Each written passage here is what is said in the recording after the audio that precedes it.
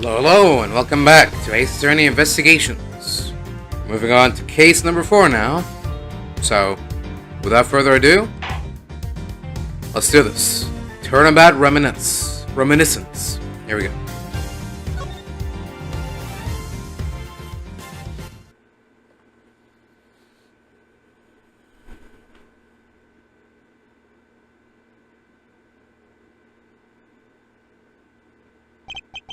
Okay, Faraday.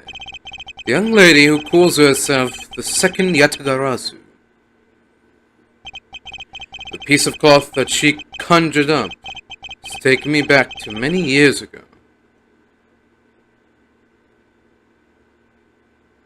Seven years earlier.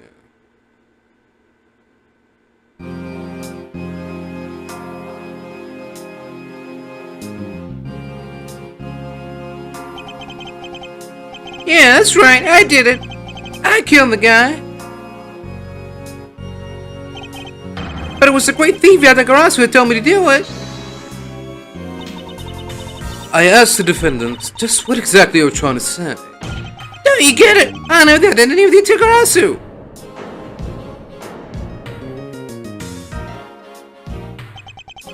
Yatagarasu is the man standing over there at the prosecutor's bench. Are you saying that I'm the Yatagarasu? Don't you dare deny it! You told me to kill him when he snuck into the embassy. They claim that Mr. Faraday is Yatagarasu. That's exactly what I'm saying! Mr. Well, I think we've heard just about enough out of you. Your Honor, please listen to me. I'm telling the truth. You've got to believe me! Guy looks like a young gumshoe. What's up with that?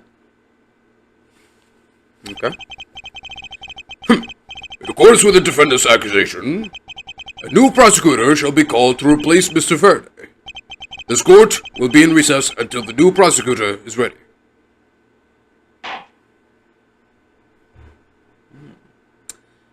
So Kay's dad was a prosecutor.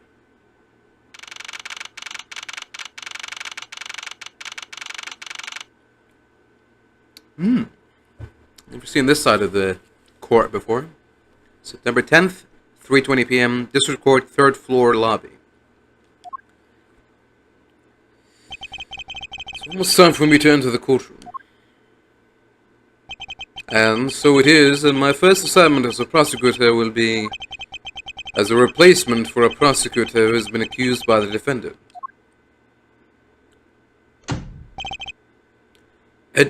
Edgeworth. Is this gonna be Manfred? Edgeworth.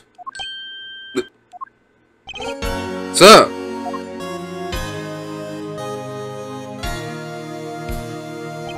Have you read over all of the documents regarding this trial? Yes, sir. I've memorized everything there is to know. Very good. The paperwork for the prosecutor's substitution is just about complete. Edgeworth, always been mandated as your mentor. I, Manfred von Karma, will accept nothing short of perfection. I understand, sir. To have the chance to stand in court at such an early stage in my career, I am honored and proud. As I have watched over your studies, I'm giving you this very rare chance. Prove yourself. Crush the defendant's pathetic lies into oblivion. Yes, sir.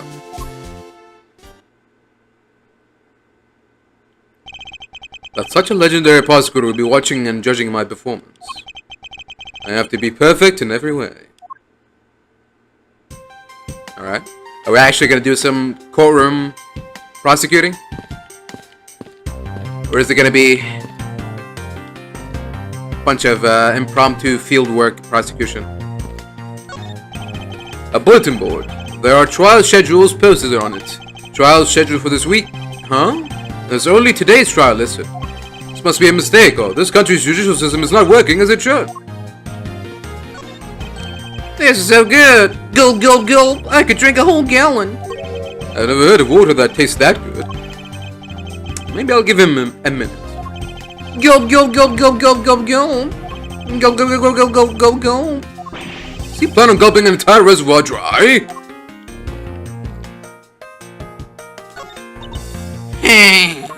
Excuse me, madam, but is something the matter? I just thought someone would have brought poor hors d'oeuvres by now. But this is a courthouse. It would be quite atypical to provide hors d'oeuvres here. Are you sure? Someone poured me a fresh cup of coffee last time I was here. The heck does she think a courthouse is for? A model of the courthouse. Pretty well constructed. Hands and a face. Don't tell me this thing transforms. Yet, I wonder for what other purpose could they have been made? Aren't these great? Daddy made all of these. Awesome, but didn't get fired right after you made him. Yeah, I did. I spent the same amount of money on this model as it cost to build the real thing. My boss wasn't very happy with me. Hey, Daddy, didn't you say you built a secret mechanism inside of it? I'll tell you about it someday when you're older. Secret mechanism. Maybe installed it as a payback for getting fired. Could be trouble. Now I'm curious. Okay. Mr. Prosecutor, sir, you've got a good eye if you can tell that I'm a prosecutor with just one glance. As there are always only prosecutors and defense attorneys in this lobby, I usually hit the mark if I guess one or the other, while there is a recess. You're only guessing? Egad, what a cold stare he's giving me. However, as a disciple of von Karma, there is no option but to win.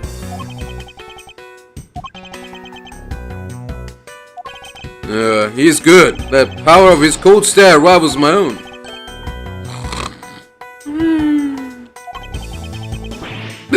He's sleeping while standing up. And with his eyes open. A luxurious and beautiful leather sofa. I must say, every part of this courthouse is meticulously well kept. Although, the positioning of the sofa puts one under the direct gaze of the judges. Every judge in this courthouse's history has had quite the beard. And has gallantly parted with their beloved head of hair, I see. Being a judge must be a very stressful career.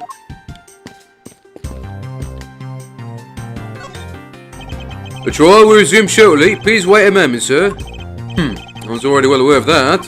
Shortly, or in a moment. Which one is it? Be specific. A bookshelf, huh? Compendium of Laws for Beginners. I don't have the time to read this and second guess myself now. Is that the Thinker statue? I'm sure it's just a replica or something. Okay.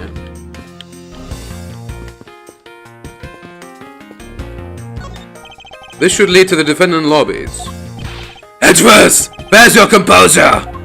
If you wish to take a look at your enemy, do so in the courtroom as you crush him. Indeed, thank you. You are a man of wisdom and experience, sir.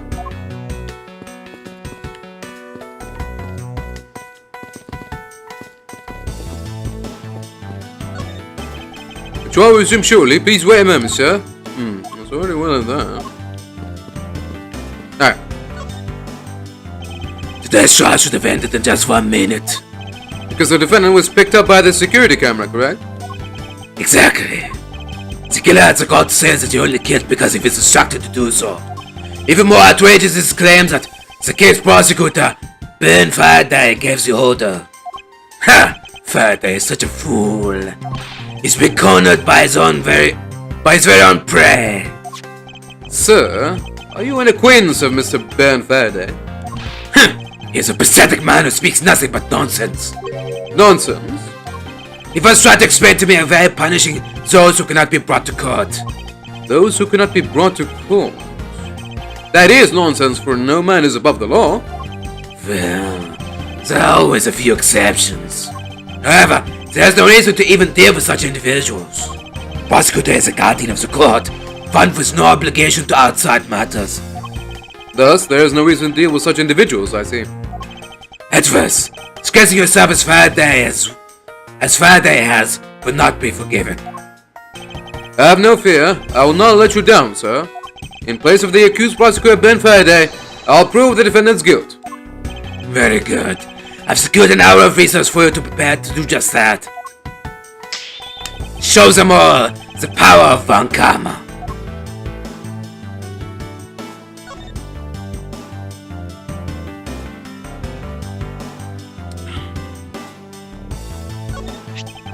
It is thanks to you that I have finally become a prosecutor, sir. It amuses as if I to become a defense attorney, yet became my student. Huh, it is a strange path you have traveled. It's true that I had once wanted to become a defense attorney, but now I am honored and proud to be a prosecutor. I see. Then as a student of mine, I suggest you remember this well. The prosecutor's badge is not to be flaunted. The dignity of a prosecutor lies in the man himself, not in the badge. I understand. I will keep that in mind. I will keep that in mind. Besides, why put holes in your fine garments? It's simply preposterous. Prosecutors must also take pride in their appearance. I will keep this in mind as well. I'm constantly having to remind the others as the prosecutor's office of this. It's more fashionable to keep your prosecutor's badge in your pocket. In other words, always treat a prosecutor's badge with care and honor. I understand, sir. So, have you achieved a firm understanding of the case? Yes, sir. I have memorized everything that is written down in the case files. Well then, explain the case to me. I want to see if you really know what you're talking about. What? Is there something I'm supposed to study up on? Understood. Okay, here we go. A murder was committed on September 8th in front of the Codopian Embassy. The victim, Mr. Dade Mann, was a staff member at the embassy. The defendant in this case, Mr. Mackrell, was held for questioning the night of the incident as he was deemed suspicious.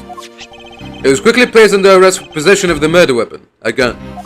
Furthermore, at the time of the murder, the great thief Yatagarasu had successfully infiltrated the Codopian embassy as well. At first, Well claimed that he himself was Yatagarasu, but that he did not kill Dead Man. I wonder what he expected to gain from such a desperate lie. It's possible that he wants to go down via the spotlight if he is found guilty. There truly is no limit to people's inanity. But I digress. Continue, Edgeworth.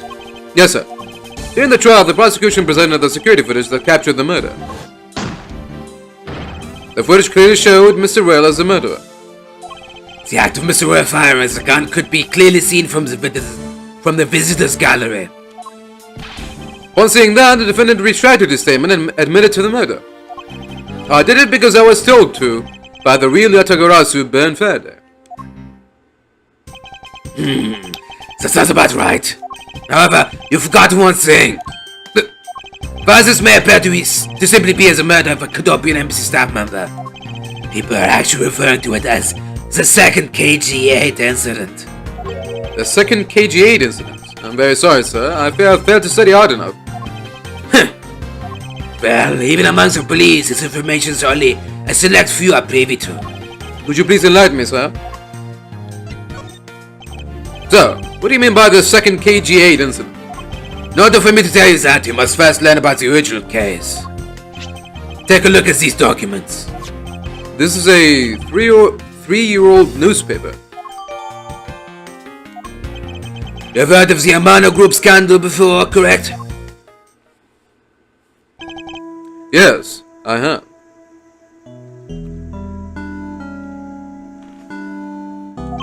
The secretary of Ernest Amano, the Amano Group's director, was arrested under suspicion of smuggling. Correct.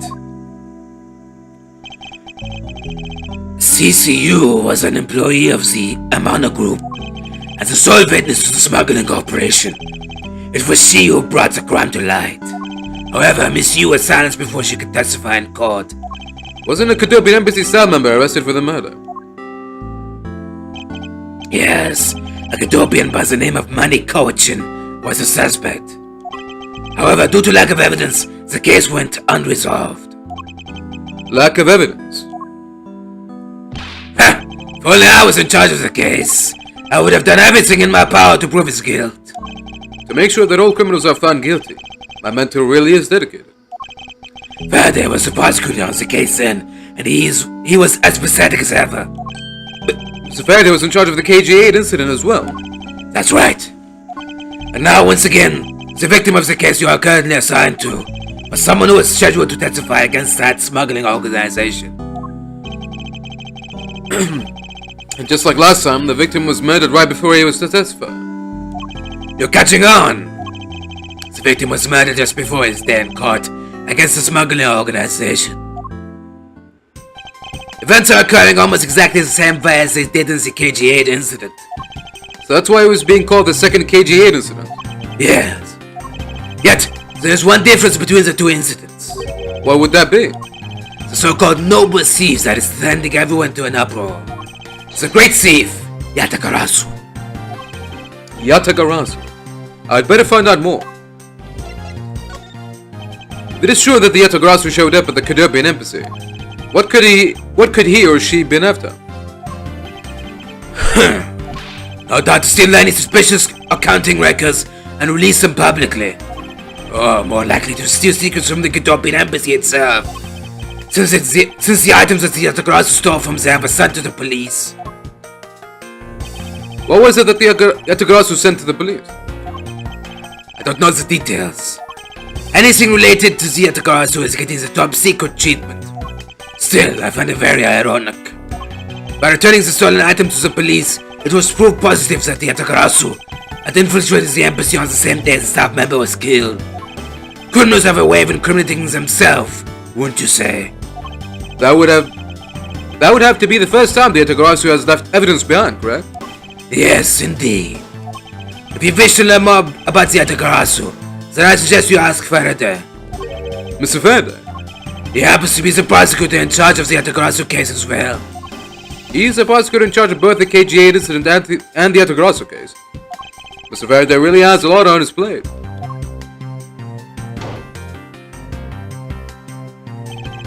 What is it, little girl? You're scary, mister. You do need something? I want to trade these coins with you. A fistful of dimes, quarters, and pennies, but it looks like you've exactly $1. Is this what you want? Thanks, that's exactly what I needed. That child be here to watch the trial. How disrespectful for a child like that to be running around inside the courthouse. Does no one have respect for this country's judicial system anymore?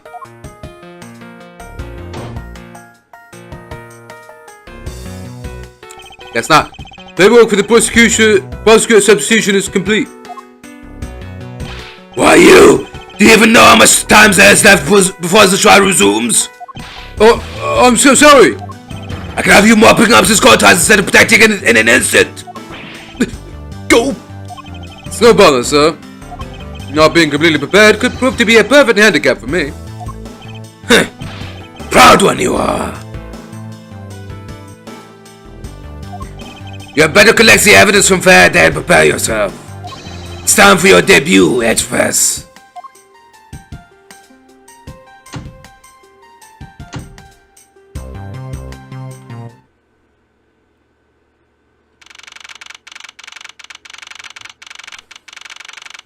Alright then. September 10th, 4 p.m., District Court, Corner number 3.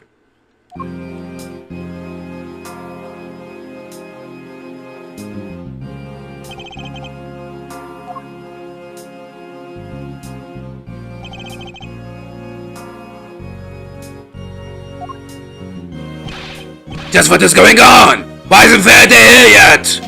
How is it possible that the defense is not prepared yet either? Bailiff, where's Mr. Faraday? I'm not sure. I was really paying attention.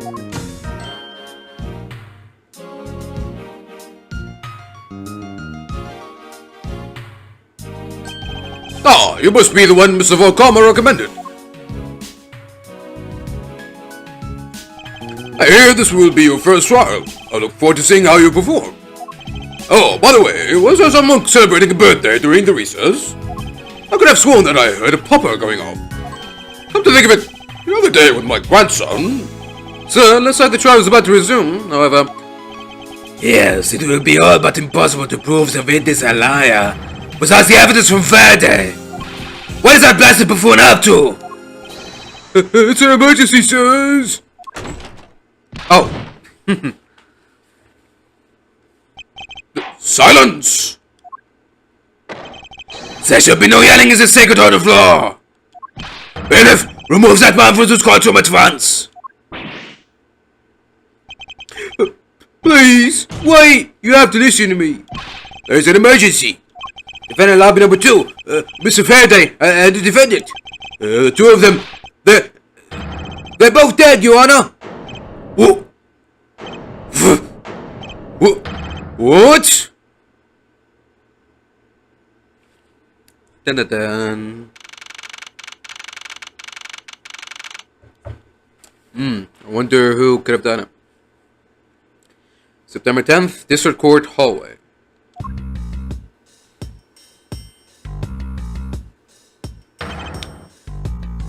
Who's this?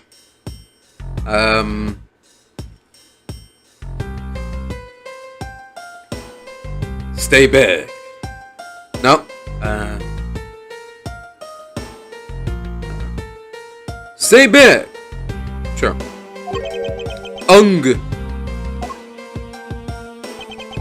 No one's allowed on the crime scene. Period. So who does this oddball think he is? This is becoming quite the hotspot. Isn't she Mr. Wells' defense attorney? Hey you! No waiting in the hallway, pal! And who are you to tell me what to do? I'll never find out what's going on like this. It's time for some civil discourse. This sofa looks like it's seen its fair share of views. It looks like another part of the courthouse is visible from the window. My eyes are blocked with my reflection's eyes in the barred window. As a student von Karma, I refuse to back down. I won. Okay. I thought you were gonna comment on the little poop trail, but guess not. First, I need to get a handle on the situation. Perhaps I should talk to some people. A fire extinguisher. If one were to be hit in the head with this, I suppose the victim would lose a memory or two. But it's not as though I'd be ever so foolish as to be struck by one of these. Not like someone else I know. A poster of the judge. There is a longer slogan of some sort on it in tiny letters at the bottom. Every strike of my gavel brings the truth closer to me and my hair farther away. Is this a promotional poster for the court or a hair growth product? Veteran lobby number 1 is through here. The incident took place in lobby number 2 next door. I shouldn't allow myself to be sidetracked like this. I better get a move on. A drink vending machine. Now is not the time to be pondering what kind of drink I want. Interesting. They're selling special court-themed food products here. Many of them seem sort of troublesome and suspicious. Objection, I suppose. Ham sandwich, Swiss rolls. I don't see anything odd. And you are? Who, me? Hey, pal. It's common courtesy to tell someone your name first before asking theirs. Point taken. My name is Miles Edgeworth. I am a district prosecutor. A prosecutor? I've never seen a prosecutor as young as you, pal. I've told you my name. Now would you mind telling me yours? Detective Dick Gumshoe. I just recently achieved my dream of becoming a detective. More than a dream, it's what I was born to do. Wait, maybe I should check and make sure I'm not really in some crazy dream first. This detective is entirely too excited to be at a murder scene. So, Detective Gumshoe, would you mind telling me what you know about the incident? You know that I don't have to tell you anything, right? I know that. But it would behoove you to fill me in on what you know. Wow, you're a proud one for such a youngster, aren't you? Well, anyway, Detective Bad is the one in charge. So you're just gonna have to ask him for all the details, okay? As for me, I was guarding the door to defendant lobby number 2. So you were on guard detail. Did you notice anything strange while you were on duty? Well, I freaked out when I heard a gunshot, and then I kind of froze. You're a detective and a measly gunshot scared you that much? Then again, I can hardly claim not to know... I can hardly claim to not know what it's like to hear one at close range. Then the bat came running to the scene. We went into lobby number 2 together, and both men were lying there, dead. Is that everything? Yeah, that's it. I was in the hallway the whole time, but I didn't hear a single peep of a struggle. Interesting. Other than the gunshot, he didn't hear a single sound of commotion.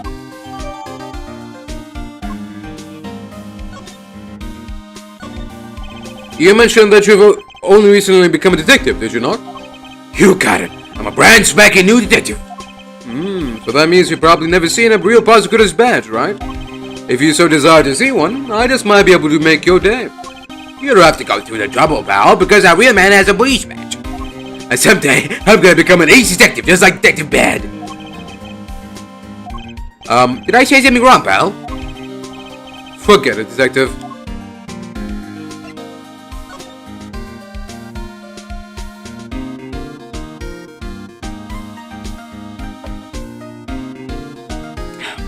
Mercurial news.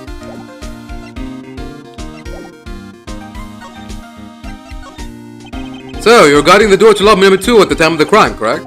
Yeah, that's right. And I'll have you know, not even a single ant got by me. Really? Are you sure that not even a single ant slipped in? Well, I guess if we're talking about slipped in, then maybe a frog or something did.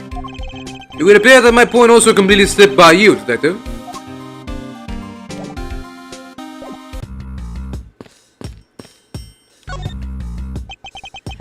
Do you have a minute? You know, I'm not really into talking to people I don't know. Especially at a time like this. I apologize for not introducing myself before bothering you.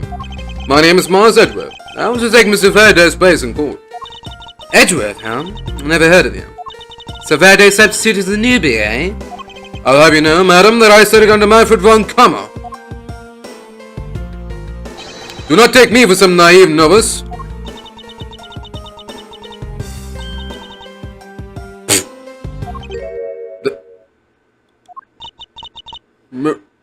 Fool. Do not take me for some naive novice.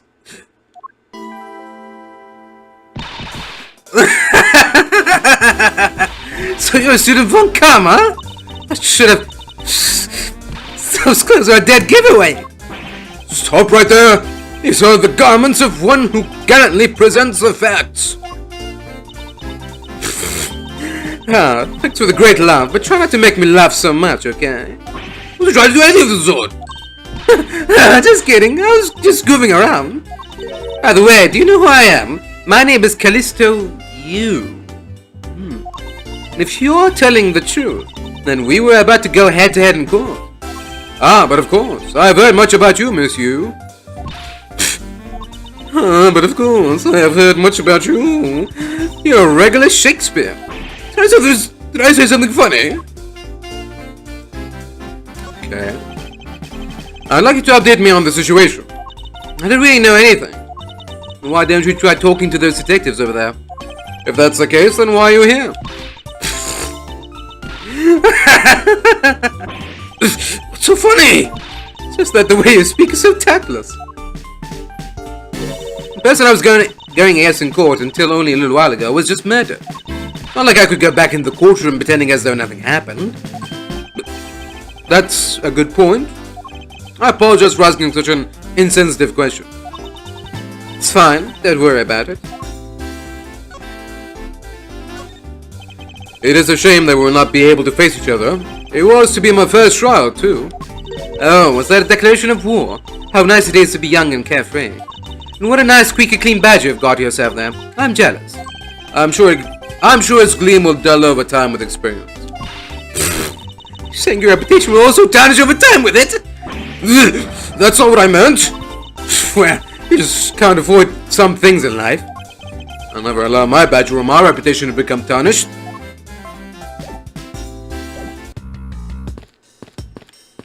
Alright. Let's talk to the big bad detective. Excuse me, but who are you? Detective Tyrell Bear. Homicide.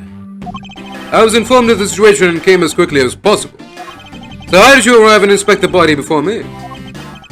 Faraday requested for me to testify on the trial. Plain and simple. Mr. Faraday requested you be here.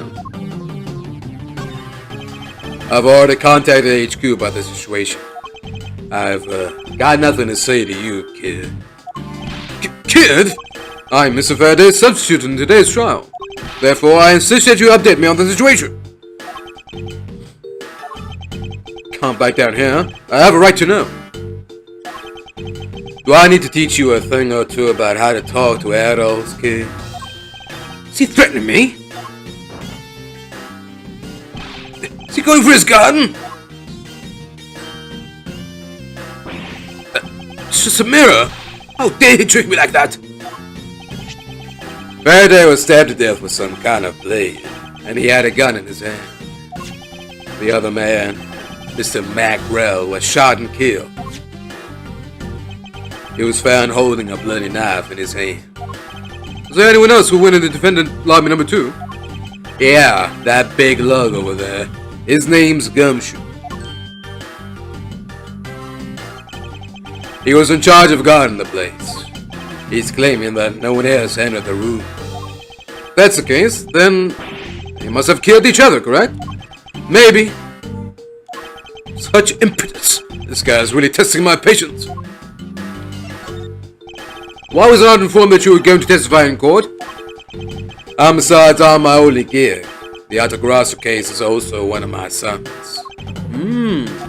So you're called upon to comment on the Altagrasso's characteristics in order to assess if Mr. Faraday really was the Altagrasso or not? Well, looks like you just might have a brain after all in that head of yours, son. Son? I'm not your son, Pops. Okay then. Monsieur, there's someone here who wishes to see you. Who is it? A Cadopian embassy staff member by the name of Manny Cochin.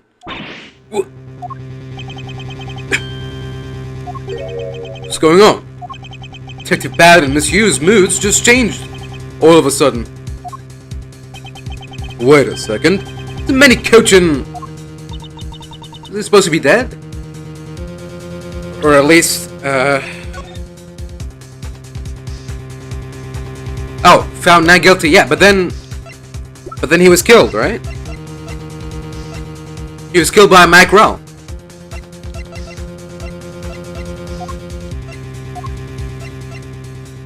Wasn't he? Think so. I'll be right there.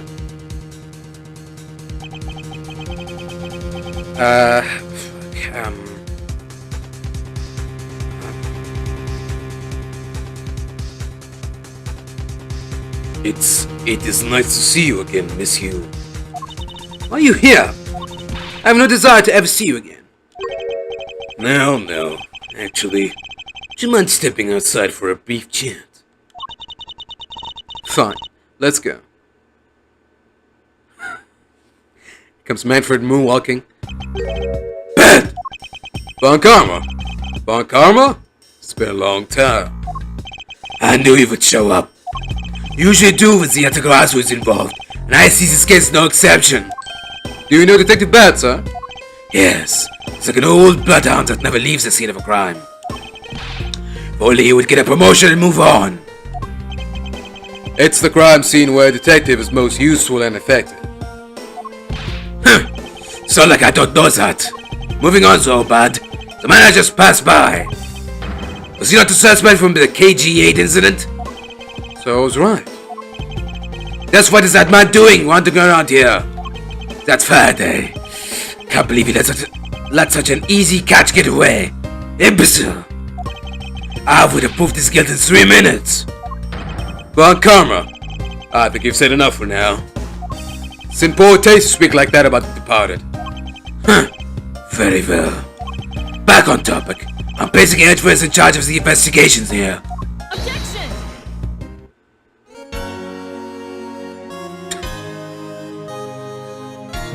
Papa, how can you place him in charge? Francesca, what are you doing here? I'm here for summer vacation, what else? Francesca von Karma. So she's here on vacation from Germany. She's the daughter of Manfred von Karma and a student of his who's also junior to me.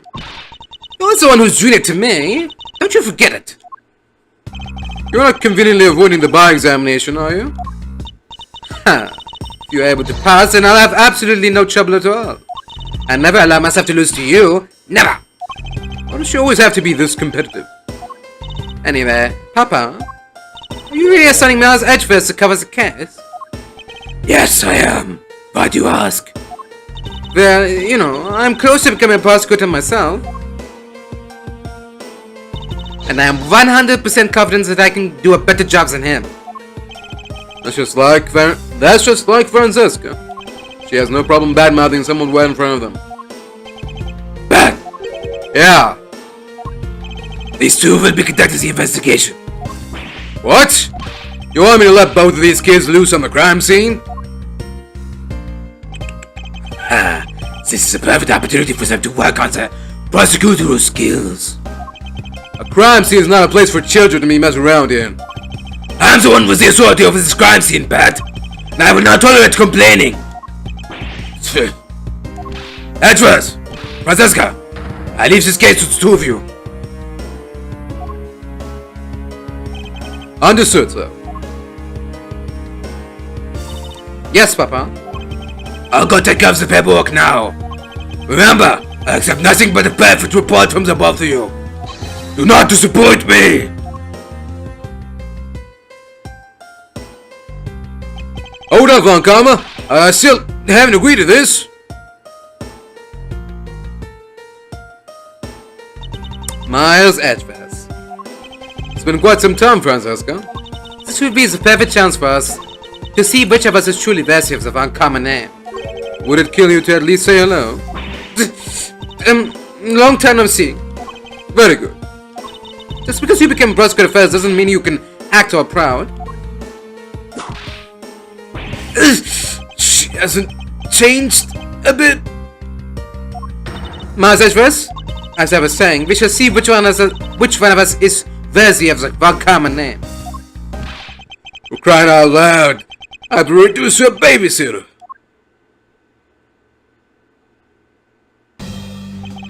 Looks like Mr. Von Karma was successful in convincing the detective. That's just like him, he never fails. Now, I'd appreciate it if you could quickly run me through the facts, Detective Bad. You're better off checking things out on your own. Very well. Seems like getting help from Detective Bad will be a most arduous task. September 10th, 4:15 p.m., District Court, Defendant Lobby number 2.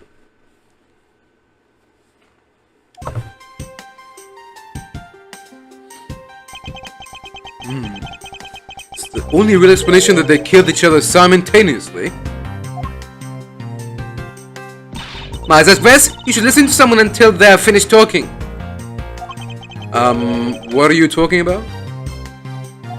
I'll only say it one more time. This is a competition to see who is truly worthy of the Von Karma name. A competition? It's the person that figures out the truth first wins. So the person who doesn't discover the truth is a dishonor to the name. Exactly. I don't care that you became a prosecutor before me. I simply refuse to hear any more foolish things come from your foolish mouths. Fine, whatever makes you happy. Can I take that as you accepting my challenge? Once again, whatever makes you happy. Well then, let's begin the investigation, shall we? I'm going to find the perfect evidence and prettily present it like the professional I am. Competing to discover the truth behind a crime. How delightfully childish.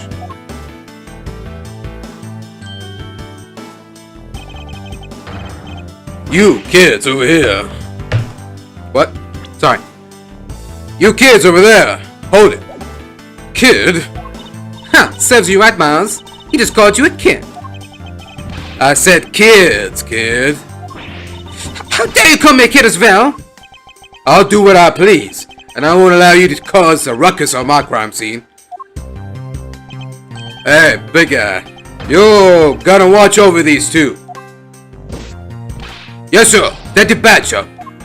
Now, do what I say from now on, kids, okay? You better not get in a way, Scuffy. You'll feel the bite of my whip if you do. Little prosecutor boy. Let's get your investigation started right away, alright? What? Let's get your investigation started already, alright?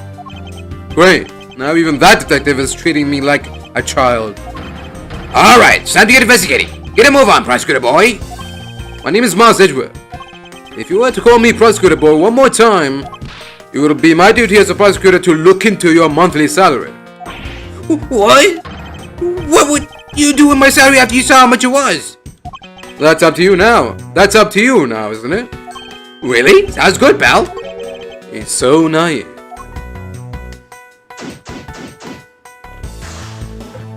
Alright. So even though we got Gumshoe babysitting us, Detective Bad is still lurking in the distance, doing his own thing.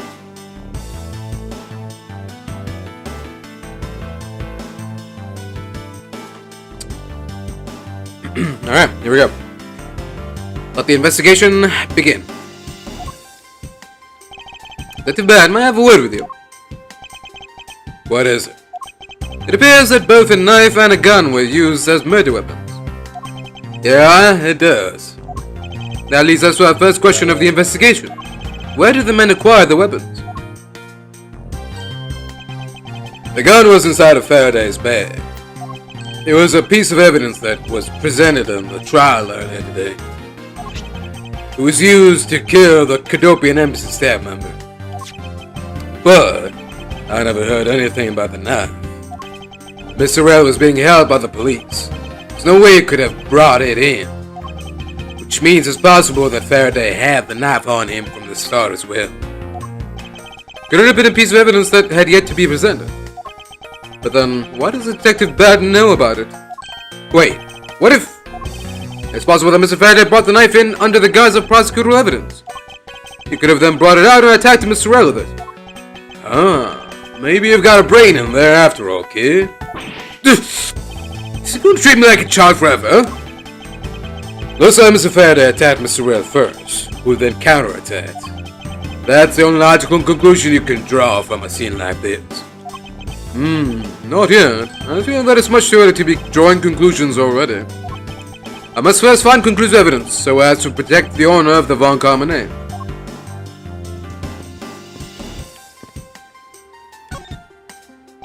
The window is opened and... there's a fresh flowery scent in the air. The flowers in the garden down there are so gross and ghastly. Do you think maybe you could try offering something useful for a change? Well, at least there's no way someone escaped through this window, pal. They wouldn't wake up and smell the flowers after a fall from the third floor. Are you willfully ignoring the fact that there are also iron bars on the windows? Yeah, I guess there's that too. Either way, no one could get through these windows, right? They thought of everything when they were designing this courthouse. Very nice. Whoa! What is it, Detective Gumshoe? My TV at home is so tiny compared to this one, pal. Perhaps you should purchase a more normal-sized television like this one. Ooh, let me see here. Wow, this thing is huge. What? Way too noisy. You're also noisy one, Scruffy. Don't touch it! You'll get your fingerprints all over it. But I didn't touch it. Preservation of the crime scene is the foundation of detective work. Foundation, huh? Sounds like something the rookie here needs to shore up on. The TV has been left on. Why are you looking at me like that? It wasn't me. I didn't touch anything. Gumshoe, you don't know what will happen to you if you touch something again. Right? I won't touch anything. I won't even go anywhere near the TV, sir. And you, get back to your investigation, alright? I was planning to do so anyway.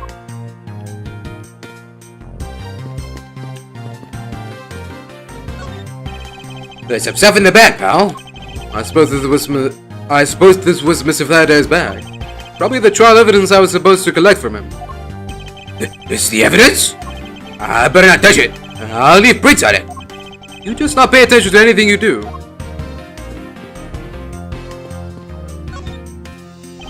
There are some plastic bags stacked up on the table. There's a tea set too, but there doesn't seem to be any sign of a disturbance. Yeah, the tables are neat and tidy.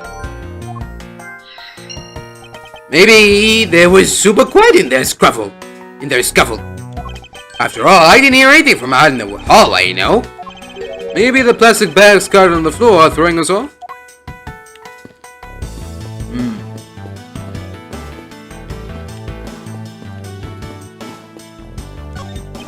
This decorative plant's foliage is quite nice. It's actually soothing to be around it. Perhaps I should purchase one for my room.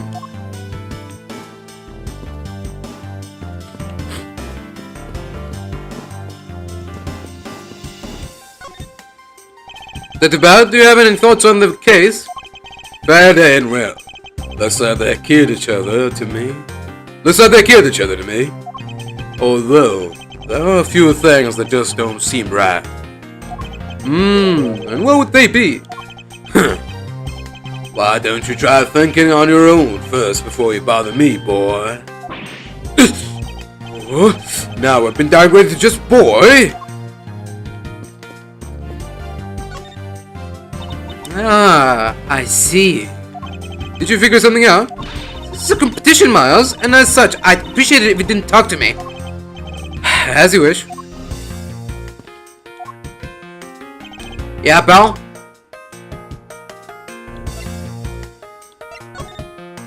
So, Detective Gumshoe. Yeah, what is it, boy? For all the people to call me that, this detective is by far the least qualified. I want to ask you about how the investigation is proceeding. See for yourself, pal. Do I do a great... Oh. See for yourself, pal. Do I do a great detective bad or what? Is this man not a professional born in his body? Very well then. I will inspect the victim's bodies myself. This is my first time setting foot inside the courthouse. Who would have thought it'd be for my first case as a detective? But you know, I get the feeling I'll be coming here a lot more in the future. As a suspect, detective? Of course not, pal. Anyway, this lobby's actually pretty luxurious. I mean, for a defendant's lobby, it's got a pretty big TV. Oh, and there's that tea set on the table over there. But you didn't know that I like to drink tea? Wow, this room really is decked out. To me, spending time in here, maybe being a suspect isn't such a bad thing after all. I'm beginning to suspect that leaving this detective in charge of anything might be bad. But he is right, this room is rather well furnished. And somewhere in this room, the truth is slumbering. It's time to find it and give it a wake-up call. I'm so excited, pal. This is my first real crime scene. Let's get investigating. Detective Gumshoe, I thought investigations were supposed to be conducted in a calm, collected manner. What do you know about running an investigation, little boy prosecutor? I know that at the very least I have a greater grasp than you of what happened here. Why, you don't know any more than me, pal. Look, you just stay behind me, boy, and out of the way. Ironic coming from the guy that's been a step behind me in the entire case. Alright, enough of that. Looks like Mr. Faraday fell on top of Mr. Rill. At first glance, it seems like they must have killed each other. However, using logic, the only logical conclusion is, aha! What was that outburst for? My detective instinct just hit me real hard. It was Mr. Well that fell first, see? You don't need a detective's instinct for that. It's common sense. But I suppose we won't know much more than that until after I examine the bodies. I won't rest until I've inspected every suspicious-looking nook and cranny.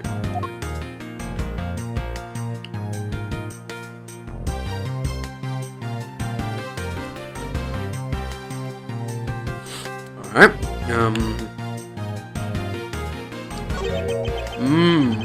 why are there plastic bags scattered all around? Those bags are for keeping evidence safe, pal. I know that much, detective. You sure are good at this stuff, aren't you, pal? Normally, I'd be happy when someone compliments me, but when it's this guy... Anyway, could these plastic bags be evidence of a fight between the two men?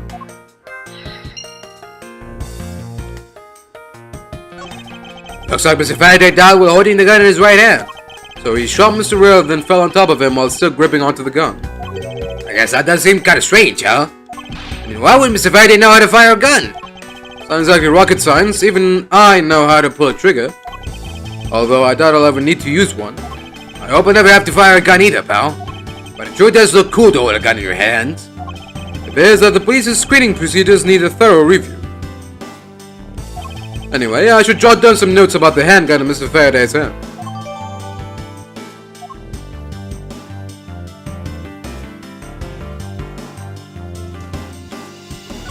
Mr. Faraday, how ironic it is for him to lose his life in a courthouse.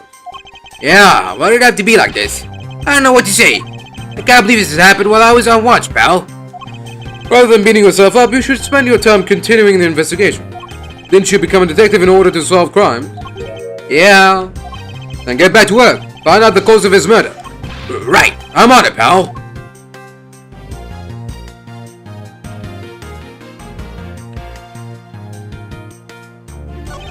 First he killed a Cadopian embassy staff member, then he was murdered himself. This guy wasn't exactly an angel, you know. Oh? What makes you say that? Well, he's been hauled into the precinct several times for theft and assault, pal. So yeah, he's definitely the type to have committed a murder or two. Well, he did admit to killing Mr. Deadman. Hey, good point, pal. I knew my detective's intuition was telling me something. Detective's intuition? Yep. You know about it? It's a special feeling that all We don't have time for this conversation right now. Let's return to the investigation. Looks like Mr. Rell died with the knife in his hand. There's some blood stuck on it. Then he must have used this as a weapon. Yup, no doubt about it. Mr. Faraday carrying this on his personage. Did he bring this as a piece of evidence for the trial? Or did he bring it with a very different intention in mind? I should jot down some notes about it.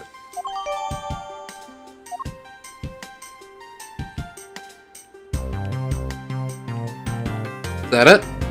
Oh. His hand is all black down here, see? I wonder what it could be. If you look closely, this blotching pattern resembles an ink stain. An ink stain? Yes, I usually get ink on my own hand when I use my feather pen. A feather pen? I've never seen one before. Sure you're just making it up, pal.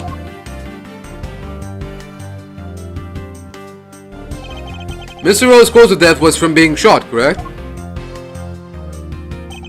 That's what we think, but it's hard to tell with him lying face down. Death is bad enough, but it's truly lamentable that someone would try to hide the truth. Are you sure they were trying to hide something? Can't confirm Mr. Rowe's cause of death with his body positioned like that. Detective Bang, I'd like to examine the bodies in further detail if possible. What's this? You're not able to form a series of them the way they are? I believe an examination of the bodies is vital to finding the perfect evidence, don't you? I suppose we do have a point. Well, hurry up and get on with it. Labby. Oh. Labby? Yes, sir. We've taken enough photos of the scene, sir. And there you have it.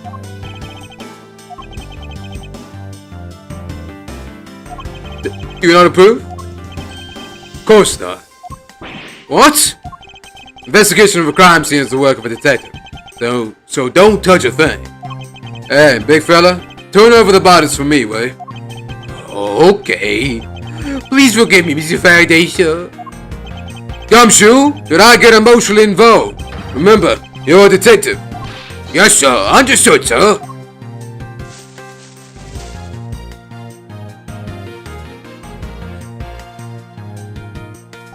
I won't rest until I've inspected every suspicious-looking nook and cranny. Shot in the chest. There's some guts to fire a gun in a courthouse. I mean, I've been a detective for a whole week and I still haven't fired a single round yet. There aren't any burn marks on his clothes. That must mean... Wait, burn marks? A round grows very hard as it discharges from a firearm. Therefore, burn marks are usually left when the shot is fired from point-blank range. There you go, Mr. Rill must have been shot from at least a yard or two away. You sure do know a bunch of neat stuff for your age, pal. Apparently, this detective has as much common knowledge as your everyday marsupial.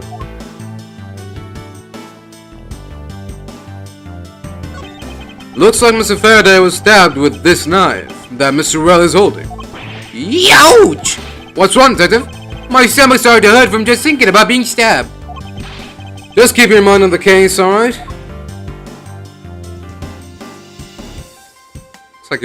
Looks like he's holding something there, but maybe not. Maybe I'm just seeing things. Mr. Faraday is holding a gun in his right hand. That's the one Mr. Well got blown away by, right? Labby, your answer? Yes, sir. We found that the ballistic markings do match that gun. Oh, ballistic markings are the figurative fingerprints a gun leaves on a bullet when fired. Every gun leaves its own unique ballistic markings. Therefore, by looking at the markings on a bullet, you can tell which gun it came from. Yeah, that's it. Of course, I already knew all about that, pal. Maybe you'd be better off going back to the academy. Come on, sir. Cut me some slack, will you? So the bullet that was fired from this gun is what felled Mr. Rao. Apparently. There's a knife wound in his chest here, see? I wonder if the wound matches the knife Mr. Rao is holding. Labby? Yes, sir. Verifying now, sir. Make it quick. By the look of things, one could deduce that the knife Mr. Rao is holding is what killed Mr. Faraday. There's something in his breast pocket. It's a fountain pen. Hey, you know, I always keep a pencil behind my ear. It's because Detective Bad is always telling me you should always write your name on everything you owe. Yes, somehow you do strike me as quite a forgettable individual. Let us now try to understand how the two men died. First, Mr. Faraday took the gun and the knife out from today's trial evidence. Then he aimed the gun at Mr. Rell and fired. However, Mr. Rell managed to grab the knife and counter Mr. Faraday while being shot. Then the two men fell together where they stood. That is my theory in any case. What a crazy way to go. Still, something about that explanation just doesn't seem right. I believe I now have a firmer grasp on what happened here.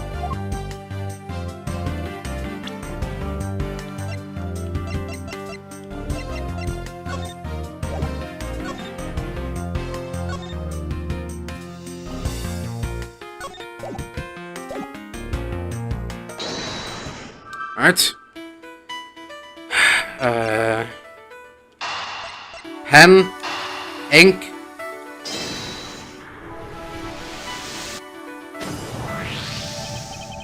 That splash on Mr. Faraday's hand. I wonder if it might be the ink from his fountain pen. Ooh, let's ask the lab guy. Detective Gumshoe, I confirm that the substance on Mr. Faraday's hand is the ink from his fountain pen. I see. Good work. You know, I've always wanted to say that. Even if it was just one time. Even if it was just one time in my life. Mr. Faraday wrote with his fountain pen in his left hand. I think it's fair to assume he was left-handed. It appears that Mr. Faraday's pen is very important to our case as well. Okay, if you say so, pal. Looks like it has a quality nib.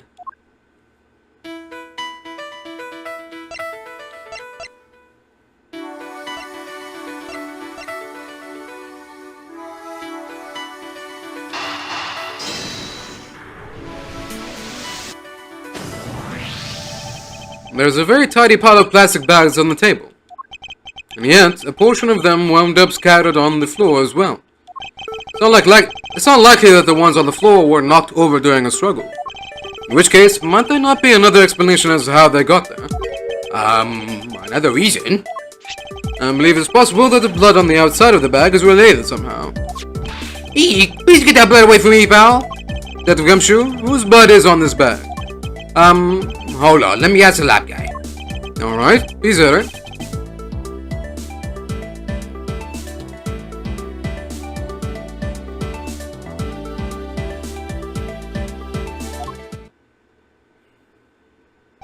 Wait till you get a load of this, pal. It's Mr. Faraday's. Oh, and the technician said they didn't find anything else on or in the bag either. It would appear that this bag is a very important piece of evidence. Okay, if you say so. I'll leave it in your hands, pal.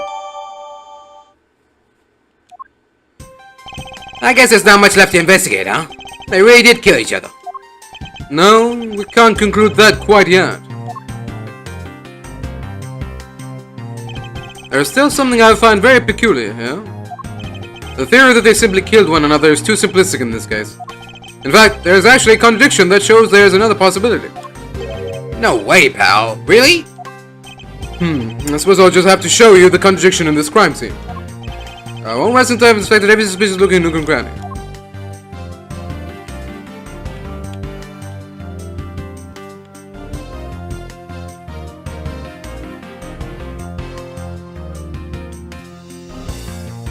Okay.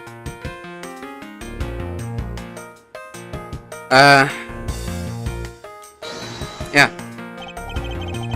I guess, yeah, because he's left-handed. Is this supposed to mark any evidence I hold? Now we come face to face with the contradiction I spoke of, and it is this. Mr. Faraday used his left hand to write with his fountain pen. Ergo, he is left-handed. And yet, the handgun is in his right hand. Don't you find it odd that the left-handed Mr. Faraday would hold the gun in his right hand? That, lady and gentlemen, is the great contradiction haunting this crime scene. Okay, a little pet peeve here, but you know, being a left-handed person myself, honestly, okay, maybe if I was like premeditating a murder, maybe I would use my left hand, just to make sure that I don't, you know, mess it up. But if I'm in a, you know, life-threatening situation, and I had only a couple of seconds to defend myself, I would use either hand to shoot the gun. So, you know, I guess usually left-handed people use their left hand to shoot guns, but not always. It's not guaranteed, but anyway, it's just a little pet peeve. Not a big deal. Hey, you're right, pal. That does seem kind of strange. But how could something like that happen? The facts add up to one conclusion and one alone. Someone else put the gun in Mr. Faraday's hand after he died. Someone else? Plastic bags carried on the floor and a gun in the wrong hand. I sense the presence of a shadowy figure behind this case. A person of vile intent who is serious about keeping the truth from us. Well, there you have it.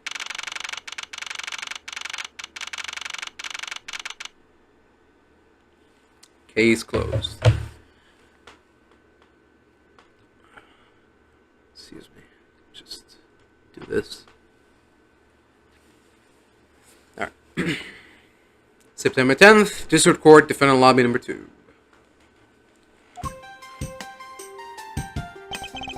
Here's the autopsy report. It is probable that Mr. Rell survived for a short time after he was shot. However, Mr. Faraday died instantaneously from his stabbing. Interesting. Looks like we now know everything we need to know about this case. Are you sure you know everything? Of course.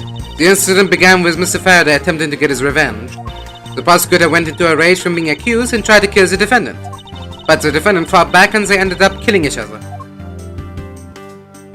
It is all very clear and simple. There's absolutely no margin for doubt. Do you really believe that to be the truth? Huh. Are you saying that just because I figured out the truth before you, that you don't want to believe it's true? It's alright. If you disagree with my arguments, then prove me wrong. Well, if there are any contradictions to be found... Well, if there are any contradictions to be found, that is. Don't worry, I will.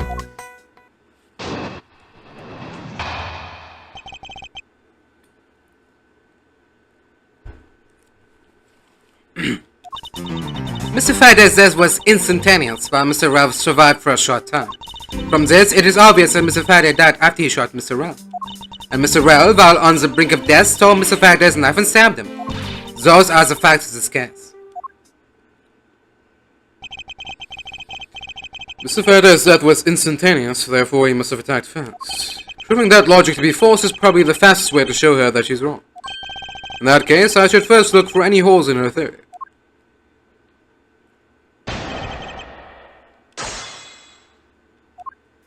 Mr. Faraday's death was instantaneous, while Mr. Ralph survived for a short time. Hold it! Do you truly believe that Mr. Faraday died instantaneously? I have the medical report right here. Mr. Faraday died instantaneously of shock due to being stabbed in the chest. There, you see? It's been documented clear as day.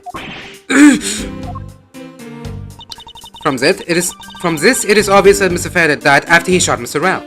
Hold it! Mr. Faraday shot Mr. Rell before he died. Do you have any basis for that statement?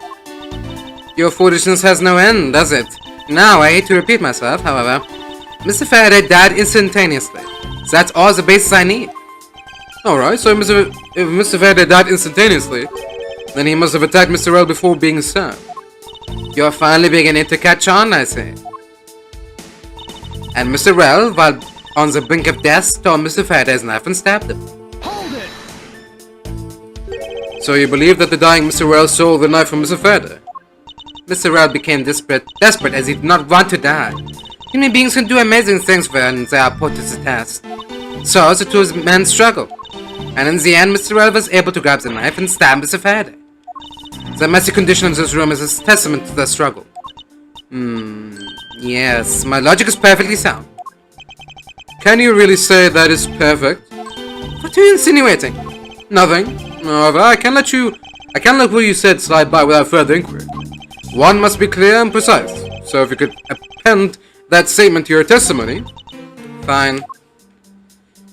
They struggled and Mr. Rel used the last of his strength to counterattack Mr. Faraday. Hold it! About this statement. Mr. Rel used all of his remaining strength to take the knife and defend himself.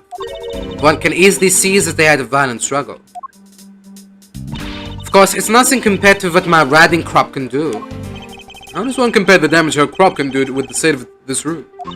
Furthermore, all the plastic bags on the floor in this room were scattered there due to the fight. Is there anything else that I can explain for you? No, that'll be fine. Those are the facts of this case. Hold it! Claiming speculation as fact already, don't you feel that the evidence is a bit lacking? You'll find all the evidence you need just by looking around this room. Mr. Faraday collapsed on top of Mr. Rel. In addition, Mr. Faraday died instantaneously, making a counterattack impossible. Furthermore, the room is a total mess from their fight. I dare say that there's more evidence here than you could whip at. Looks like she's becoming more and more confident. And, looking at this place, she might have a right to be. After all, everything here seems to support her theory. It looks like you're starting to see my point. I have as good as won our little competition. There's something strange about Francesca's theory. I should compare her claim with the data I've gathered thus far. I just know there's a contradiction somewhere.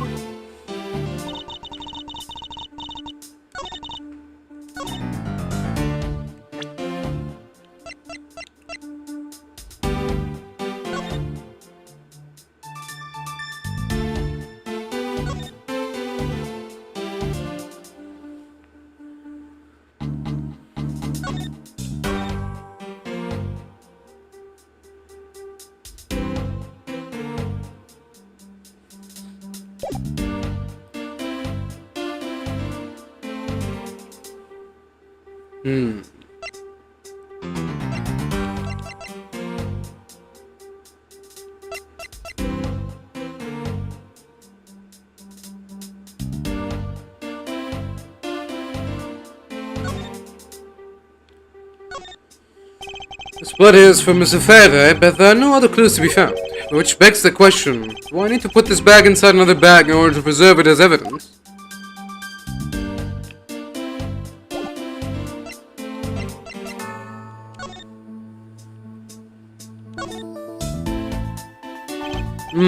Seems Mr. Faraday was in the habit of using a very nice fountain pen. As the total opposite of me, I don't get these things at all. Well, I think the pencil behind your ear suits you just fine. Really? You think so, pal? Man, I knew it was worth tempting.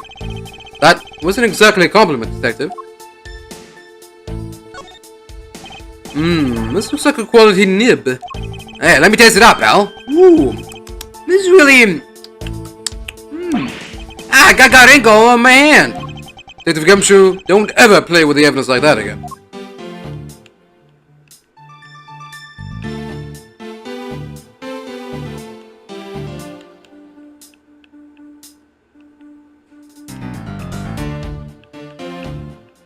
Okay, is that it? I guess.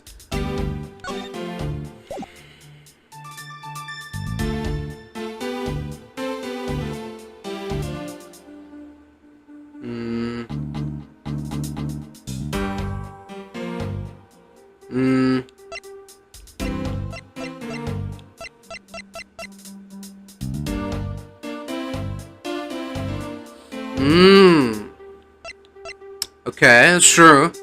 According to Gumshoe, there was no signs of a struggle, so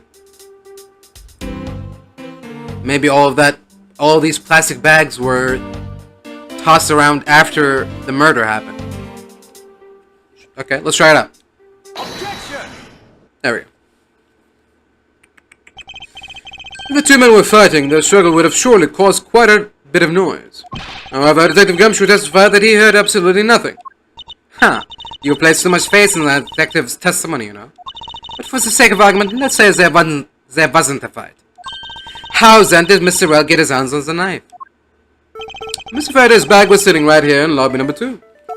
It is not hard to imagine that perhaps Mr. Well saw a chance and took it out at some point. So, what you're saying is this. Mr. Well took a chance when he saw the opportunity and took the knife from the bag. And then Mr. Faraday shot Mr. Well after being stabbed?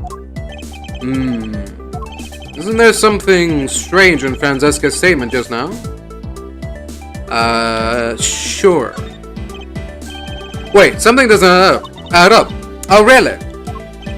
It's simply not possible for Mr. Faraday to have shot Mr. Well after being stabbed.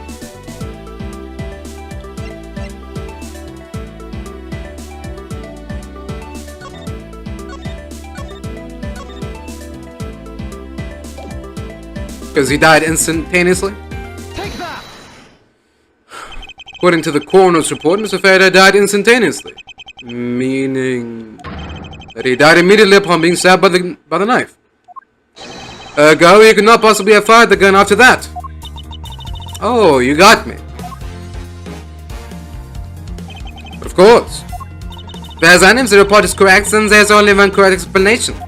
If we suppose that Mr. Well attacked first, then Mr. Faraday, who died instantaneously, would have been unable to kill Mr. Well. Therefore, Mr. Well must have stabbed Mr. Faraday after he was shot. Then they both died. That is the only explanation that makes logical sense. Negating your opponent's ideas in order to prove your own theory. I see you've been studying, Francesca. I just want to explain it to you as simply as possible. Before you foolishly propose a foolish theory that only a foolish fool like you could. How naive of you to believe that only your opinions are valid, and still expect to discover the truth that the crime scene offers you. Francesca, you've still got a ways to go. What are you talking about? Are you saying there's a flaw in my logic? Mr. Faraday died instantly, and the fact that he did is what gives rise to the contradiction in the scene. Okay, so Rel stabbed Faraday, then someone else came in long after the stabbing happened and shot Rel. That's what happened. There's a third party here.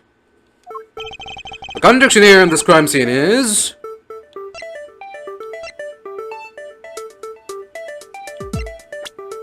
He ordered the bodies found?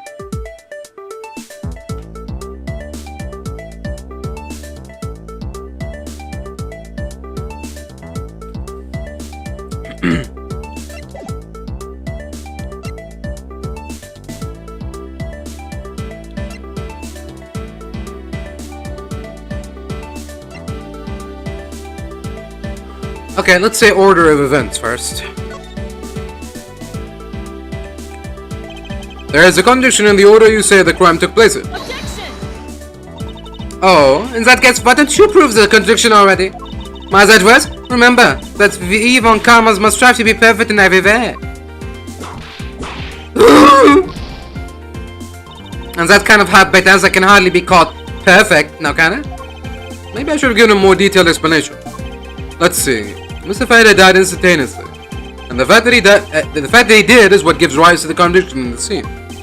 The contradiction here in this crime scene is... Let me get this straight. What you're arguing is this. Mr. Faraday took the gun from his evidence bag and shot Mr. Rel. Then the wounded Mr. Rel found an opportunity to take the knife and strike back. Upon being stabbed, Mr. Faraday died on the spot and Mr. Rel died thereafter. If that's the case, then how do you explain this?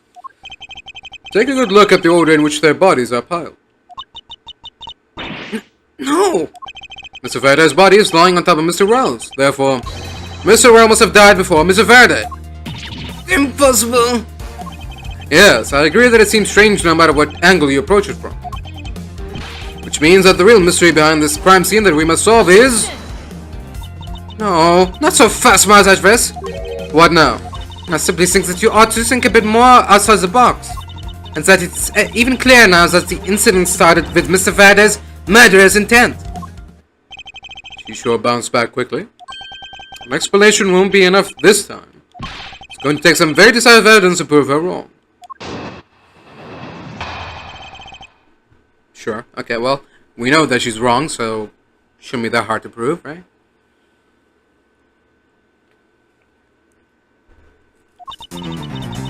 It was just chance that Mr. Faraday's body fell on top of Mr. Rell's. Really? The two bodies fell into a pile, which indicates that they attacked each other at the same time. It really doesn't matter in the slightest as they fell in the opposite order. That's weak, Francesca, come on. I just know that Francesca's explanation isn't absolutely correct. All I have to do is find a hole in her logic. Once I do, I can then present her with the evidence that proves the contradiction. Okay. How do we prove that they both didn't die at the same time? It was just chance that Mr. Faraday's body fell on top of Mr. Rell's. Hold it! About that. Pressing someone's testimony in order to gain some time to sing? You're a real one-trick pony, aren't you? It's too bad your trick only works on fools. That wasn't my intent. I simply wish for more details as to how Mr. Faraday ended up on top of Mr. Rell. Someone's impatient. I was just about to explain everything to you. So do you think you could hold on for a minute? Francesca, I'll make you a deal. I'll hold on if you hold on to that whip of yours. Oh, I'll hold on to it, alright, as I whip you. Well, now that you've quieted down a bit, I'd like to continue, if you don't mind. The two bodies fell into a pile. Hold it! The two fell on top of each other. Don't you find that to be just a bit strange? Not at all. I can see it in her eyes. She's dead set against me from the bottom of her heart. Mas Edgeworth, once I'm done here, you'll see that there's nothing strange at all. Now then, the two men fell into a pile, which indicates that they attacked each other at the same time. Hold it! What do you mean by they attacked each other at the same time? I assume Mr. Faraday has the two different weapons in his hands. He made to attack Mr. Rell while holding both the knife and revolver. And then, after Mr. Faraday fires a gun, Mr. Rell grabs the knife as he was falling and stabs Mr. Faraday. Sorry. Oh, I've been shot. That is how Mr. Rell wound up on the bottom with Mr. Faraday on top. At close range, that is more than possible. Yes, it's possible, but... Well, if you have any other ideas, then show me what you've got. Oh, I will. And to that extent, I'd like for you to append what you just said to your testimony. I don't see any point to that, but as you please. That fact indicates that they attacked each other at the same time from close range. There we go. Hold it! You're saying that they attacked each other at the same time from close range? Exactly. Mr. Faraday pointed the gun at Mr. Rell's chest and pulled the trigger. Mr. Rell then took the knife from Mr. Faraday and stabbed him before he fell unconscious. The dead Mr. Faraday instantly fell on top of Mr. Rell from the stabbing, pinning Mr. Rell under him where he died shortly thereafter. And that's how they ended up on top of each other with no contradictions to be seen. You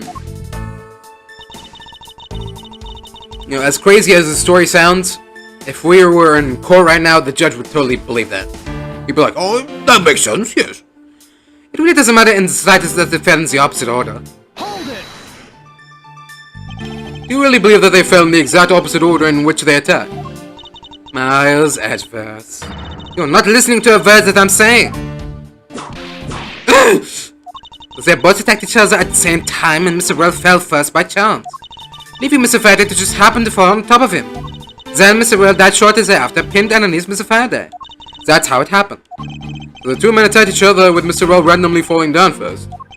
The fact that the order that they attacked each other in varies from the order they fell in doesn't cause a problem for me. However, there's definitely one certain aspect that I'm having trouble swallowing.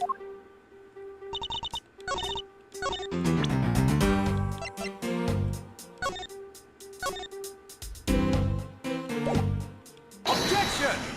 Yeah.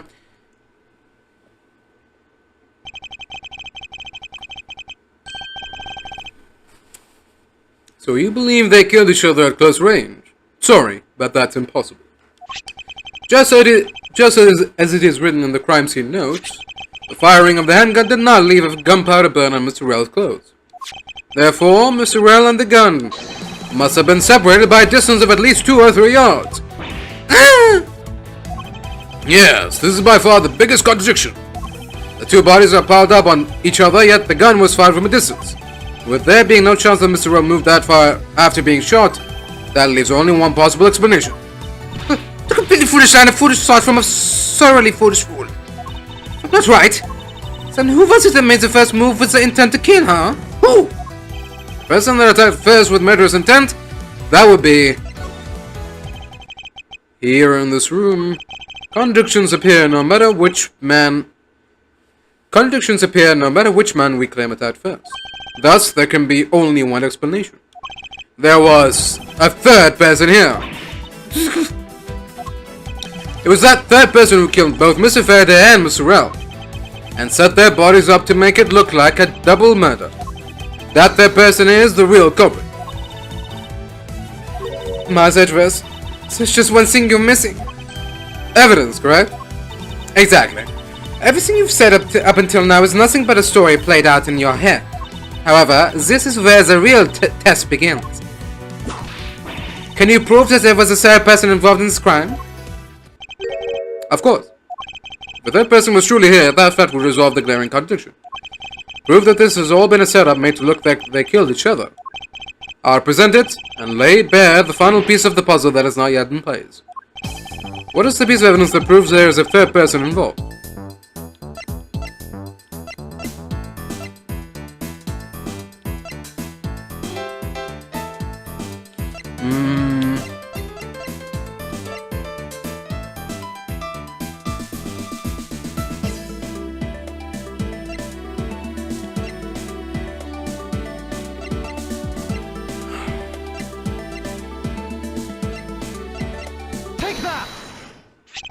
The gun in Mr. Faraday's hand and the plastic bag with his blood on it. Oh, okay. These two items point to the presence of a third person. How so? Recall Detective Gumshoe's testimony? I was in the hallway the whole time, but I didn't hear a single peep of a struggle.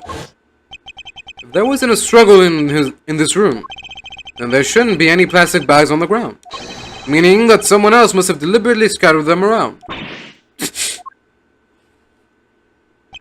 Do you not see the possibility in this? Disregarding the gun for the moment. There is a high probability of blood spatter when a knife is used on a person. If the culprit held the knife with the plastic bag around it, they could use the bag to catch any blood splatter from when they withdrew the knife. Then, by spreading a few more plastic bags around, mixing the bloody one in with them, and arranging the room to make it look like there was a struggle between the two, they were able to conceal their presence.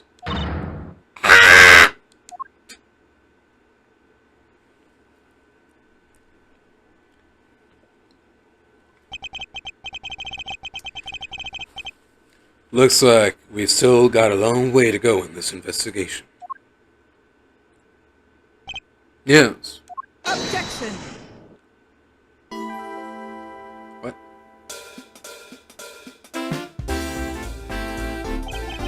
What the heck is up with you, pal? Mr. Band, I advise you to place Detective Gumshoe under arrest. What? What's the meaning of this? Looks like you're not man enough to discipline your own subordinates. Don't you dare. That detective claims he was there, standing in front of the door the entire time. But I have it on good authority that it was all a giant lie. Monsieur, I ask that you please explain that last statement. I'll let His Honor explain it himself. I saw it with my own eyes, I tell you. During the recess, there was a period of time when there was no one in the hallway. What? See, Mr. Van? So I ask you, why would a detective who was supposedly doing his job the whole time want to fabricate such a lie? Gumshoe, did you kill Faraday? No! Of course not, sir! It appears that the one who set this whole crime scene up is that detective. Which basically renders his testimony a complete lie and wholly invalid. Looks like your perfect logic has just come tumbling down, Miles. I was in the hallway the whole time, but I didn't hear a single peep of a struggle. Was that statement really a lie? Detective Gumshoe, you are now a suspect in the murder of 2 men.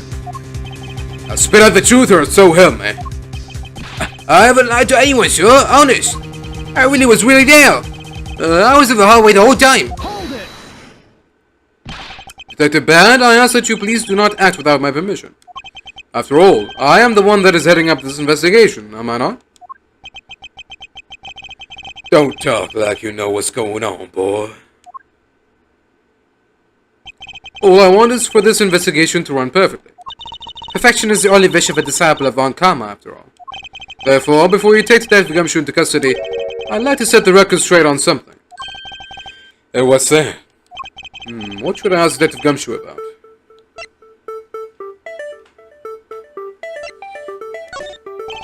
Detective Gumshoe, I take it that no one else was in that hallway at any time, correct? Huh?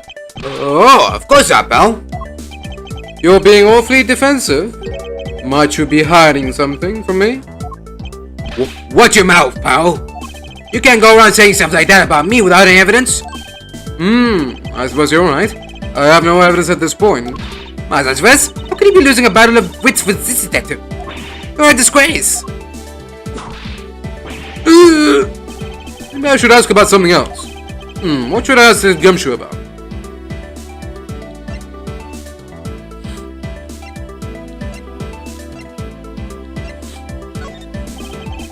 Detective Gumshoe, why were you missing from the hallway for a span of time? Look, pal, like I said, I was there the whole time, okay? But there is testimony against you that... Mazazves, why are you wasting our time with a completely useless question? The only logical reason as to why he was absent is that he was busy committing a crime. But anyone who says otherwise is a fool. Maybe I should ask about something else. What should I ask Detective Gumshoe about? I suppose the one thing I'd like clarified is Detective Gumshoe's motive for committing this crime. Motive, huh? Gumshoe, you got a grudge against Faraday or anything? No, sir, not me. Not a single bad thing against Mr. Faraday, sir. Is that a fact? Objection! You really have a problem with lying, don't you, Detective Gumshoe? I'm telling you, I am not lying. The more unnatural you act, the more suspicious you become, you know. If you want a motive, Edgeworth, I have one for you right here. Could you please share it with us? However, be forewarned that I won't hesitate to object to flights of fancy, because all I'm interested in is the perfect explanation. You're serious, aren't you? Fine. You amuse me, so I'll humor you with a little courtroom practice.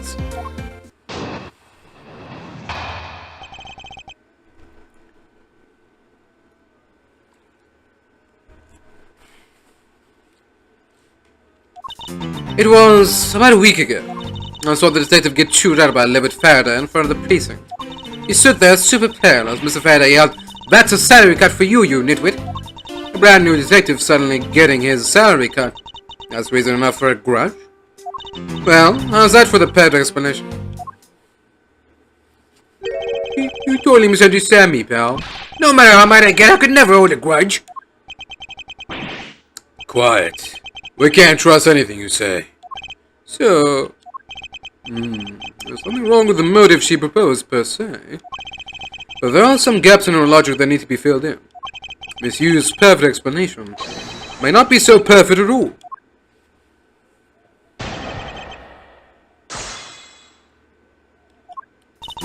It was about a week ago. Hold it! A week ago? Then you and Detective Gumshoe are acquaintances? No way! I only met him in person today. And how did you know about Detective Gumshoe? Oh, I've seen him around before. I saw the detective get chewed out by a livid Faraday in front of the precinct. Hold it! Mr. Faraday was upset. Yeah, you know what else? Mr. Faraday isn't exactly known to get angry often. But here he was, totally beat red in the face. And the offending detective just stood there, pale as a ghost, like he was about to die. Just like the face is making now, right? I'm completely irritated, I tell you. Oh man.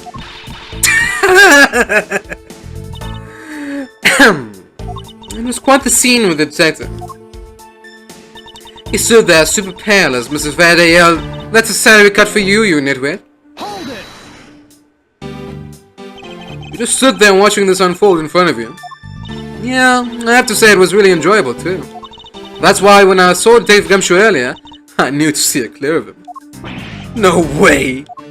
I thought it was because I had something stuck on my face! What you do? What if I got stuck on my face? Let's start with your eyes, nose, mouth. Oh, and those ridiculous eyebrows. Oh man, messing with your head is just too much fun. Monsieur, if you don't mind, I'd like to return to your testimony now. Sure, why not? A brand new detective suddenly getting his salary cut. That's reason enough for a grudge. Hold it!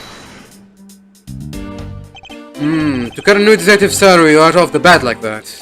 I'm not really familiar with the way you guys relate, but is that a common practice? Speaking of cutting my salary, did you try to do that to me earlier too? I suppose I did. It's unnatural to cut a Versa's detective's salary down to their actual Vers. My father can even fire anyone, new or old, with a snap of his fingers. You think that maybe that's enough reason for detectives to hate you people? Well, I guess they really shouldn't cut people's pay. Detective Ben, don't tell me Mr. Von Karma cut your salary earlier. Well, how's that for the perfect explanation? Hold it! You call your explanation perfect? Ha! It's not to your liking. Unfortunately for you, it's just not up to my standards. Is there something you want me to clarify in that case? What should I do? Should I raise an objection? Alright, if you could clear this one thing up for me.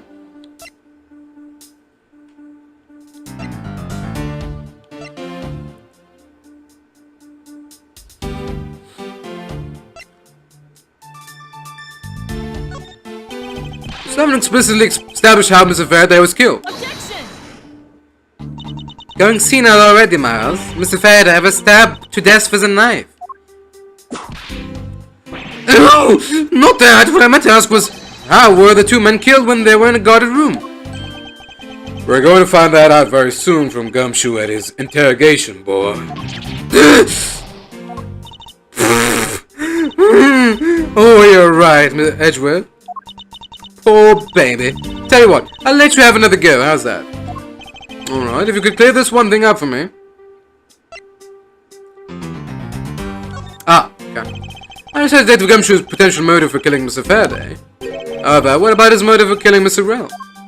His motive for killing Rell, like I would know.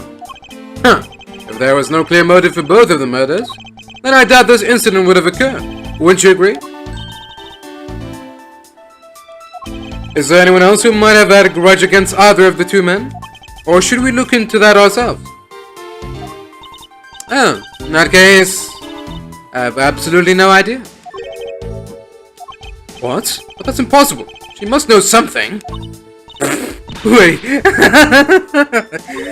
Please don't glare at me like that. It makes me laugh. Didn't even do anything and you're already laughing away. Well, anyway. We'll see it. As long as he had a motive to kill one of the two, this crime would have played out the way it did anyway.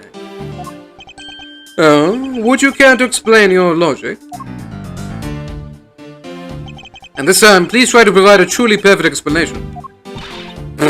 Perfect this, perfect that. Stop being so uptight. Is that a requisite trait for being a Von Karma? Might I first? I demand that you shut this rude woman up. I wish you'd both be quiet for just 1 second. Ahem. Oh well. I guess I'll just have to explain it to you kids.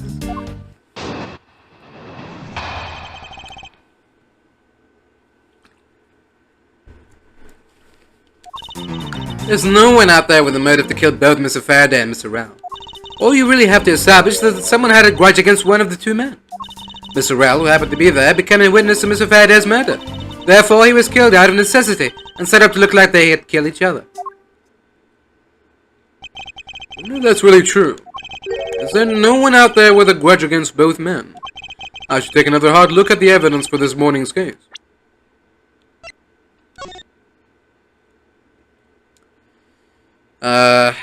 Yeah. Found not guilty. The victim was Miss Yu. That's it. That's pretty much it. The second KG8 incident, as people are calling it, involving an embassy staff member. And the two men who both wound up as suspects in this case. Is there someone else I'm overlooking who is somehow related to them? You're looking directly at them. There's no one out there with a motive to kill both Mrs. Faraday and Mr. Rao. Hold it! So there is no one else who might have a grudge against both Mr. Faraday and Mr. Rao? I suppose no one is a bit of a stretch, but I'm pretty sure no one like that was here in this courthouse today. She's lying through her teeth. We just saw someone like that here earlier. Besides, you don't need to prove that the killer had a grudge against both men. All you really have to establish is that someone had a grudge against one of the two men. Hold it! Someone with a grudge against one of the men. In that case, aren't there plenty of other people who fit the bill? Sure, after all, who doesn't garner scorn from another simply by being alive? But the only one who held a grudge and acted upon it by killing was Detective Gumshoe. Furthermore, Mr. Rao, who happened to be there, became a witness to Mr. Faraday's murder. Hold it! So you're saying that he was basically silenced? Aren't you glad you managed to avoid the same fate, Your Honor? Why, if you had been the one to witness the blood-covered detective... What? Detective Gumshoe? You would kill even me? What? I could never do something as terrible as that, Your Honor. There's no need for even a second of deliberation. I will hand down my verdict here. Your Honor, take a look around. We are not in court right now. It would be greatly appreciated if you'd stay here with us in reality. Please forgive me. I know not what I do. And use that, Mr. Yu. Hurry up and continue with your testimony. If you fail to do so, I will whip you into shape. That's nice. Sounds kind of like fun, actually. Anyway, Detective Gumshoe had to erase the witness, Mr. Rao. Therefore, he was killed out of necessity and set up to look like they had killed each other. Hold it! I didn't do it, pal. No hard feelings, but I don't think we can take the word of a criminal seriously. Whimper. But I can't even begin to think up ways to set up a crime scene. I suppose you do lack the necessary tactical mind required to do such a thing. Whimper. Why do you have to kick a man when he's down, pal? You shouldn't pull yourself down, detective. You're a big boy. I bet you thought it up all by yourself, right? Yeah, that's right. And I worked real hard at it, too. I think this proves one thing about the detective. He has the mental acuity of a whale. I have to admit, her explanation makes sense. However, there is also something that she overlooked in her testimony. I should present that piece of evidence and see if I can make her see the truth. Objection! Miss Yu, I believe there's someone you overlooked in making your statement.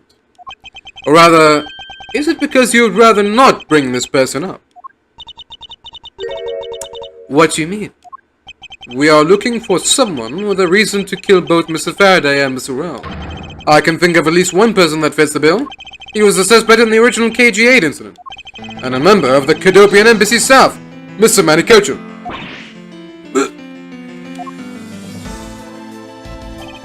That's right. The very man who came to visit you earlier out in the hallway.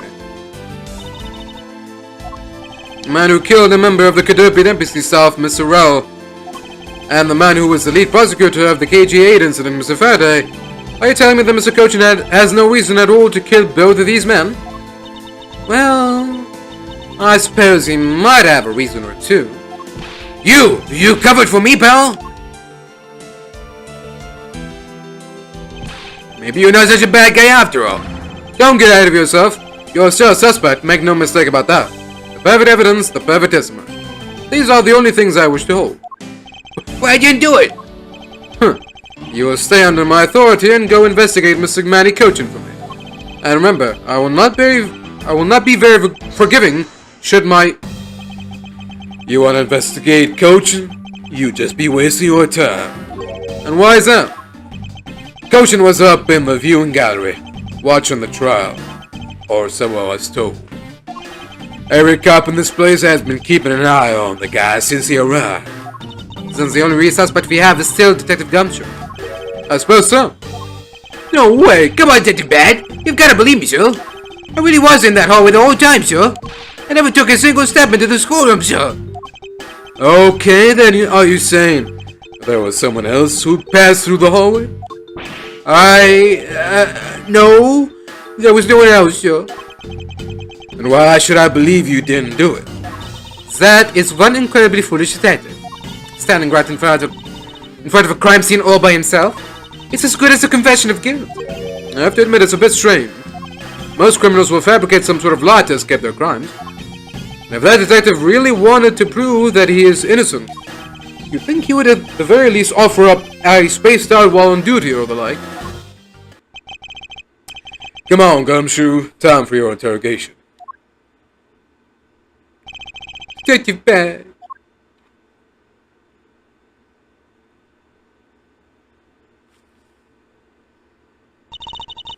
Miss Edgeworth, I will go on ahead and report this to Papa. That, as they say, is that. Right, everyone? Ho, ho, ho. See you. Well, I suppose we should both be getting back to our real jobs now, eh? Before we do, monsieur, there is something I'd like to speak with you about.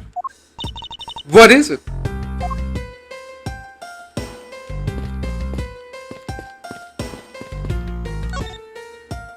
So, what did you want to ask me about? The current case of the murdered Kidopian Embassy staff member. I've heard that people have begun calling it the second KG8 incident. Only among you law enforcement types. And what about it? I'd like for you to tell me everything you know about the original KG8 incident. I'm afraid I can't help you. I don't know anything beyond what was reported in the papers. No, I believe you know much more, since you are directly tied to the KG8 incident. I'd appreciate it if you stop with the false accusations. Bases outbursts are useless both inside and outside the courtroom, don't you know? I do, but I also know that I do have a leg to stand on, you know?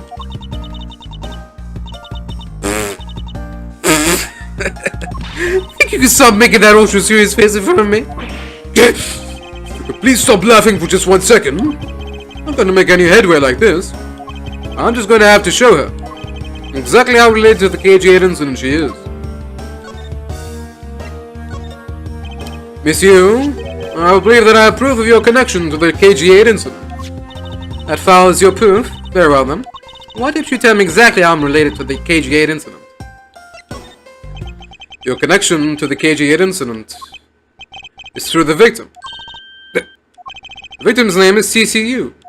You will know that she has the same last name as you. Can you really still tell me with a straight face that you are not related to this case?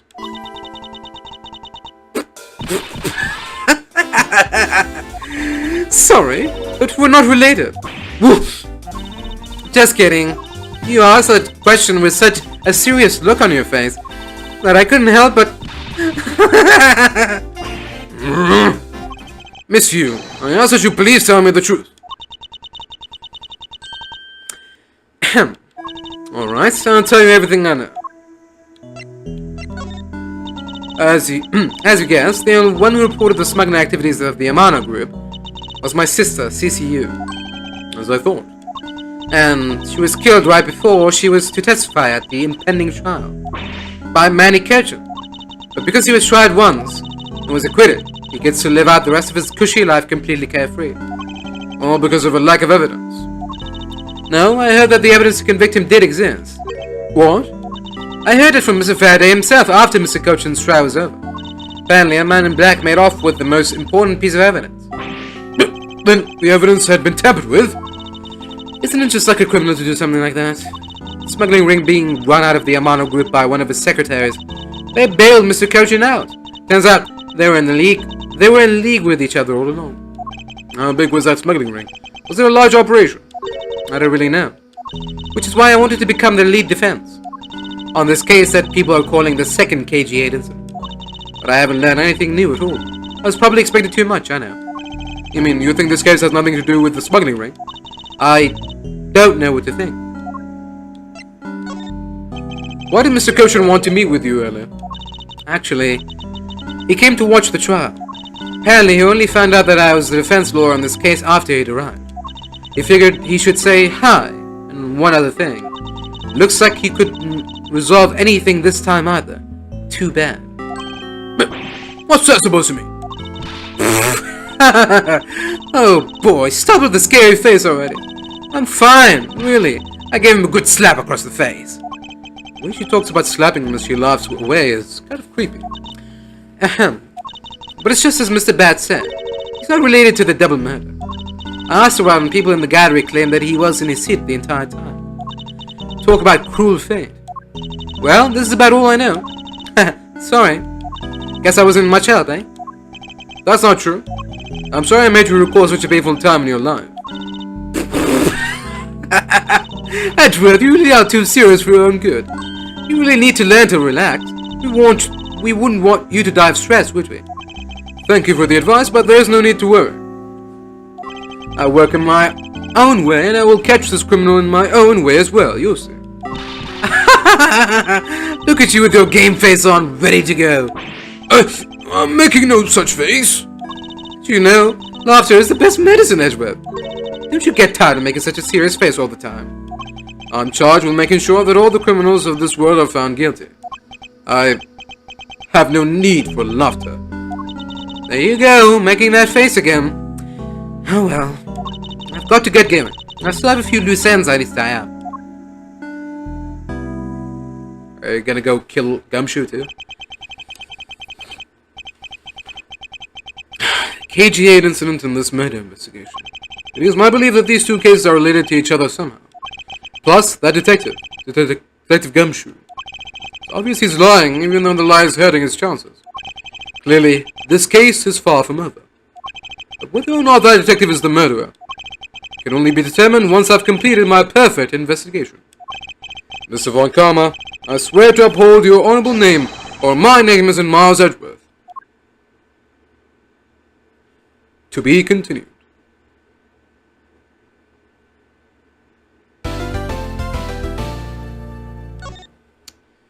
Whew, alright. There we go.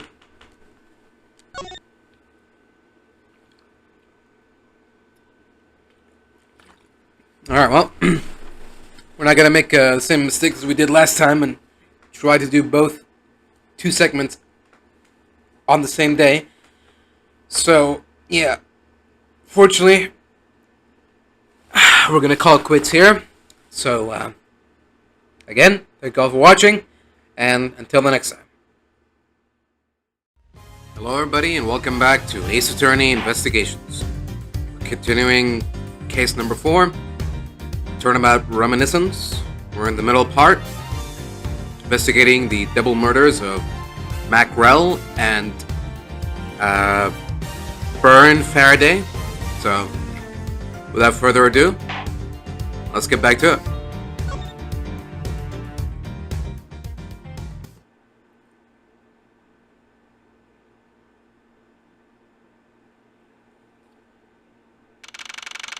September 10th, 4:45 p.m., District Court, 3rd floor lobby. So, what is to become of the trial into the Kadobian Embassy staff member's murder? Indeed. Suppose the suspect and supposed are now dead. The case will be dismissed. As a fact, the trial ends here prematurely. Huh, looks like you'll have to wait just a bit longer for your big debut. I suppose it can't be helped. The evidence for the trial will be transferred to you in a little while. Sir, what do you think about the murder of the Kadobian Embassy staff member and the murders of Mr. Faraday and Mr. Rell? What an outrageous circus it has all become. That Faraday brought it all upon himself with his naivete. An outrageous circus? Right, sir. I grow weary of this topic. Edgeworth, I'll have you assigned to a different case. Papa, you'll come and watch my courtroom debut next, won't you? I'll consider it. Sir, if I may, please allow me to continue with my investigation. Whatever for? I know that there is already a suspect in the murder of Mr. Faraday and Mr. Rowell. However, there is not enough evidence to prove that it was he who committed the crime. I'd like to continue investigating in order to find the perfect proof of his guilt. The perfect proof? Don't make me laugh. A versus person like you has no right to claim such a thing as perfection. Papa? Who do you think is the real culprit behind these murders? Miles and I, we're competing to see who can find the real killer first. Plus, being able to investigate a real crime scene is a really rare opportunity. It would give us some real-life experience, would you agree? If you want to investigate this case, how much then do as you wish. Then you're allowing us to continue. In court, your top priority is to win, and a solid investigation is one of the keys to winning. We have to make sure you become recognized as a first-rate prosecutor, don't we? It wouldn't be very interesting otherwise. I'm returning home now. Edgeworth, Mazaska, see it to it I'm not disturbed, save for the results of your competition. Yes, sir. Of course, Papa. Francesca, thank you. What are you thanking me for? Your logic earlier was built on that scruffy detective's lie. That means that the competition is still on. Yeah, just as you wished. Couldn't let you get off so easily.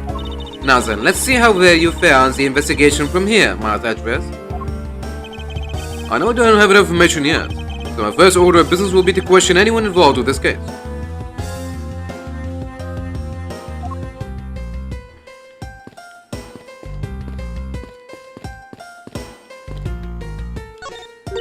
It's an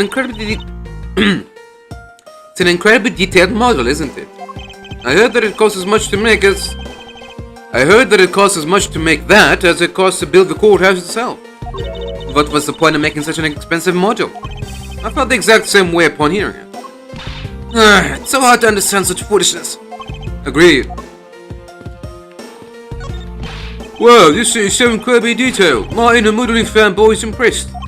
I'm not exactly a fan of plastic models per se, but even I can sense the superb quality of this model. I simply cannot comprehend how that man can feel so much love for such trifle. Oh, I see. You are disabling my father, so you would do well to guard yourself against an interest in such unproductive things. Yes, perhaps I should take up whipping people like the young lady over here. I can't stop the water, sir. Seems that the man who was here earlier broke it by drinking from it too much. Utter fools who pretend to not see the foolish actions of a foolish fool. Well then, why don't you lend the officer a hand? As if I should have anything to do with this. Besides, that water-drinking fool's mouse is the thing that officer should be covering. Let's give that officer a description of the water guzzler later. She seems to have quite the grudge. Sounds to me like someone wanted to drink. Mazas West? Yes? What is the meaning of this bulletin board? Why is there so few trials posted? It would appear that the entire week is devoted to Mr. Rowell's trial. Is the crime rate really that low in this country?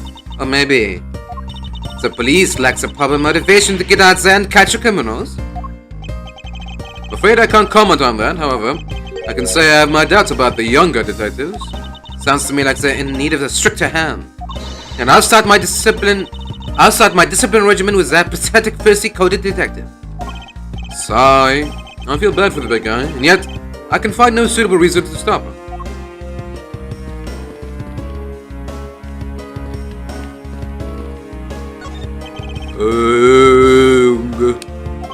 What's the matter, officer?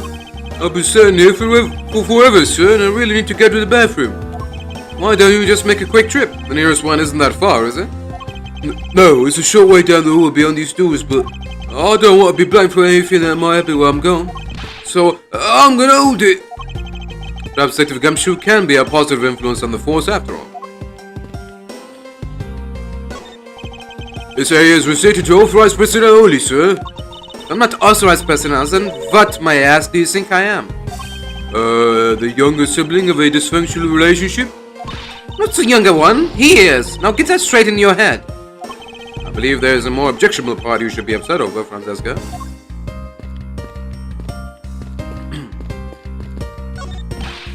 Sir, nothing to report, sir.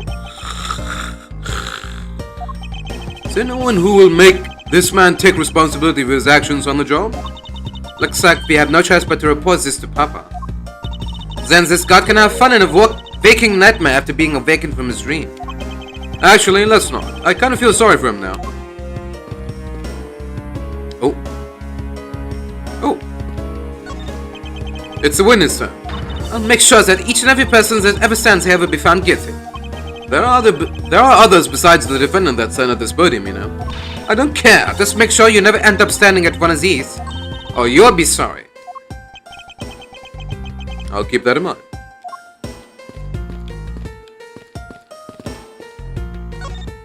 It's a viewing gallery. This is where the riffraff sit when they come to watch.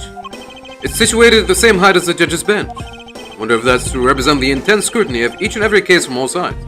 Miss Edgeworth, are you or are you not man enough to stand up to all those eyes?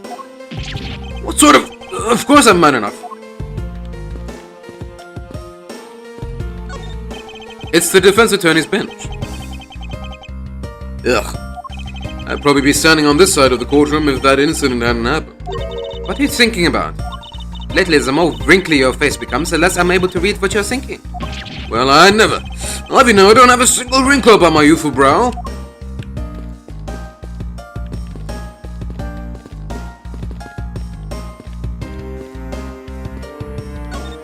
Any day now, I'll be taking my rightful place behind this bench.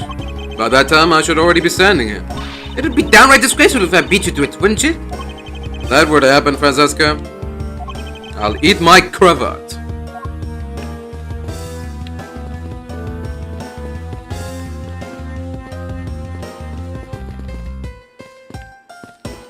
Ooh.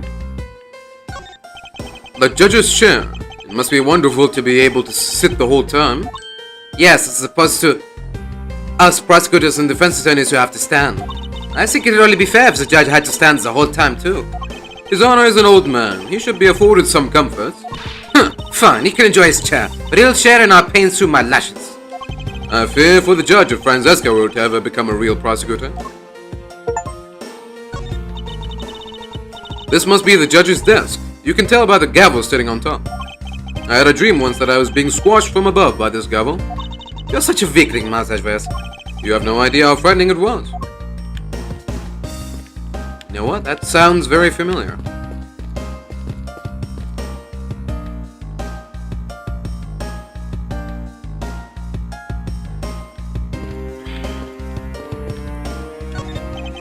It's a bookshelf. What's this? Judges Trial Exchange Law. It appears to be a journal where the various judges share their thoughts and ideas. The real daily lives of the judges are laid out here on these pages. There's nothing about the court in here. Just page after page of unrelated drivel. Judging by the content, they are very enthusiastic about the courthouse's daily menu. And it would appear that fried oysters are a favorite. I have no use for such foolishly foolish words from that foolishly foolish crowd. Someone please assure me that this is not the true state of this country's judiciary.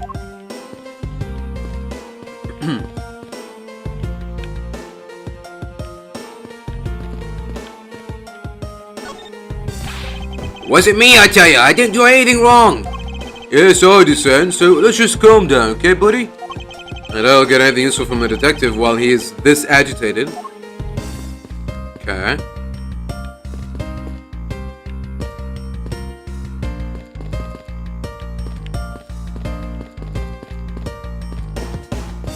Is that it then? Miss you. Oh, it's you, Edgeworth. And who are you? Wait, you were at the crime scene just now, weren't you? You should be disbarred for not knowing who I am. I am Francesca von Karma, and I'm about to come as a successor to the family name. About to? I guess that means that for now you're still just another kid. In which case, it's only natural that I didn't know who you are. Why are you being me? Anyway, it looks like they're planning to hold the evidence a bit longer.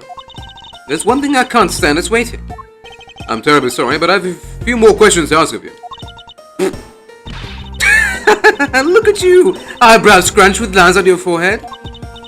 That to ask of you. What exactly is so funny? Sorry, just bad dealing with a super serious atmosphere. Apparently, they failed to teach you proper behavior at a crime scene in law school. I feel much better now. So what is it you want to talk about? I'd like to inquire as to where you were at the time of the murder. We were in defendant lobby number 1 the whole time, up until we heard the gunshot. And by we, I mean Mr. Bad. If you don't believe me, feel free to ask him yourself. You were with Detective Bad. Why? We had a little something to discuss, that's all. So, I take it that you are acquaintances with Detective Bad? Yeah, he was the detective in charge of the KG8 incident. But Detective Bad is also related to that incident. That's right. He was the one who was supposed to protect my sister, Cece. But you know how that turned out, don't you, Edgeworth? Mas Edgeworth, I have no idea what you two are talking about. I've heard of the KG8 incident from my papa, but how does that case relate to you, Miss Yu? The victim of that case, Cece Yu, is my little sister. You're making that super serious face again. I'm fine, really. Just make it a point to rub some more salt in his wounded pride every time I see him. The way she talks about doing that as she laughs away is kind of creepy. Oh, speaking of Mr. Bad, he and Mr. Verde, I'd say they met up just about every single time the Yatagarasu made a move. It was practically a given that the two would meet up at every one of the crime scenes. I see. You did mention that he is in charge of the Yatagarasu investigation earlier. Maybe I should ask her what she knows about the Yatagarasu in more detail.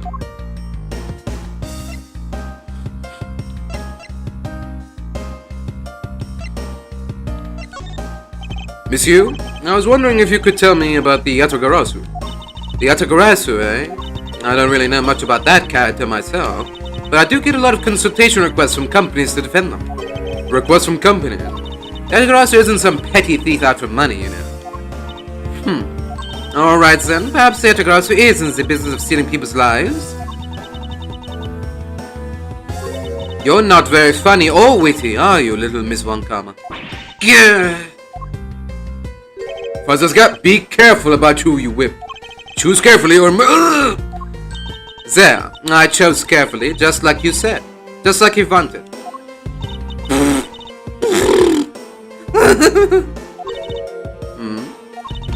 Aha, can't do this. That just now was hilarious, little missy. Of course it was. What is wrong with these two women? Why does my pain give them delight? And so, in the end, what is the Yatagarasu? I have to say, I had never even heard of this thief when I was in Germany. Yatagarasu deals in information, namely in digging out dirt about backroom dealings and the like of companies. Yatagarasu is a vigilante who steals such info and then makes it public for all to see.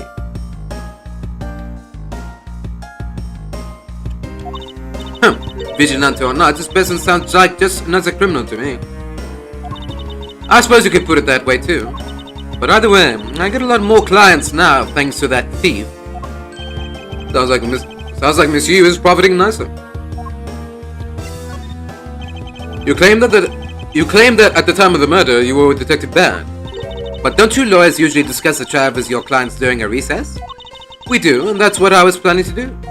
But Mr. Faraday was being rather threatening and he dragged Mr. Rell away. After that, Mr. Bad came to lobby number 1, so we just stayed there and talked. And what did you talk with Detective Bad about? Nothing interesting. I just insulted him some. Talked about how the trial was going, and then I insulted him some more.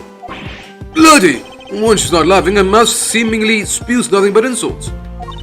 Anyway, Mr. Bad and I were in defendant lobby number 1 when the murders occurred. So I really can't tell you anything about the hallway or lobby number 2. I see. I'd like to ask you a few questions about your client, Mr. Macrell. Now, your client first claimed to be the Yatagarasu, is that correct? Yeah. Once I heard that it was the Yatagarasu that had made off with the evidence from KG8, I began to ask Mr. Rell all sorts of questions, but to no avail. Turns out Mr. Rell was not the Yatagarasu. He had just made that up. He made it up. Mr. Rell's crime was caught on tape by the security cameras, but there is no footage of him sneaking into the Kadobian embassy itself. Hold on for just 1 second.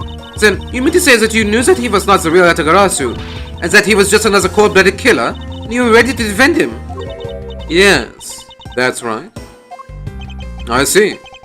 So a defense lawyer is actually just someone whose job is to cover for criminals. That's why defense lawyers are so detestable. But they are no match for us von Karmas. I don't believe it. You're serious. Why did you save that face for something really worth being serious about? And Edgeworth, you remember what I said earlier? I have my own agenda. I'm still on the hunt for the leads regarding the KG8 incident, alright? And for that you have not a single qualm about defending a known killer? Don't put words into my mouth. I said no such thing. The only way I had to get close to Mr. Red was to be his lawyer. I had no intention of covering for him ever. So don't you dare suggest I was going to. I'm sorry. Forgive my rashness. I suppose I've gotten all I can out of Miss Yu. I should move on and speak with Detective Gumshoe now.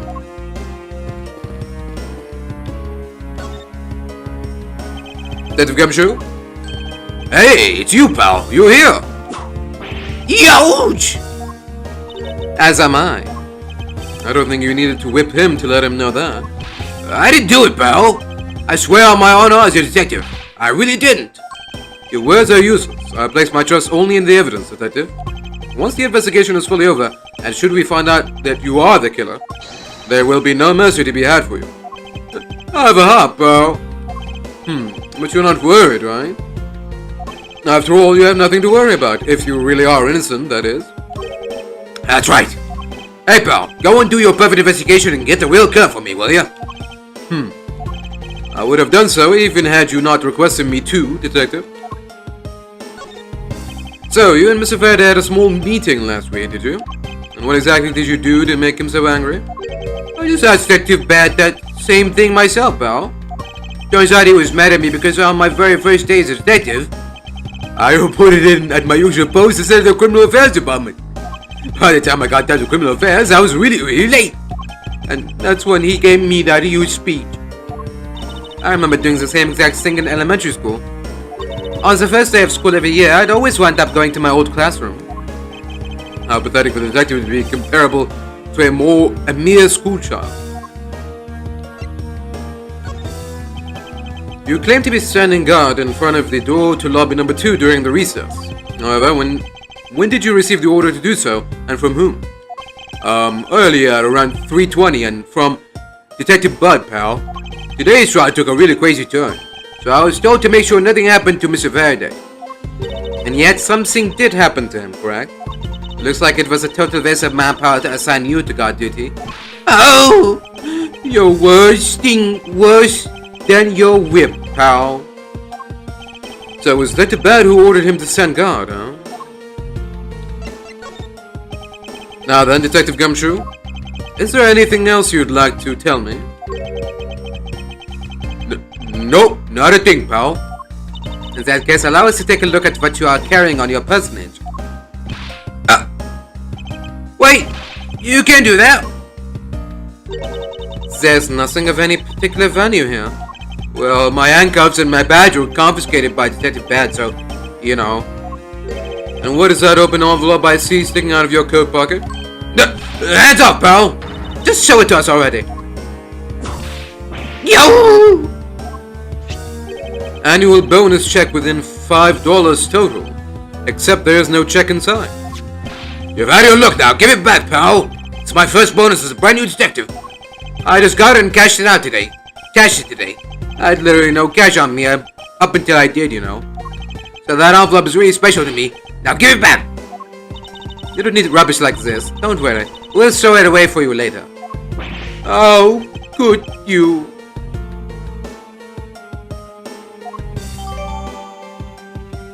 Ching. Oh, I'm sorry, but I need to take him in for questioning now. I think I've asked him just about everything I needed to. No, wait. Since he became a suspect, there's one piece of evidence I should reconfirm. Officer, I ask that you wait a second. I still have one thing I'd like to reconfirm with Detective Gumshoe. Understood, but please make it brief, sir.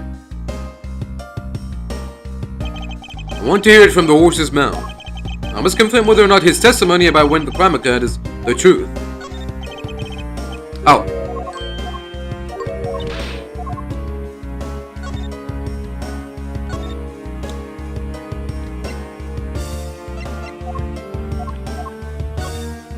A bonus of $5, even for a new rookie detective. That's a bit low. Yeah, even though I just got promoted, I guess I got the attention of the higher ups. At that amount, I prefer to not receive one at all. You just don't get it, pal. You don't get how great it is to feel your. You don't get how great it feels to get your first bonus. I suppose not. I've yet to receive my own bonus as a prosecutor. Well, I received mine from my papa last December, like I do every year. That's not a bonus, that's a holiday gift. Whatever you want to call it, Miles. You told me earlier that you heard no sound other than the gunshot out in the hallway. Is that correct? No mistake about it, pal. Then you are also claiming that no one passed through the hallway either. Is that also correct? Yep, not even a single amp passed through that hall while I was on duty. You do realize that the lie you are telling is only making life more difficult for yourself. Oh.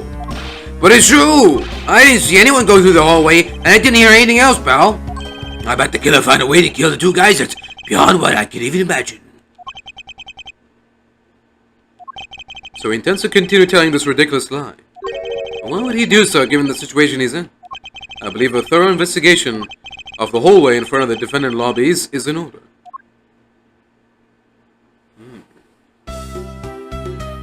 Oh. You!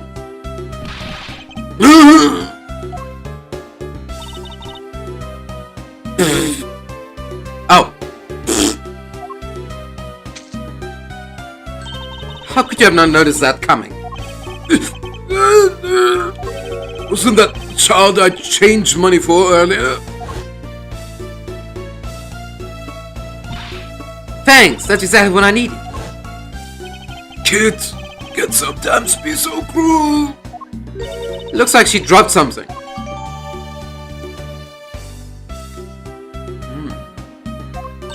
Maybe we should arrest that girl? She might turn out to be a valuable lead. I believe some sort of punishment may need to be dealt the next time we meet. I believe I've asked all that I need to of this man.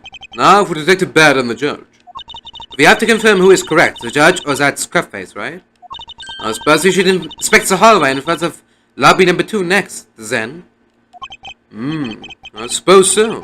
Shall we head on over, Francesca?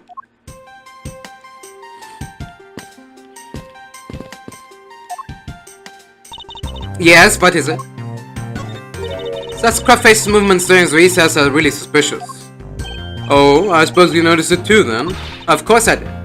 Scruffy is giving us a testimony that is nothing but harmful to himself. Normally criminals would tell the opposite type of lie in an attempt to escape.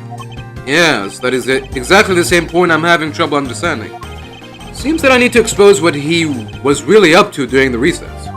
And to do that, I should head to the hallway where he was supposedly standing guard.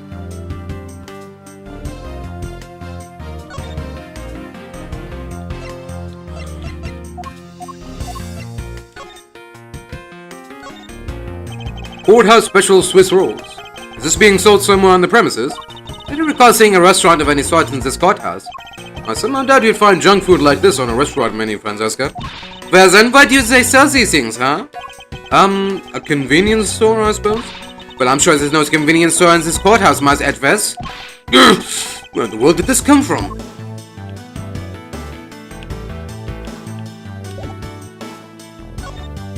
I was wondering what you would think of this piece of evidence. Asking people for help is breaking the rules, Miles. As I said earlier, this is a competition, a battle of wits. If you want to ask someone for an opinion, you should start with yourself. In other words, you have no real opinions about this piece of evidence, do you? Scruffy's annual bonus envelope, but to use this piece of evidence. Yes, well, obvious point aside, what do you think about the low amount of money? A pathetic amount for a pathetic detective. I think it rather suits him. But don't you think it's a bit too low, even for an officer like him? By his pay, I can tell he is a fool that I'd never trust anything to. A foolish fool like him would only blotch my record with foolishly foolish mistakes. Well, not that it matters. I'll never have to work with that pathetic fool anyway. That was a bit harsh, even for you, Francesca. How is this gonna be important later? That's what I'm wondering. Are we eventually gonna have to prove that Gumshoe did get a bonus from you know, the police?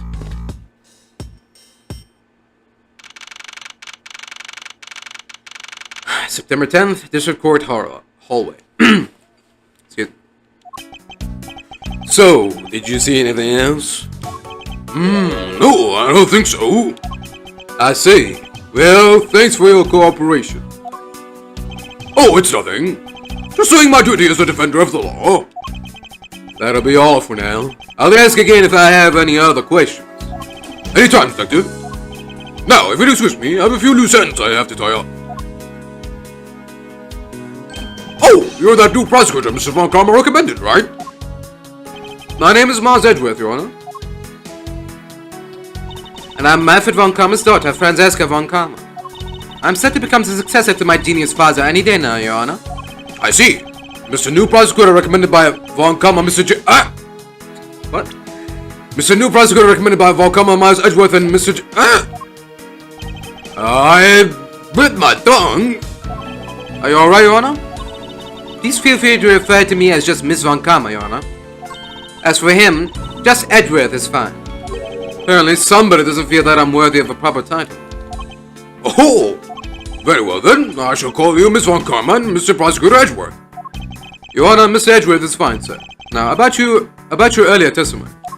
Yes, what about it, Mr. Edgeworth? I would like to ask you a few questions about what exactly you saw.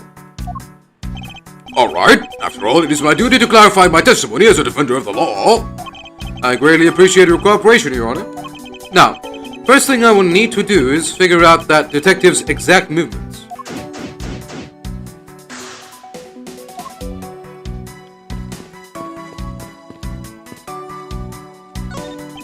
There are no signs that this fire extinguisher was used in the crime.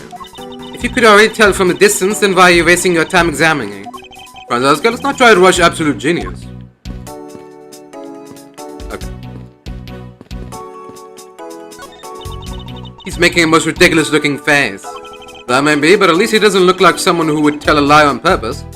I suppose, but to a Von Karma, evidence is the only thing that carries any weight. Of course. At any rate, this poster seems to be of no use to us right now. Have you found any suspicious fingerprints, officer? No, just the fingerprints of those involved with the case, sir. I guess we know all of the players in this case then, huh? It would appear that way, but I have the nagging feeling that we're missing something. And I suspect that what we're missing is hiding right here in this crime scene somewhere. Did you find something, officer? I think there's a $5 bill back here. Come on, just a little more. Sir, no one working in this crime scene who isn't a total waste of living tissue. Unfortunately, there doesn't seem to be a single person we can deem useful here. Doesn't look like there's anything conjecture left in this area. I suppose not. Perhaps I should check somewhere else. It would appear that this vending machine sells snacks and various other foods. Just lovely. What will they think of next? Don't be a jerk in court like these beef jacks. One packet for $9. Defendant's fresh milk. 1/2 pint for $7. Stay neutral as the Swiss do until the end of these for $6.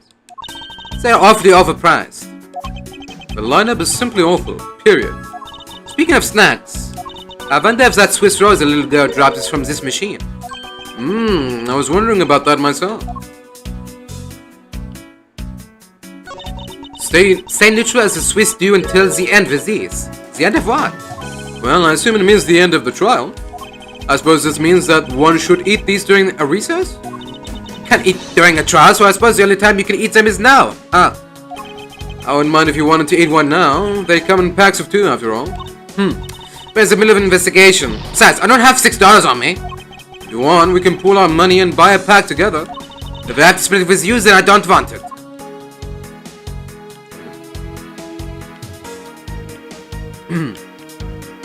Credit card accepted. When you're in hot water, you might need a hot dog.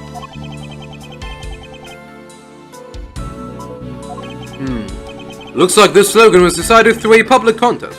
And the winner was Prosecutor Winston Payne. What a pathetic slogan. No presence at all. Now, if it was up to me, it would read, if you leave matters in Von Karma's hands, everyone in court will be found guilty dogs.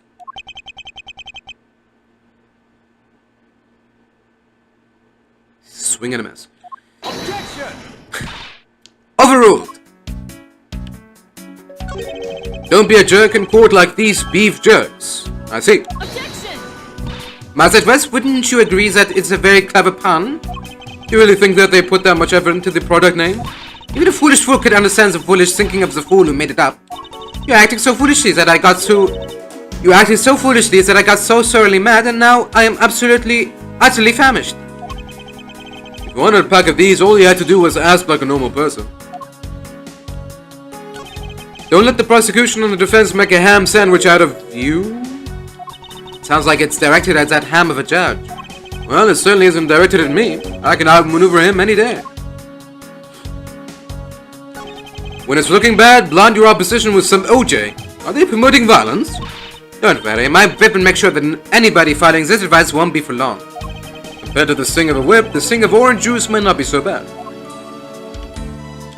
Defendant's fresh milk. What exactly is that supposed to mean? I bet it means that the milk is freshly milked by various defendants on trial right now. No, I think it might mean that this was milked right here from the various defendants. Mars Edgeworth, you can't possibly be serious. Of course not. Unless...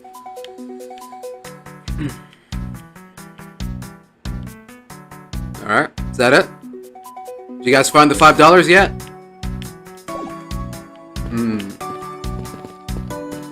Not yet, I guess.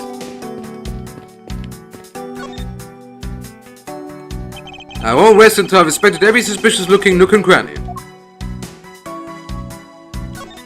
I could look outside. However, I doubt the killer could have escaped through here. Of course not. This is the third floor, after all. It appears that bars were installed on this to prevent people from falling out. Bars? What bars? Can you not see them from your vantage point?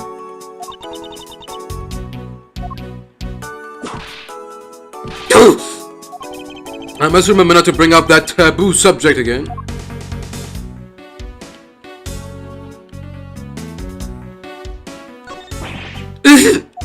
What's the matter? I pricked myself on one of this cactus's needles. I didn't think the needles on this thing would be so sharp. Well, what did you expect? Can you imagine how bad it would be if you were hit on the head by one of these? Anyways, this cactus seems to be unrelated to our case. Do you really think so? Because I believe that this cactus sitting on this windowsill is completely related. Really? Okay. You're not doing a bit right now? Okay. How could this be related? These needles are dangerous. Oh, well then. I look forward to an explanation on how exactly it is related. What is this? It's a pink-colored piece of trash made of rubber. I feel like I've seen something like this before. Well, all I see is a piece of garbage. But you know, the fact that there's a litter running loose inside this courthouse, simply unforgivable. It sounds like it was I who littered. Rubbish belongs to a rubbish bin.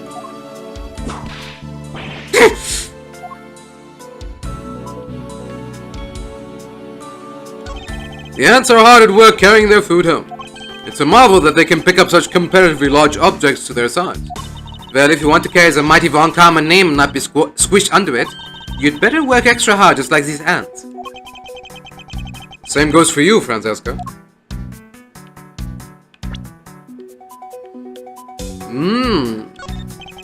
The dirt on this bench smells like some sort of sweet substance. Can't believe there's someone going around dirtying the courthouse. For shame. Hold it! Calm down, Francesca. Now take a good look. Doesn't this smudge look kind of like a handprint to you?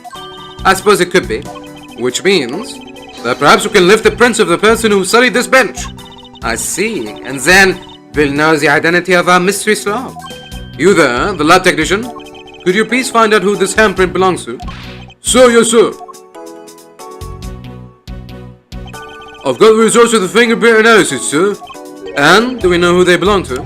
Sir, the fingerprints belong to Detective Gumshoe. Oh, interesting. Good work, officer.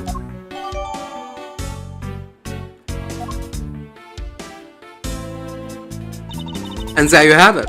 Yes, I suppose so. Now we know the identity of the person who dirtied the bench. I sense that you and I will be using this information in very different ways. Ants are pouring out of the hole in this bench as well. I wonder if the inside of this bench consists of nothing but ants. Don't you dare continue with that gross line of thought. Ugh, I'm sorry. What are these black speckles? I believe it's a pile of ants eating away.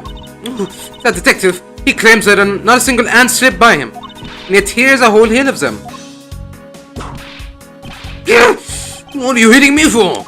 As a replacement for that pathetic detective. Perhaps I should add this deduction to the detective's growing tab of pay cuts. Anyway, I wonder what the ants are eating. From the look and sweet smell of it, pieces of cake and chocolate from a Swiss roll. Mas Edgeworth, the courthouse is to be kept pristine at all times.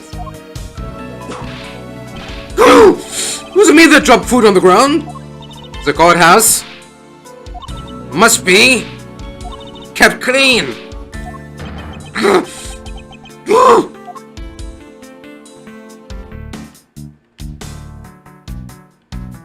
Alright, is that it then?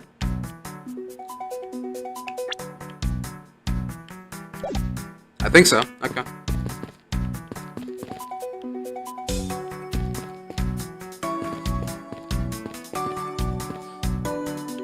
Alright, let's talk to the judge.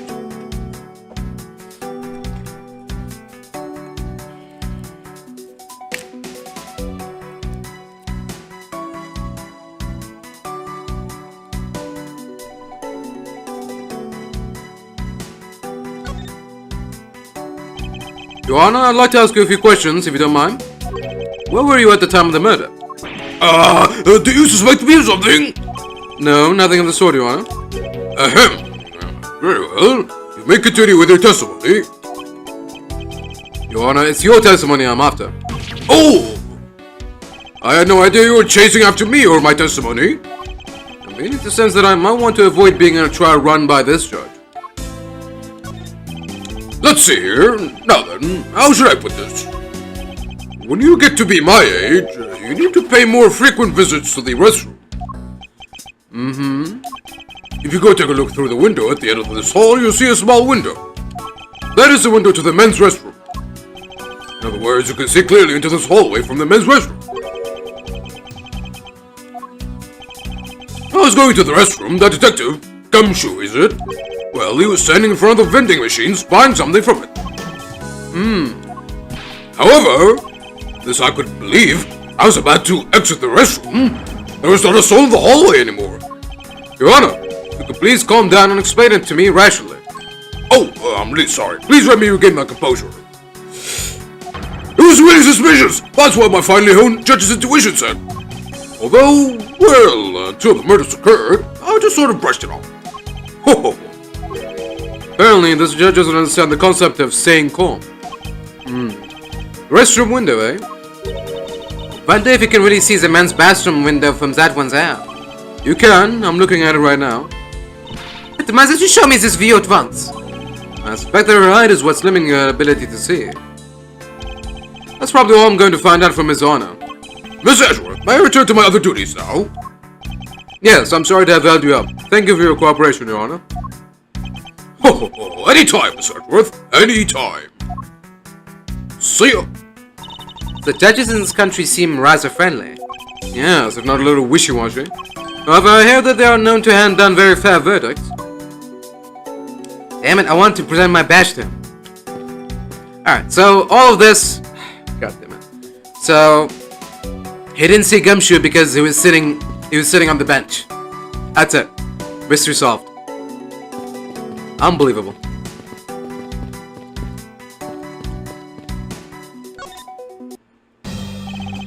Detective Bad, I have something I wish to inquire about.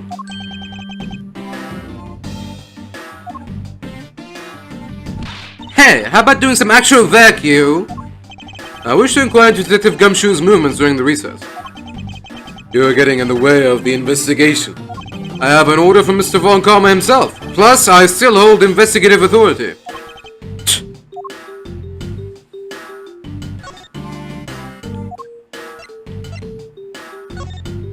Detective Band, I'd like to ask you about this piece of evidence. What a narcissist. He'd rather look at his face than the evidence. Don't trust your eyes all the time, little girl. I can see the evidence. Keep an eye on the two of you with this mirror. What? Then why didn't you answer? Because I've got nothing to say. That's all. Understood. Why couldn't you have just said that at the beginning?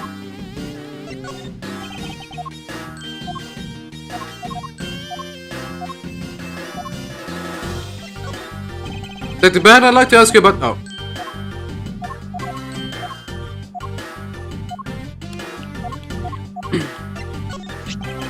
The KG8 incident. I heard that you were involved in this case as well.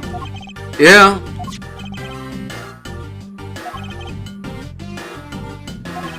That's all you have to say? It was an unpleasant case that I don't wish to recall. I've got a lot of regrets I'll never forget related to that. Regrets I'll take to the grave. Do you really have that many regrets? On the other hand, thinking back on what I know, I suppose you just might. Does showing that off make you feel like a big, strong prosecutor? Of course not. I was simply proving my title of prosecutor to you. I see. But most prosecutors don't go around flaunting those things.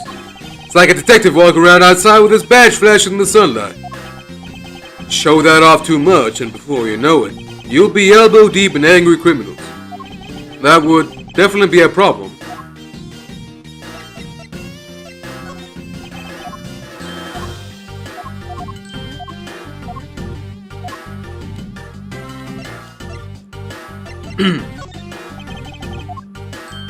Okay.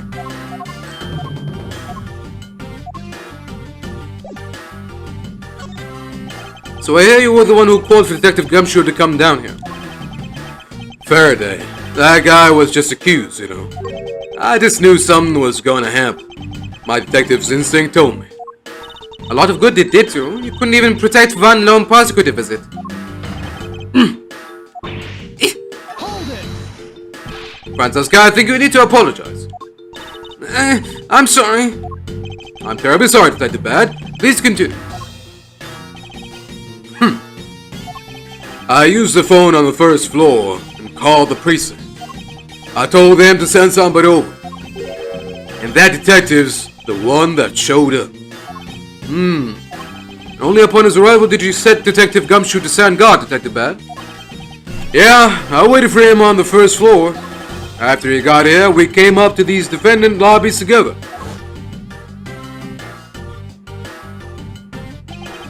As we entered this hallway, we ran into you. She told us that Faraday was really mad, and that he dragged Rel off to lobby number 2 to have a word or something. And that Faraday had said to not let anyone interrupt him. So what choice did I have? All I could do was tell the big lug to stand guard outside. And around what time did all of that take place? Let's see. I think it was about 30 minutes before I heard the gunshot. After giving the big lug his assignment, he never left the hallway, not once. Oh, and how can you make such a claim? One of the guards out in this floor's main lobby swore to me he didn't. If the detective never left the hallway, then where did he disappear off to? That's simple. He must have gone to lobby number 2, just as I suspected. You and I we were in lobby number 1 next door. The only one without an alibi is Gumshoe. It would seem that I'm still missing some key pieces of information. Detective Bad, you also heard the gunshot, did you not? Yeah.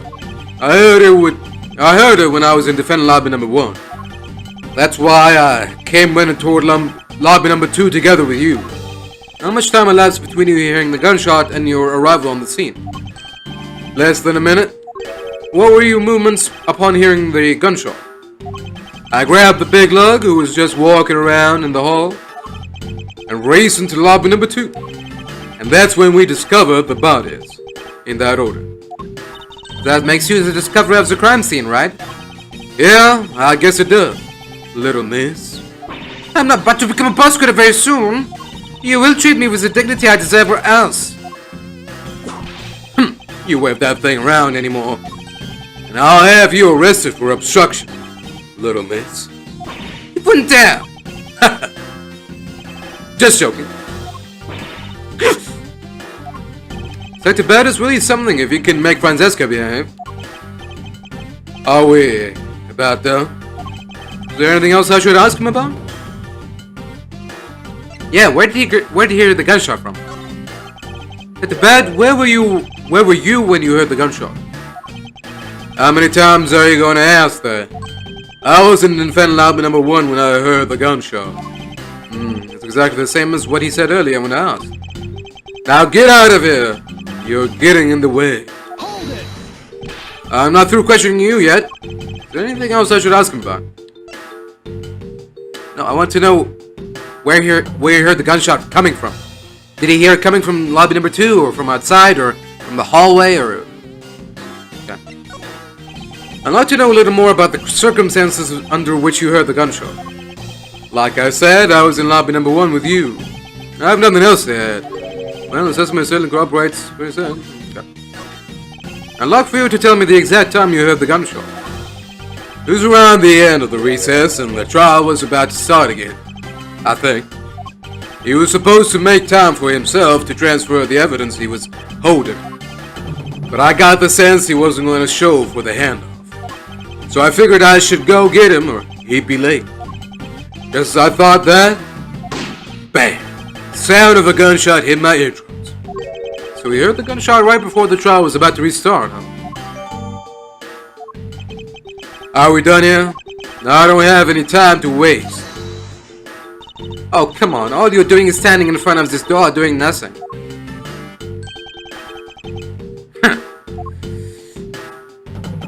I get the sense that he is somewhat investigating this crime scene, or rather, that he is keeping us under surveillance.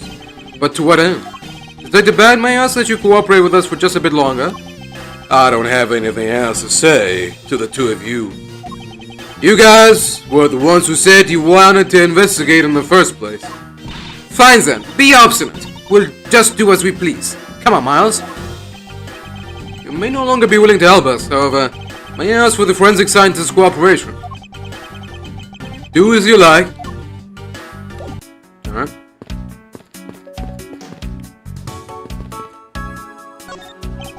I found his business fingerprints, officer. Nope. Okay, sir.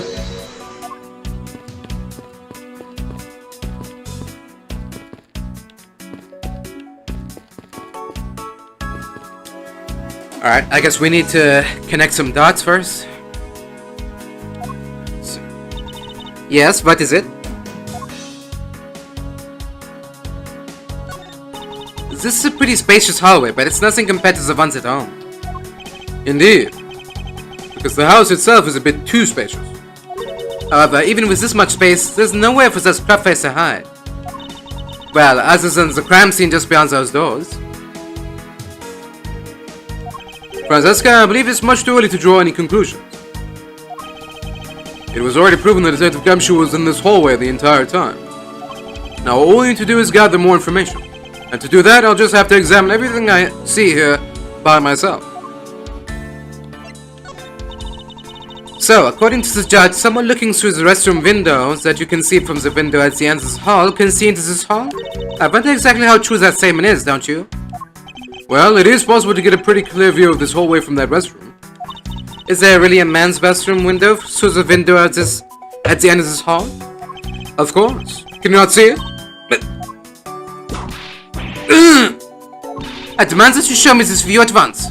I suppose I should go examine that window once again anyway.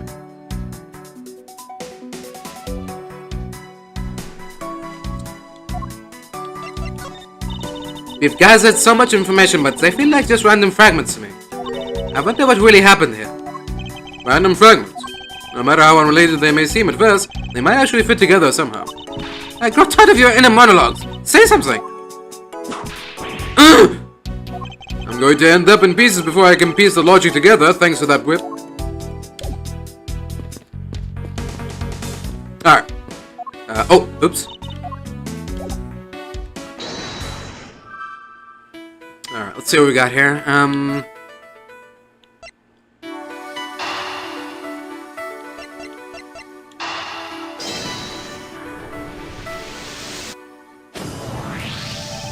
These bits of chocolate and cake, could they not have come from a Swiss roll?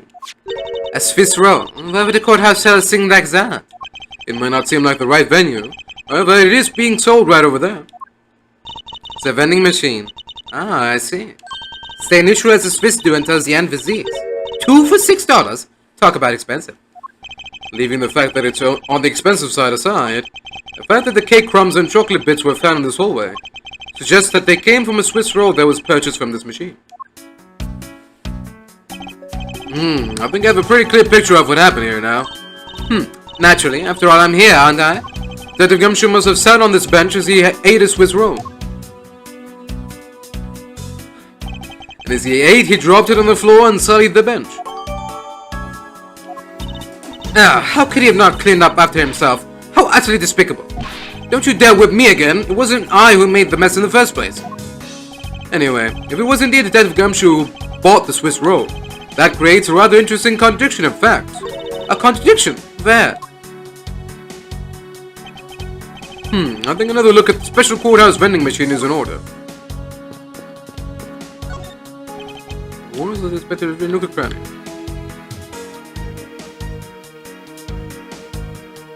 Ah.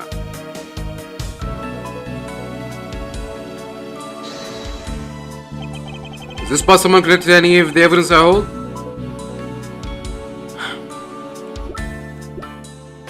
The $5 from his bonus check, and the $1 that we gave to little Cave Faraday.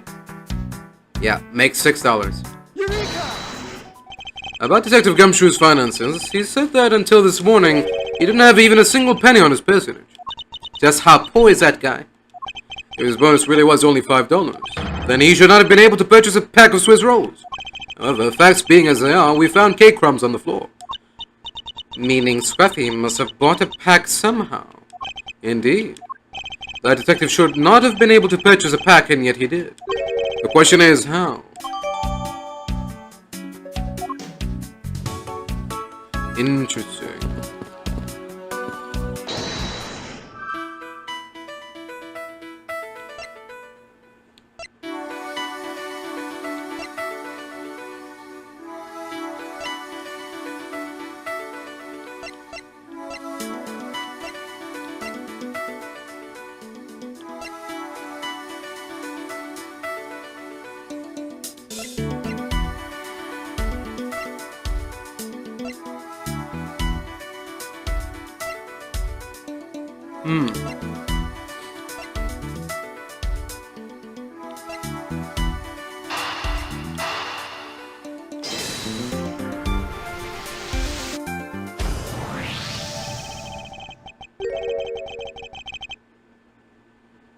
Different form.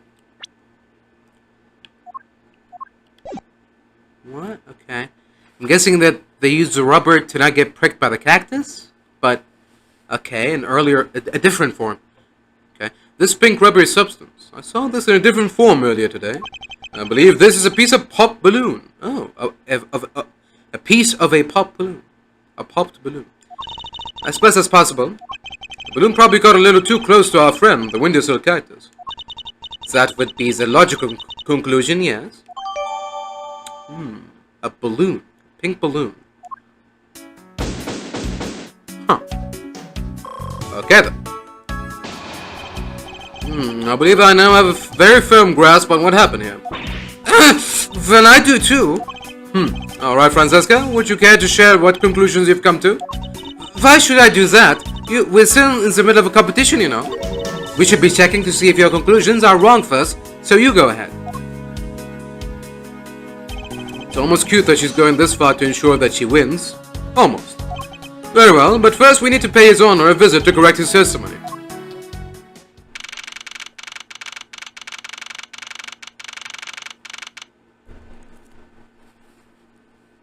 September 10th, 5:15 p.m., District Court, Quorum number 3.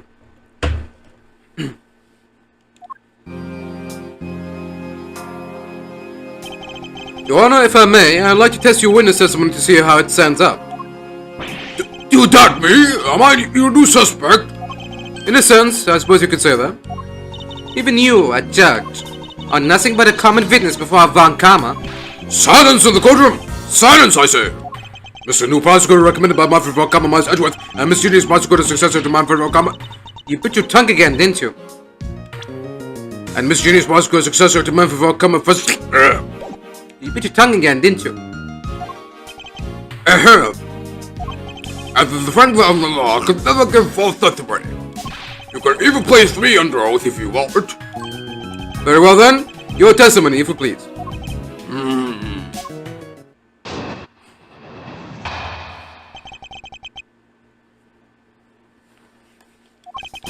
During the recess, I went to the restroom.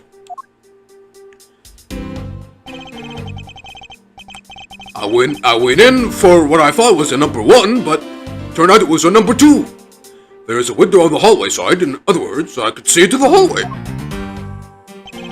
As I entered, I saw the detective buying something from that vending machine. When I was about to exit the restroom, it had completely disappeared. A detective that goes missing while on duty. That sounds mighty suspicious to me! What? Your Honor, could you please try to remain calm? Oh! I'm so used to simply listening to testimonies that I got caught up in the excitement. I'm sorry, Your Honor, but I'm afraid I'm going to have to spoil your fun now.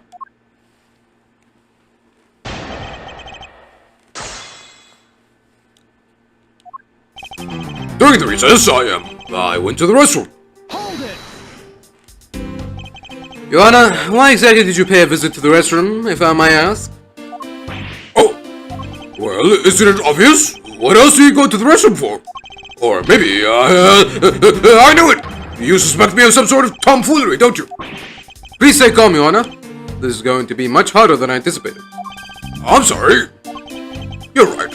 I need to think things through with a level head. I'm just nervous because so much has happened today with this trial.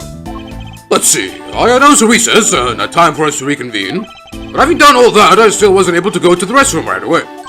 And why couldn't you? Mr. Faraday had been accused, so I had paperwork to process regarding a new prosecutor.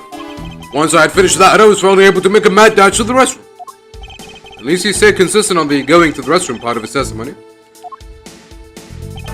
There's a window on the hallway side. In other words, I could see into the hallway. Hold it!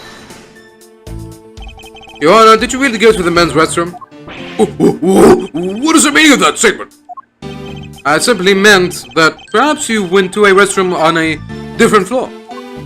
I had to go for such a long time. It was all I could do to dash the closest one to the courtroom. I suppose that's only natural given his circumstances. I ran from the courtroom to this floor's main lobby and down the hallway. Once you enter, you can see there's a window just above the urinals. And it was through that window that you witnessed Detective Gumshoe, Your Honor? Yes, exactly! Your Honor, there's no need to yell. I can hear you just fine. Oh, I guess I put a little too much in that last answer. Now then, let's continue with the testimony. As I entered, I saw that detective buying something from the vending machines.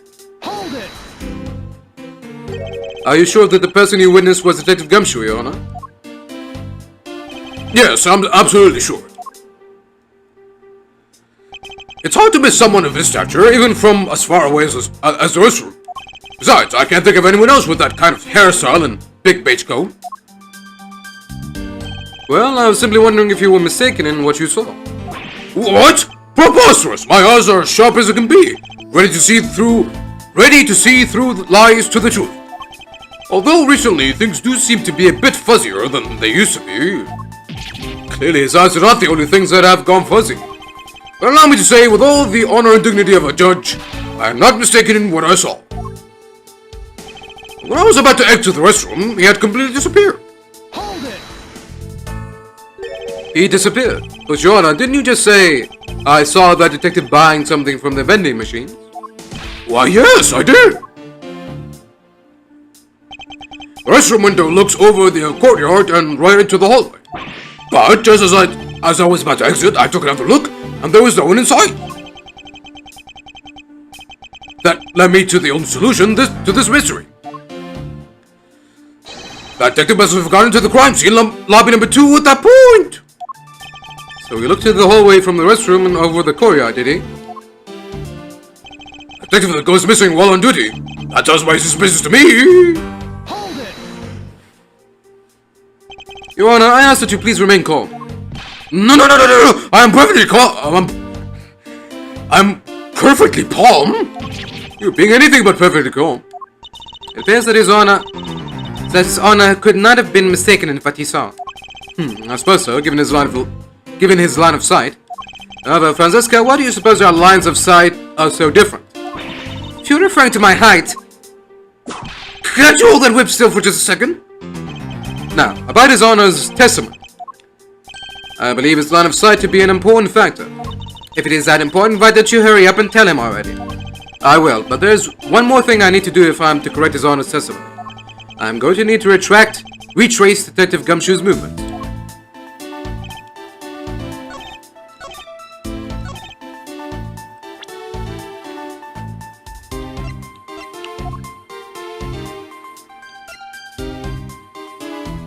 Objection! Yeah?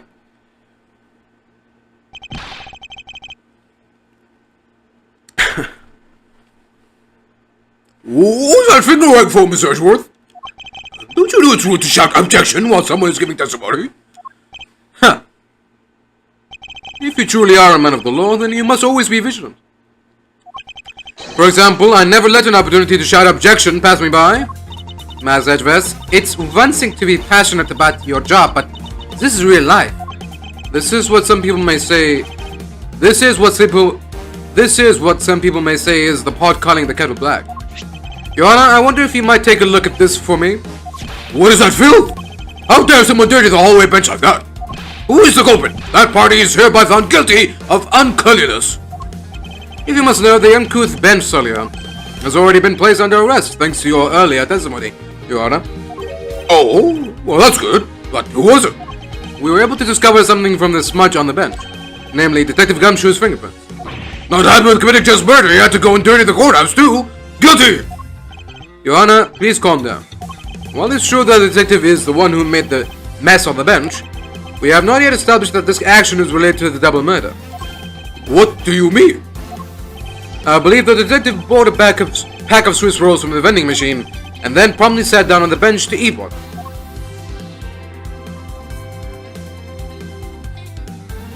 The cake crumbs and pieces of chocolate on the floor under the bench, and Detective Gumshoe's fingerprints prove my conclusions to be true.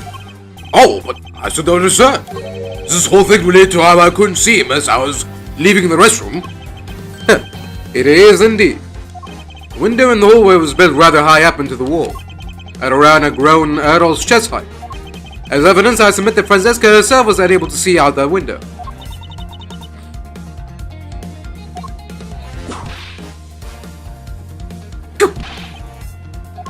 I knew I shouldn't have used her height as evidence. But basically, what this means is that the area directly under the hallway window is a blind spot when the hallway is being viewed from the men's restroom. Done! It seems that you have made the connection. If someone were to sit on the bench under the window...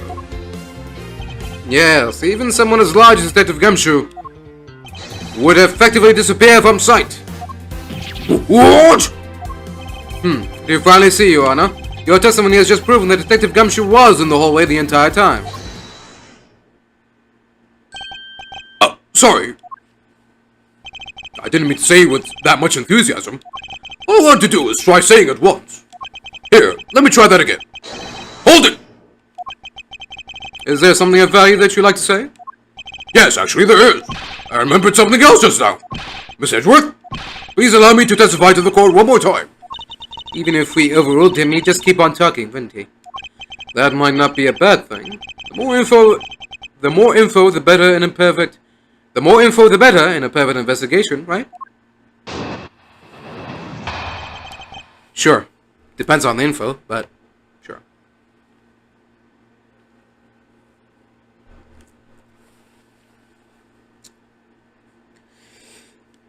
I suppose it's possible you can't see a seated person from the restroom window. However, that doesn't mean that the detective was sitting in there when I looked. Anyway, I forgot to testify earlier about probably the most important detail. As I was leaving the restroom, I heard the loud bang of a gunshot. How was that? This is the testimony. That is the testimony of one who judges the crimes of others. Your Honor, could you try to state the important facts first next time?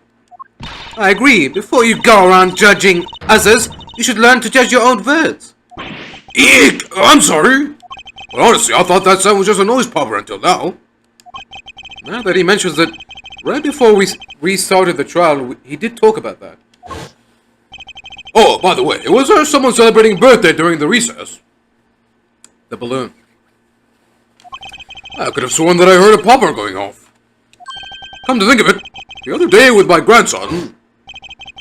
The most critical point in this argument is when did the judge look into the hallway? And whether that lines up with when the gun was actually fired. Your Honor, if I may, I'd like to clarify a few details in your testimony. Okay. This one is fairly easy, right? Do we present the balloon or Detective Bad's testimony? I guess Detective Bad's testimony? Sure. I suppose it's possible you can't see a seated person from the restroom window. Hold it! In that case, do you concede that you were overconfident in your last testimony? Now hold on there. I just said that it's possible you can't see a seated person from the restroom this time. You know something? I don't think you know when the prints you reference were left on the bench, do you? While you have proven that it's possible the detective was sitting, I still have a problem with just when those fingerprints were left. He's right. I've yet to prove when the fingerprints were left on that bench.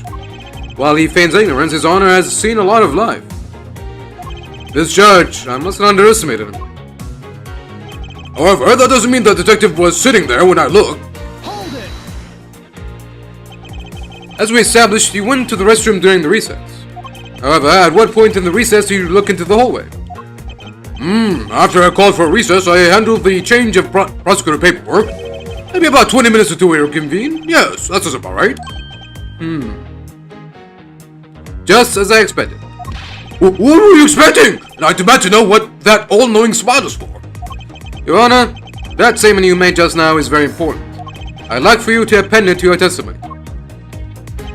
Alright, if you insist. Let's see. I looked into that hallway about 20 minutes before we were to reconvene. Hold it! 20 minutes before we reconvened. Very well, what did you do after that? Let's see, I had to make some preparations, so I rushed straight back to the courtroom. Also had to track down a few pieces of paperwork for the various bailiffs.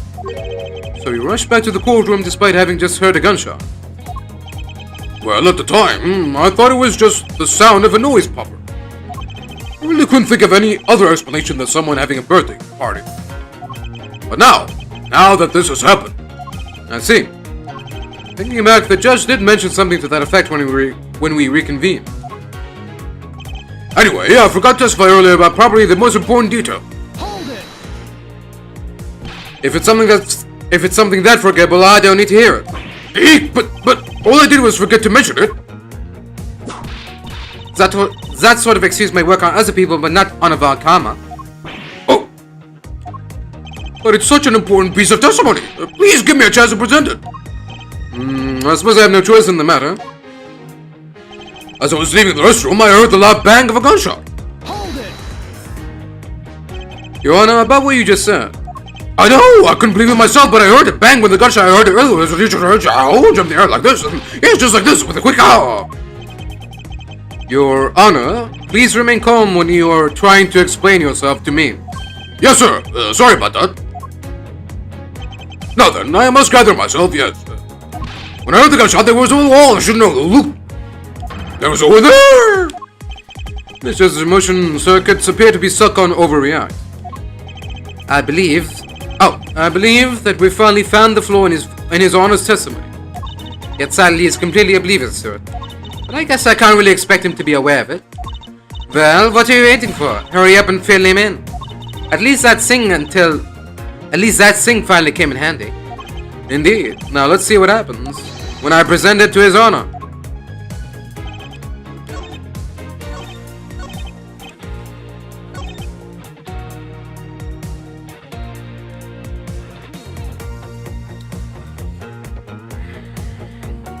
Do we present it here or?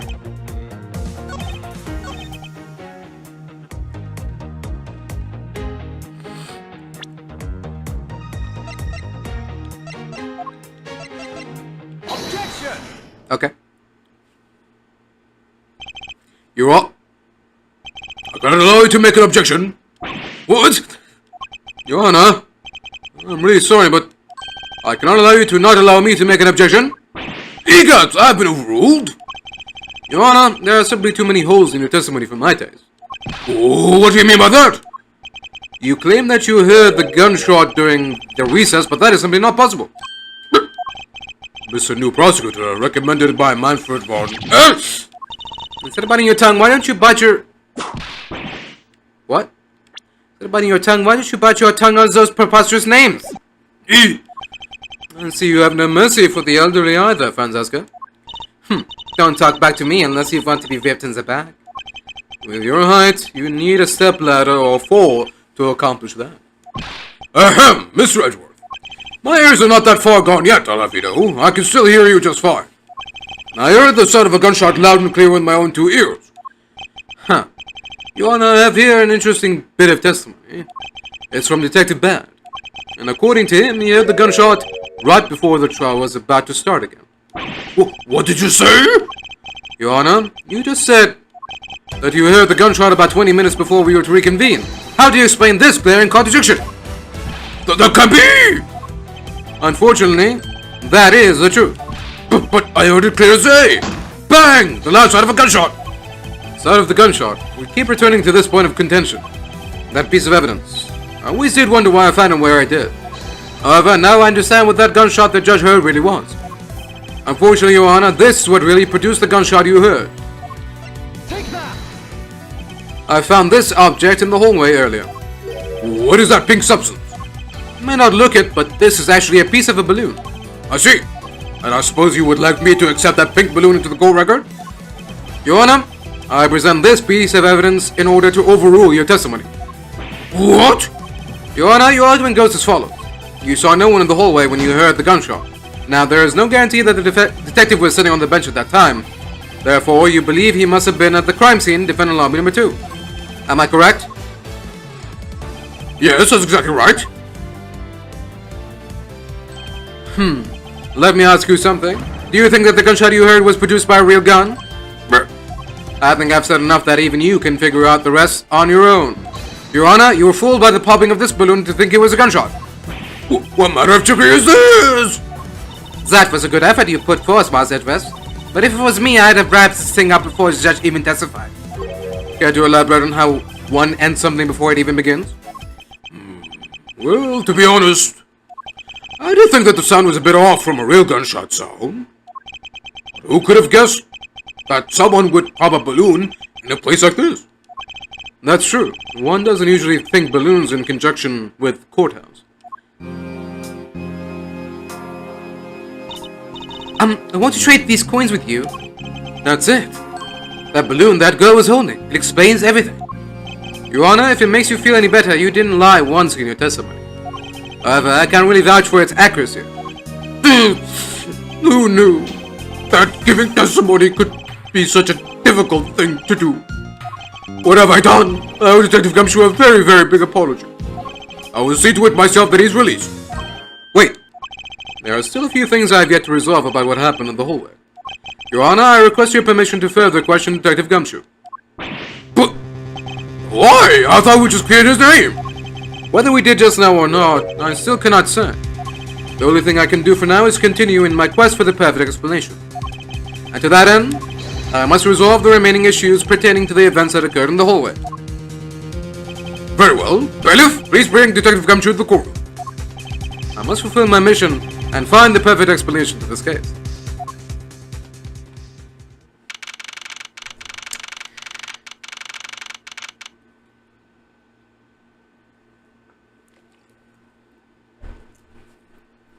September 10th, District Court, Quorum number 3.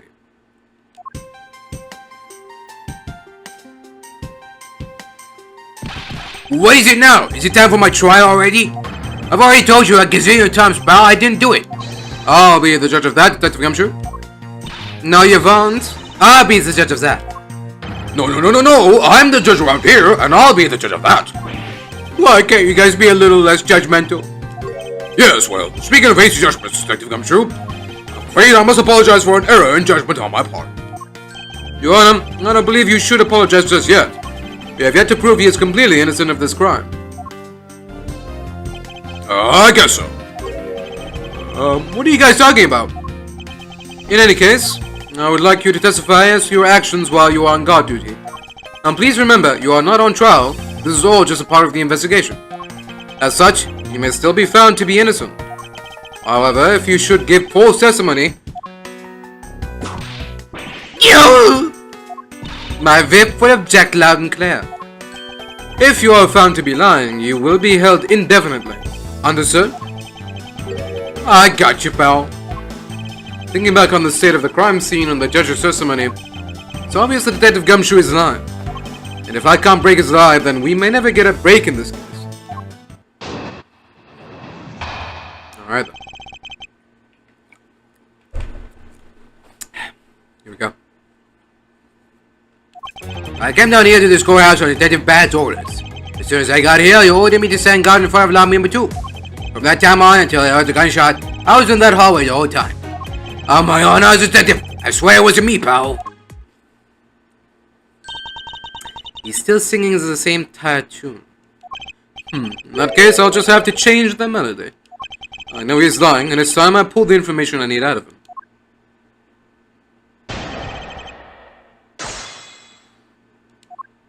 I came down here to this courthouse on Detective Bad's orders. Hold it! So, was it really Detective Bad who called you down here? You bet it was, pal. I was left in charge of the precinct while everyone was out, and this call comes in. I want you down here in 1 minute flat, he said. Well, I thought this was my big chance, my first case, so I made a mad dash down here. Although I couldn't exactly get here in a minute flat. So how long did it take you? About 10 minutes, I guess. What was Detective Bad doing when you finally made it? He was waiting for me down on the first floor in the entranceway, pal. As soon as I got here, he ordered me to stand guard in front of lobby number 2. Hold it! And by he, you mean... Detective Bad, of course, and this being my first time at the schoolhouse. He also walked with me up to the third floor hallway in front of the defendant lobbies. Did you meet anyone along the way? Well, just as we entered the hallway, we ran into Miss Yu. When he heard from Miss Yu that Mr. Faraday was not to be interrupted, that's when Detective Bad told me to stand guard in the hallway, pal. So far, Detective Gumshoe's testimony is matching up with Detective Bad's. From that time on, until I heard the gunshot, I was in that hallway the entire time. The whole time. Hold it! You claim to have been in that hallway the whole time. However, is it not a fact that you did something while you were in that hallway? Of course I did something. I guarded the door to lobby number 2, pal. What else? Very well then. And what exactly does guarding that door entail? Well, to put it simply... Oh, I know. It was my job to stand in front of the door without moving an inch. Oh. Detective Gumshoe, you mean to tell me that you didn't take a single step away from the door to lobby number 2? Is that really what you wish to testify to the effect of? You got it, pal. I didn't take a single step away from that door, just like I was ordered not to.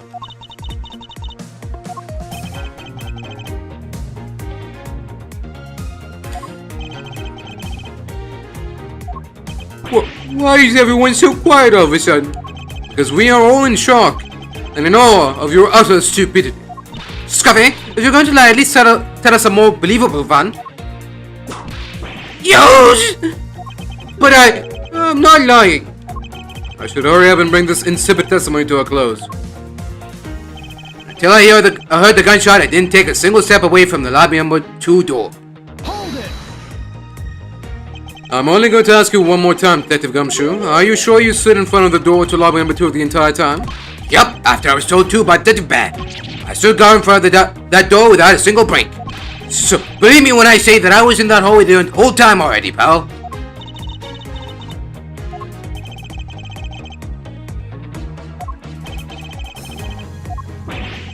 Why did everyone go quiet all of a sudden again?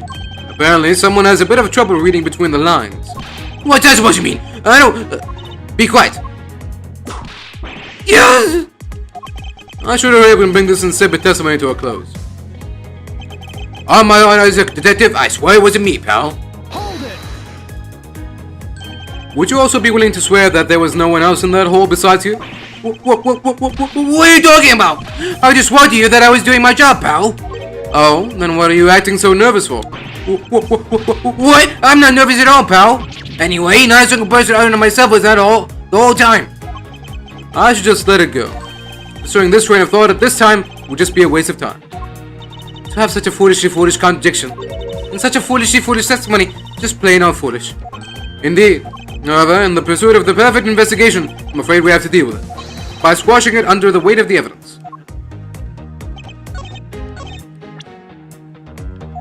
The fingerprints again? Objection! Yeah, that should do it. I have an objection. What is it, pal? Detective Gumshoe, I wonder if you might recognize this from somewhere? Hey, it's one of those things. The courthouse special Swiss rolls, right, pal? Precisely. In that case, I suppose that you also recall the serried hallway bench? Hey, you know what? I think it was probably me that did that. Detective Gumshoe, you know you can't go around turning up the courthouse like this. You inconsiderate, slovenly pig. I promise to clean it up later, I swear. Now then, shall we get down to business? About the fact that you didn't move even a single step from in front of that door? If that really were the case, then how were you able to buy a pack of Swiss rolls? Furthermore, if you didn't move a single step from in the front of that door, how did you manage to get the bench dirty with your grubby hands?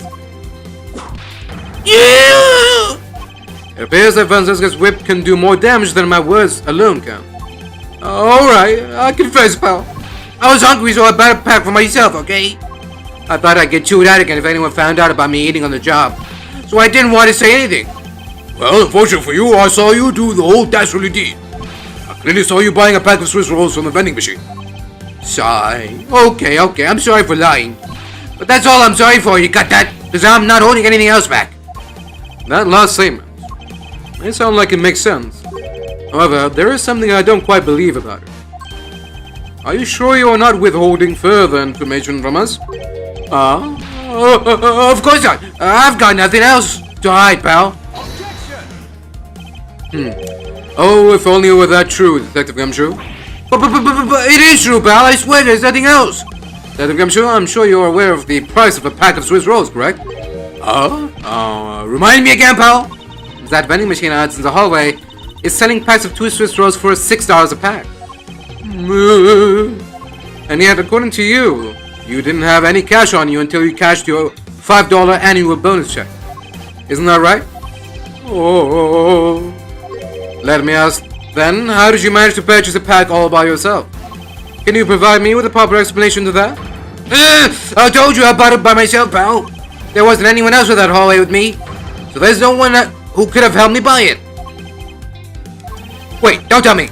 You've got some kind of proof that there was someone else in the hallway, don't you? Correct. As if you could. I mean, what are the chances of that? Wait.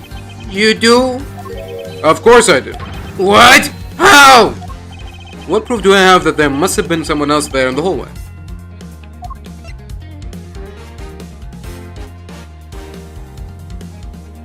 Take that!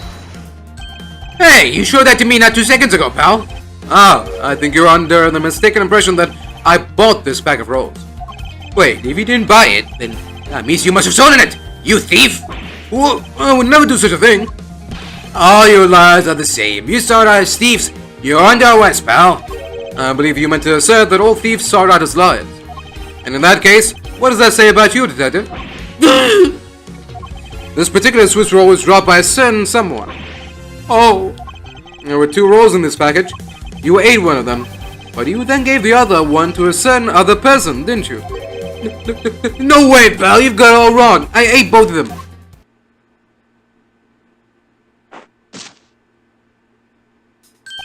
It would appear that we've caught you at last. Hey, don't you dare do anything bad to that girl. It would appear that they do know each other after all. So why do you continue to come up to me and kick me? Have I wronged you somehow? I have a name and it's Kay. Kay what? Kay Faraday. Faraday? Are you perhaps Mr. Faraday's daughter? I'm not you, I'm Kay. Kay, you know, good little girls don't kick other people. Especially not hard enough to leave big nasty bruises like the way you do. Well, then you should have put Gummy under arrest, mister. Gummy. My guess is that she's talking about Detective Gumshoe. What a cute nickname you've given him. Gummy didn't do anything wrong. Okay. It appears that I will need to speak with her in a bit more detail. Rawr! Right. It's the defense day's bench.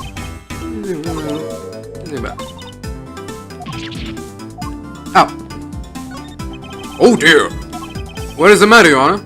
I claim to hand down verdicts, but I unfairly cast suspicion on the big fella. If this had been a trial just now, I would have destroyed his life. I am the guilty one. Sigh. We all make mistakes, Your Honor.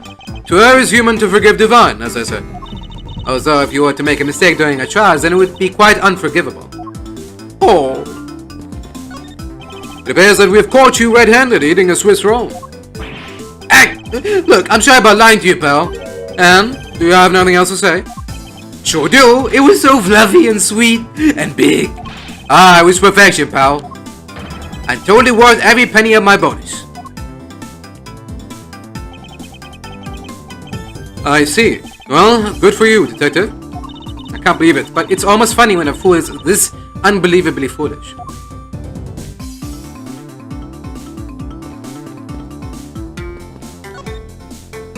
Now then, Kay. She's like a stray cat. I wonder if I should feed her something.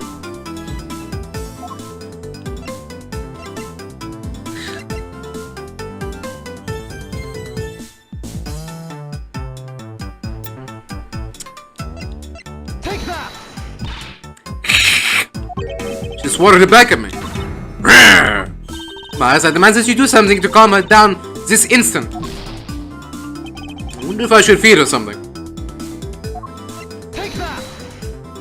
Okay, I promise to give this to you if you calm down. Oh, a Swiss roll. It really belongs to you though, doesn't it? Yeah, I was saving it for Daddy. Oh my!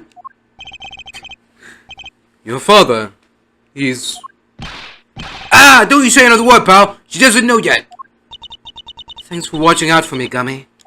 But I already know about Daddy. I overheard the guards talking. Forgot how to do her voice, okay. But her Daddy's... he's not here anymore. I'm sorry. I'm sorry, I couldn't protect him. Okay? I'm not gonna cry. I'm not gonna... cry! Crawled in my skin. It's alright. Let it all out. Your father just passed away after all. I myself was also involved in a case at this courthouse when I was a young child. A case in which my father, who was the defense attorney, passed away. All of my dreams of becoming a lawyer were crushed into fine ash on that nightmarish day. Even now, the wound festers deep in the depths of my soul. Ever since that incident, I've dedicated myself to locking away every criminal I can. And now, to have this happen right in front of me. This trial, I feel a certain shared fate, a common bond between us. Miles Edgeworth, stop monologuing. What sort of gentleman are you?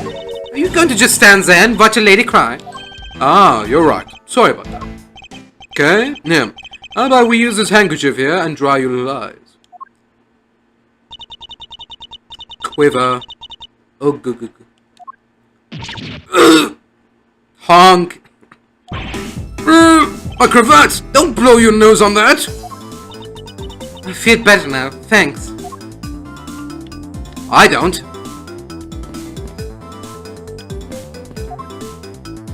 Yes, what is it? Looks like the girl has finally calmed down. Yes, I believe I can take my time and talk with her now. It's so disrespectful for a child like that to be running around inside the courthouse. Does no one have respect for this country's judicial system anymore? Didn't Mr. von Karma say the exact same thing earlier? But Francesca, I don't think you two are that far apart in terms of age. I'm about to become a prosecutor, so understands that I'm nothing like that little girl.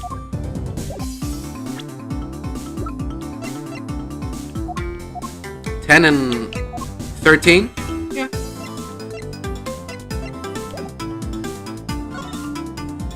Okay, are you going to be alright? Yep, I'm already alright. Somehow, I highly doubt that, but I'm not going to push it. I promised Daddy I'd never cry in front of strangers. And you're a good kid, aren't you, Kay? You always keep your promises, right? That's right. Even if I can't see Daddy anymore, I'm still going to keep all my promises. You're a very brave girl, okay? You're a very good child for keeping the promises you made to your papa. I'll even testify that he didn't cry, just for you. Thank you very much, lady. It's nothing. I'm only telling the truth after all. It would appear that because her father was a respected prosecutor, Francesca is sympathetic to Kay's feelings. Kay, what kind of person was your father? Daddy was a hero of justice. His job was to catch all the bad people in the world. So do you, a prosecutor, is a hero of justice, huh? I suppose we are in a sense, as we are the ones who seek guilty verdicts for criminals. Plus, you know what? Whenever I came to the courthouse, Daddy would buy me my absolute favorite treat, Swiss rolls. Oh? I want to be a hero of justice someday, just like Daddy. So I've been working really hard. I see. What have you been working hard on? I've been working hard to keep all the promises Daddy and I made together. A promise notebook. May I take a look inside, Kay? Sure, okay. It appears to be an exchange diary of sorts between father and daughter. Mr. Faraday's writing conveys a sense of the kind of man he was. This little notebook just might come in handy later. Thank you for showing it to me, Kay. I hope you'll continue to work hard and become a hero just like your father. I'm gonna try. Hey, Kay! So I'm a detective that catches the bad people, right? That makes me a hero too. Yeah, you're really cool too, Gummy. Yeah, aren't I, Kay? What is with the two of them? I am done verdicts of justice, so that makes me a hero too. Yes, and thanks to your also heroic testimony, you almost painted that detective as a vile criminal and sent him off to jail. I'm really sorry about that. Gummy is not a bad man, okay? That poor judge is being treated like a vile criminal rather than a hero of justice. It appears that you and Detective Gumshoe are good friends, Kay. Yeah, we're friends. In that case, would you mind telling me a little more about him?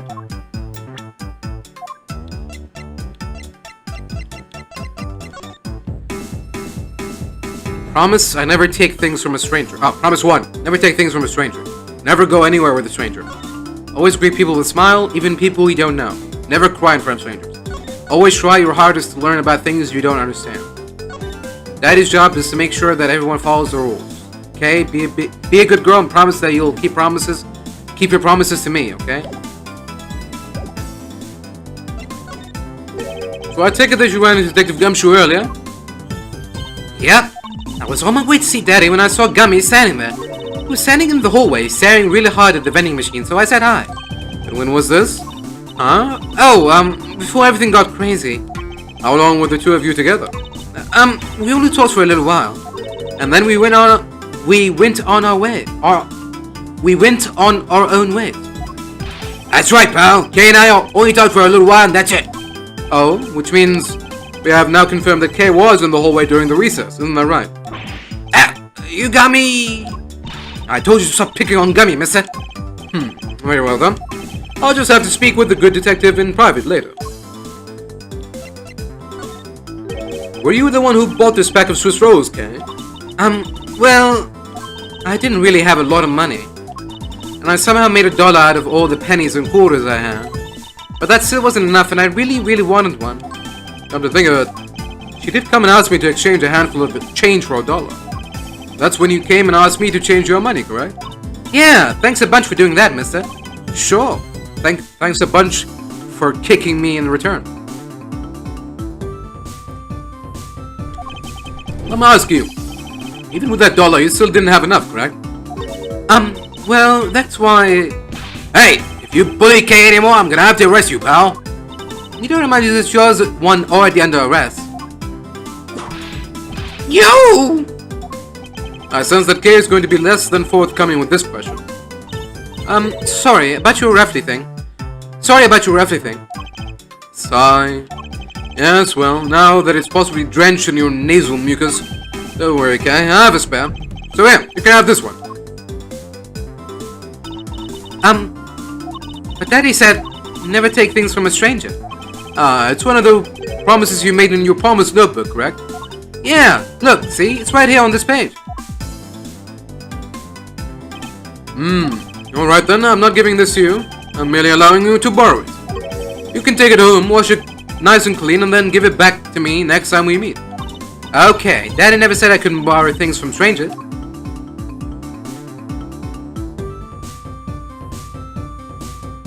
Now then, Detective Gumshoe.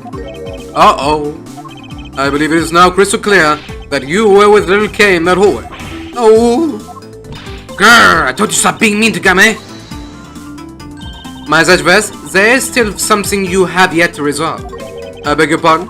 You still haven't offered an explanation for why that man would lie to us. That's, well... Gummy, don't tell me you lied for my sake.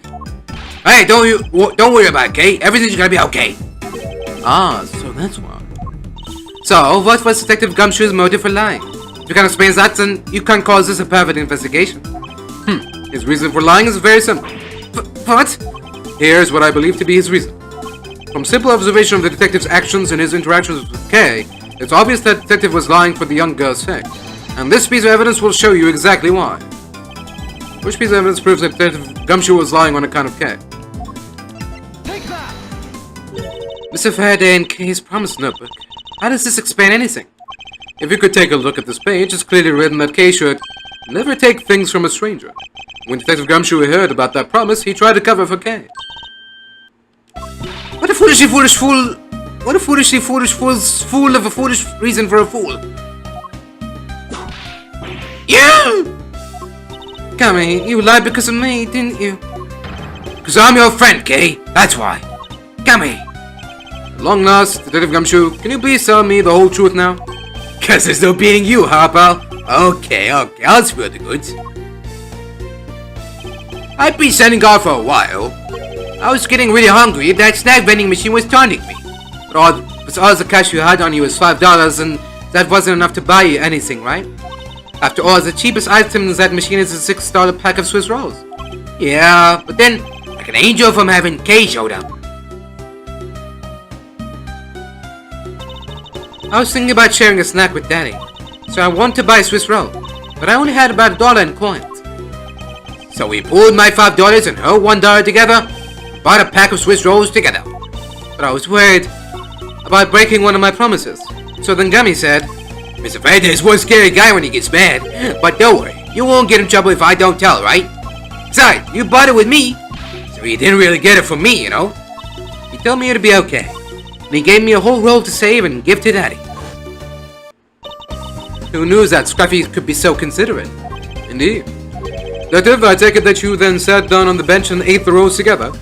Yeah, we split the other roll and ate it right then.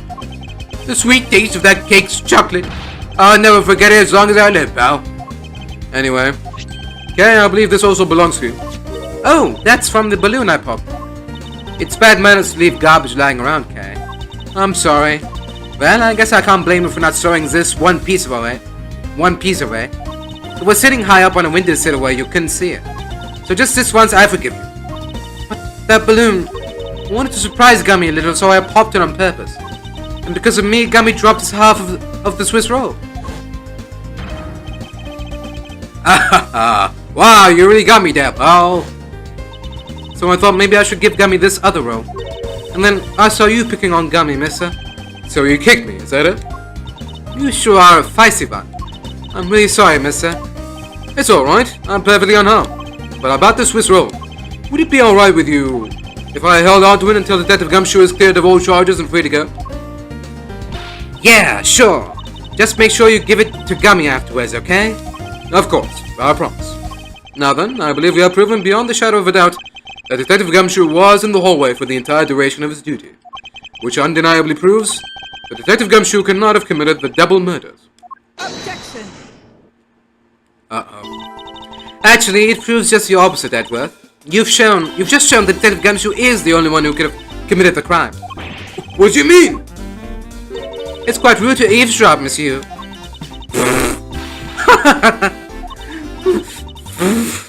I'm getting lectured on manners. A girl with a penchant for whipping people? What? How dare you talk about with such insolence? You're wrong, lady. Gummy's not the bad guy. Oh, and what have we here? What is a child doing here in a courthouse? Bailiff, please take this child away. Miss Callisto, that girl's Mr. Faraday's. I know. So what? You think that just because she's the victim's daughter, she gets to just run wild all around the crime scene? I think it's actually quite dangerous for her, to speak nothing of getting underfoot. I suppose you're right. However, as long as we're in agreement on that point, let's get back to the real issue at hand. Now then, Detective, you were in front of the door to lobby number 2 the entire time, correct? Yeah, but you see, isn't it obvious that it could only be the detective? He is the only person who could have gone to lobby number 2 at the time of the murders. I have no counter argument to that. Don't worry, I've already put in the necessary paperwork for his former arrest. But the investigation is far from over. Oh, that's right. I was going to speak with you about that. Don't you think it's reckless to talk to the suspect out in the open without a guard? I suppose it is. Well, as someone with more experience in law than you, allow me to share something. Always keep a good eye on a criminal, or you may regret what comes of your negligence. Ooh, Mars, I can't believe you're letting this woman lecture you like this. This is unforgivable as a disciple of Von Karma. Down, Tigress. Now then, I'll be looking forward to the results of your investigation. So, we're back to square one. Actually, this is our last chance. I can tell that if we fail to solve this case, Detective Gumshoe will be formally charged under all of the circumstantial evidence. This investigation is not over yet. There is still one location we have yet to inspect. It's where Detective Bad and Miss Yu were at the time. It's where Detective Bad and Miss Yu were at the time of the crime. Lobby number 2. Lobby number 1. To be continued.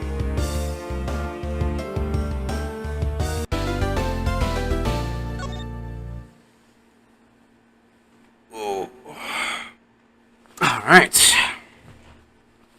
Another girthy session of investigation and turnabouts and cross-examinations and questioning and twists and turns. Alright. All good stuff. Alright, well, I believe that's it, right? Just do a little savey here. Savey save. Alright, yeah. That's all she wrote for now. So, yeah. Again, thanks for watching, and until the next time. Alright, hello everyone. Welcome back to Ace Attorney Investigations. We're on the final part of case number 4 now. Turnabout Reminiscence. So, once more, here we go. Let's get back to it.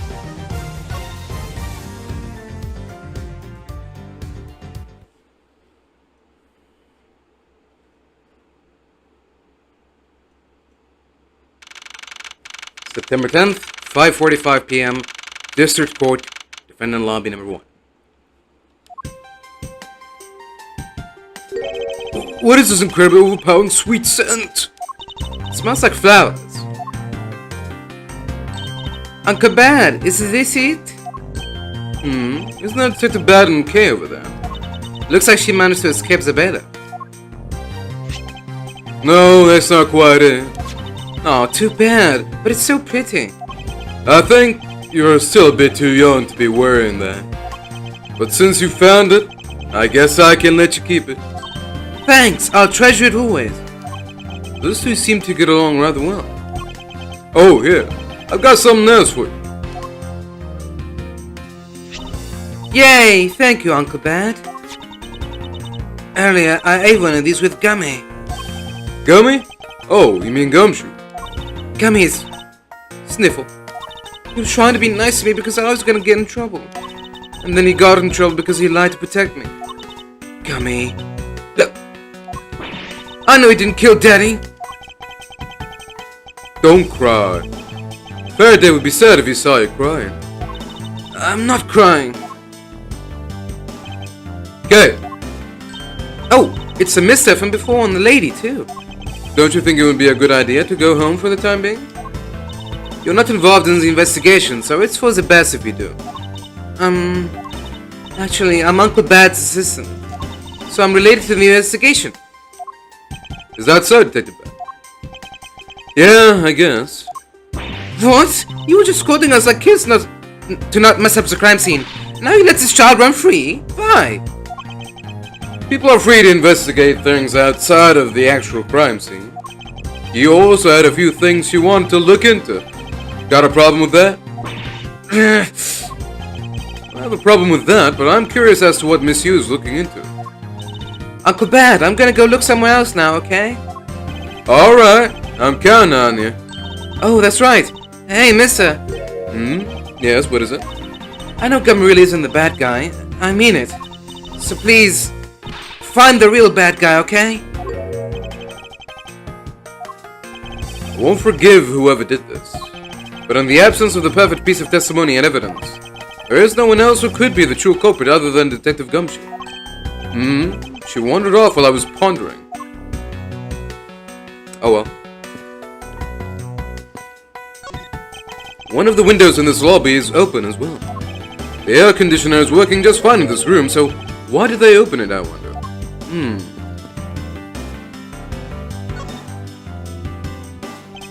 That expensive painting is ill-suited to be hanging on the wall of this room. I wonder if a guard detail should be placed on it. Why do you say that? Well, a desperate low-paid detective might make off with it someday. You never know. She may be thinking about hiring a guard. But it's obvious she isn't factoring in that guard's salary whatsoever. This decorative plant's leaves are shinier than the ones on the plant in lobby number 2. That's probably because it's next to the windows where it's easier to photosynthesize. You may be right. Plus, the curtains are always drawn in lobby number 2. The caretakers of this courthouse don't think enough about the plants, do they? That's because they're the courthouse's caretakers, not a bunch of botanists. Bunch of damn hippies. I can see down into the courthouse courtyard from here. What is that mess supposed to be? It's like an optical illusion. I believe it's supposed to be postmodern in design. More like thoughtlessness in design. I can't disagree there. This television is the same model as the one in defendant lobby number 2. Looks like the two rooms are basically the same in terms of layout and supplies. Yes. The two rooms are basically the same, huh?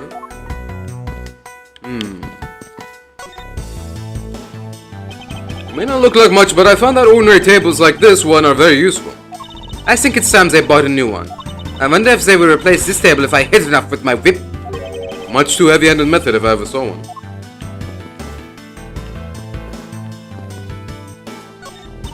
What an incredibly strong scented herbal tea. I fear that more than being relaxing, this scent might make one a bit heady instead. You put in a special request for that. No wonder she's so violent. She's been drinking this stuff the whole time. Neither woman should be allowed to comment on this particular topic. Ever.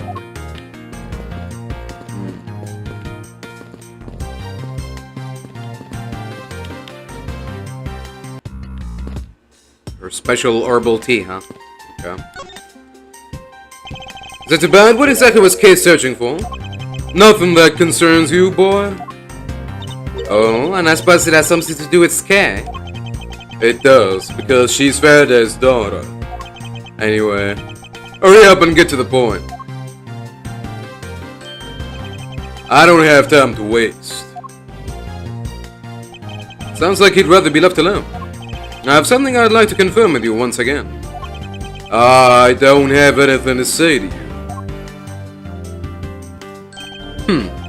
Be that as it may, we still have questions that we need answers to. Now then, first of all, what is the overpowering smell that is permeating this room? Upon entering this room, I thought I was going to suffocate. It's that ultra-strong perfume you wears. She spilled some of it. I was having a bad time of it myself. I didn't think twice and opened the window, but that smell is still here. Perfume, huh? The sweet scent in the air is perfume. That is giving off quite a stench. I bet it's some cheap no-name brand. She said it's a famous brand from overseas. It's a knockoff. Yes, definitely a knockoff. No disrespect, but she forced one of those bottles on me. Here, little girl, you can have it. I was bought for a much more expensive and refined perfume. However, seeing as how you just happen to have a spare, I suppose I'll take it. Master Edgeworth, you will hold on to this bottle without fail.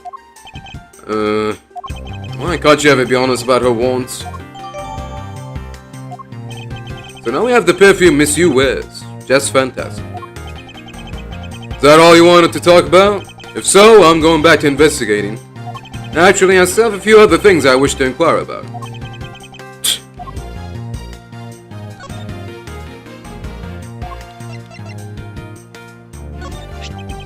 I'm not a big fan of perfume.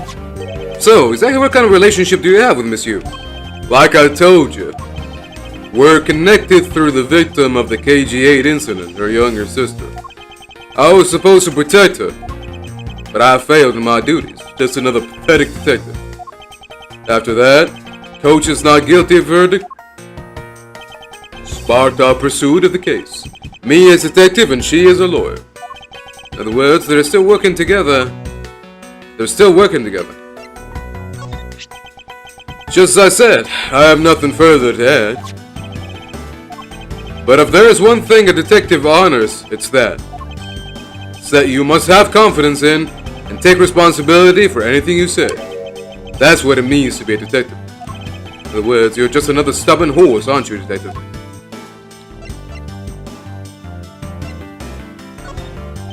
Detective Bad, I'd like to ask you about this piece of evidence.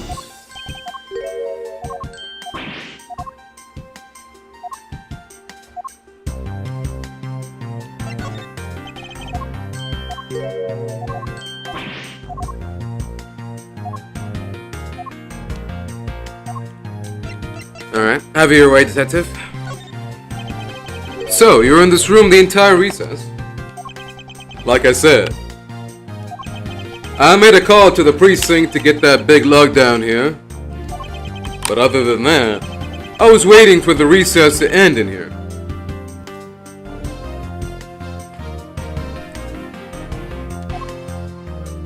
At least your story is consistent.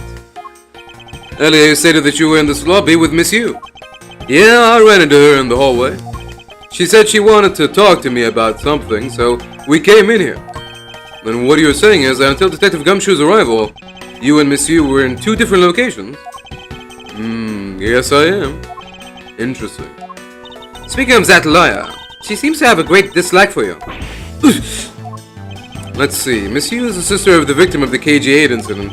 As I recall, Detective Bad was the lead detective on the case. I wonder if the reason for her disdain isn't simply because you failed to guard Cece, but because you were the lead detective on the case.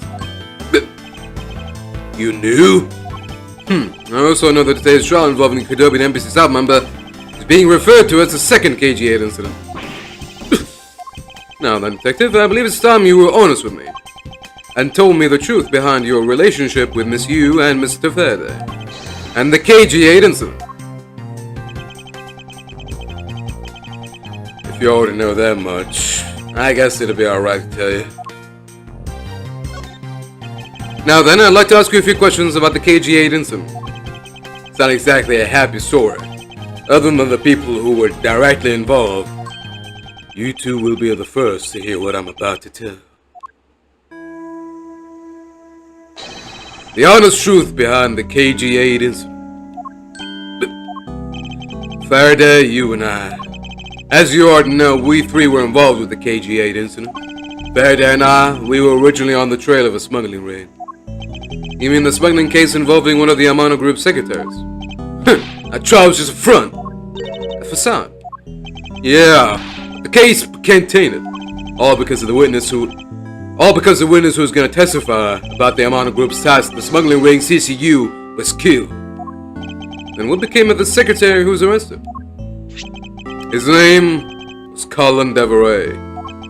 To be honest, the guy didn't know a thing about the smuggling ring, but he confessed to knowing about it anyway. Deveray was probably being intimidated by the big boss man. Just another scapegoat.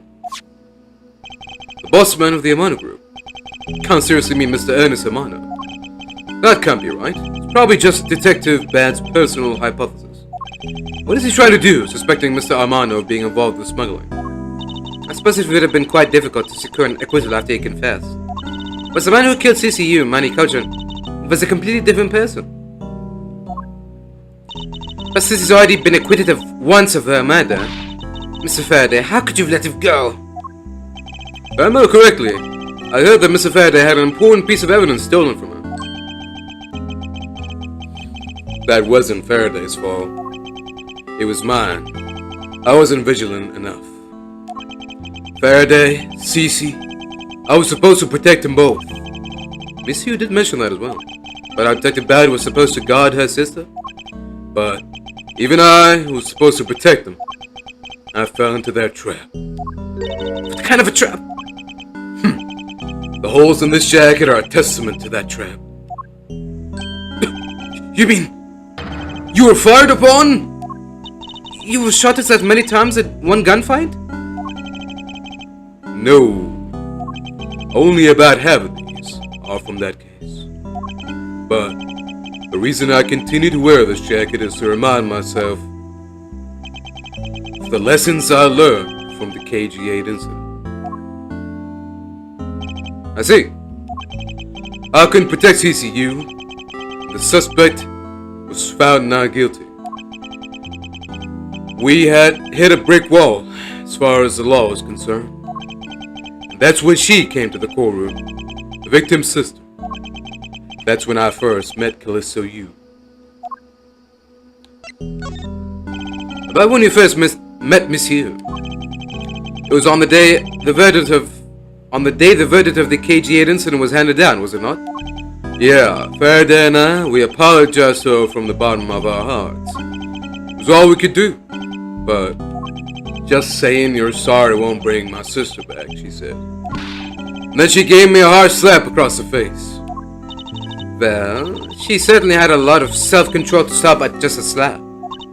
If it was me, not even 100 lashes would have been punishment enough. I suppose not. You said it herself. She never wanted to see either of us ever again.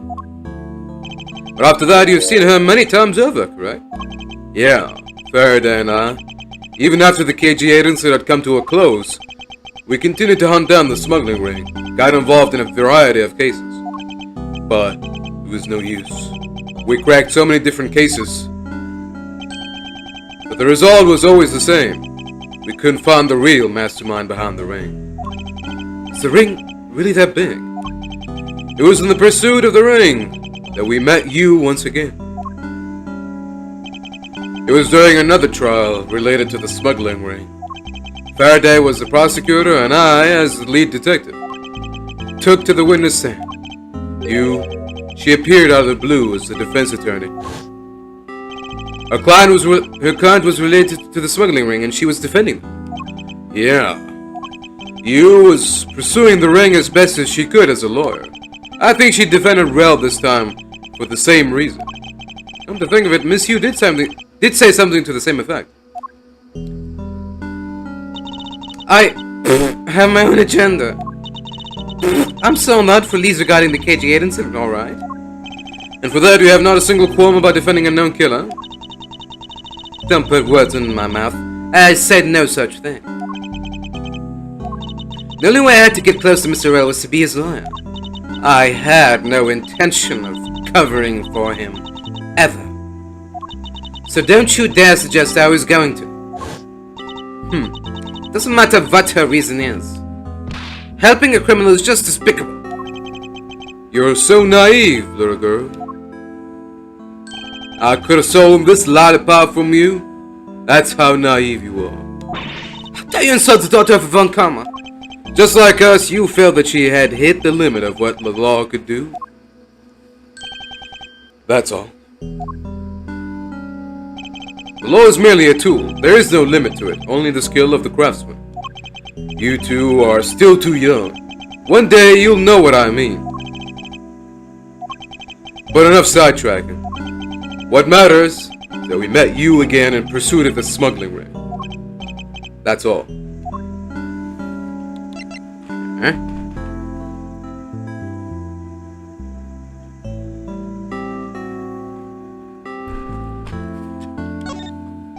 So what was your relation to Mr. Faraday? You even seem to know Kay fairly well. I met him when he was a rookie prosecutor. Known him ever since.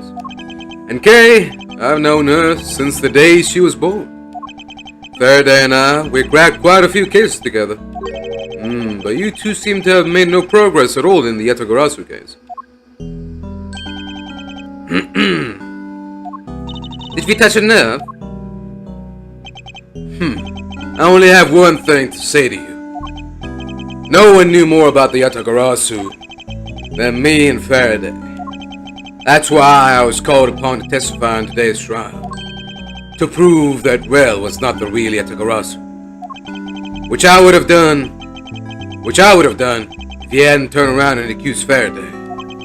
After the accusation, I was asked to testify, but this time to prove or disprove the accusation.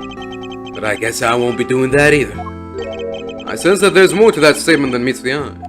Perhaps a bit more digging into the Yatagarasu is what's necessary. You claim to know much about the Yatagarasu. Would you care to share what you know with me? What you two should be looking for right now is proof of murderous intent towards Faraday and Rel. I agree, which is exactly why I'm asking you about the Yatagarasu. What? The KG8 incident and the second KG8 incident. Both of these cases are tied to the smuggling ring.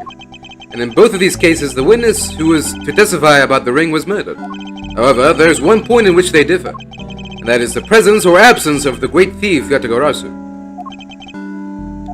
Mr. Rel claimed to be the Yatagarasu, however, in the middle of the trial, he suddenly declared Mr. Faraday to be the real Yatagarasu. Then, during the recess, they were both killed. Don't you find that to be the least bit odd? Edgeworth, stop beating around the bush and just spit it out already. I believe that there must be some reason that the two men suspected of being the Yatagarasu were both killed at the same time. A reason? Huh. And so, in order to catch Mr. Faraday's and Mr. Rel's cold-blooded killer, I feel that I need to learn as much as I can about the Yatagarasu. If it will help you solve this case... And I'll tell you the reason why we've never caught the Yatagarasu. What was that sudden outburst for? You almost made me whip you by accident. Go! Still accidentally whipped me anyway. There are three main reasons why the Yatagarasu will always be one step ahead. First, the Yatagarasu always knows the exact location of the target object. Second, the Yatagarasu always knows exactly how to disarm the security system. Third, the Yatagarasu doesn't leave a single shred of evidence behind, ever. I see. So those are the Yatagarasu's special traits. Sounds like an incredibly elusive seed. The Yatagarasu has never been caught on tape. Never tries to draw anyone's attention. And would never do something as lowbrow as commit murder. That's how I knew that Rel wasn't the real Yatagarasu right away. You can't use that sort of logic on its own to prove that he wasn't. Listen, little girl, I'm not done talking yet. What's different about this time was that evidence related to the smuggling ring was sent to the police. And the sender was none other than the one who infiltrated the Kodopian embassy. The Yatagarasu. The Yatagarasu sent the evidence. Until now, the Yatagarasu would always publicize any corrupt dealings through the mass media. But not this time. The evidence this time was something only Faraday and I, and a select few others knew about. In that case, how can he be so sure that it was the Yatagarasu who sent it? That's easy. A special car that only the Yatagarasu uses was attached. That's how I can be so sure. Just what sort of card is it? Here, take a look at this article. Whenever Yatagarasu wants to publicize something, a white card is sent along with the stolen information. But when we questioned Rel about what was sent along with the white card, Rel had no idea what it was. That's how Detective Bad knew that Mr. Rel was a phony. Thank you very much. I have a much better understanding of the Etograsu now.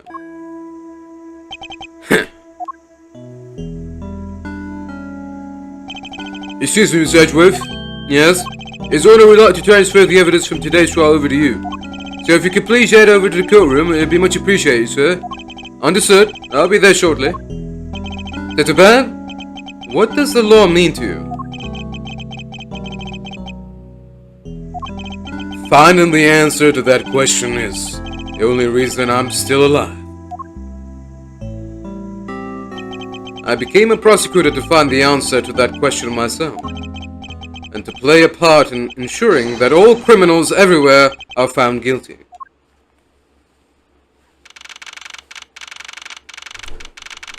Okay then.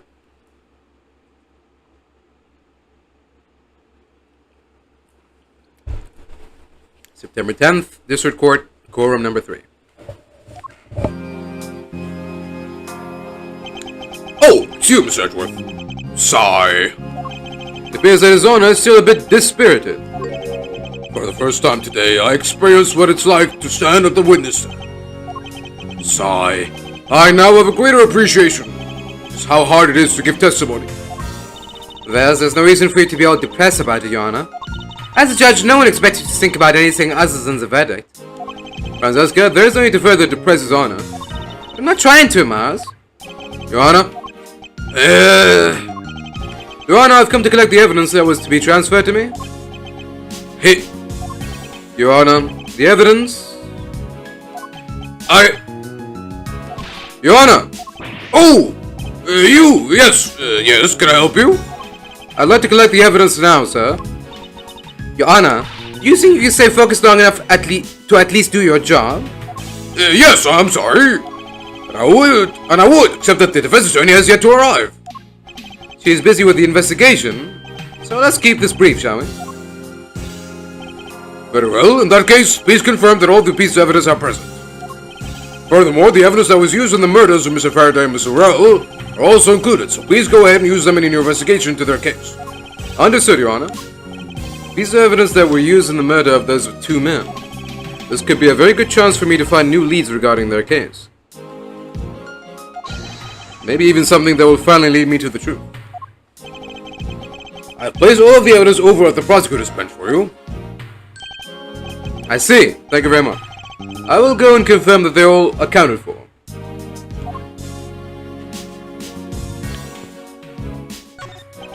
Sigh. Sigh. It would appear that the judge is still a bit dispirited. Stop that! You're being so depressing! Moo! You should listen to her, Your Honor, before things go from bad to worse. Although, it can't really get much worse for him, other than to be whipped by her. Alright. Sorry. It's getting a little too hot here. I gotta turn up the AC. I'll be right back. Alright. Sorry about that. We're back. Whew, alright. Let's get back to it.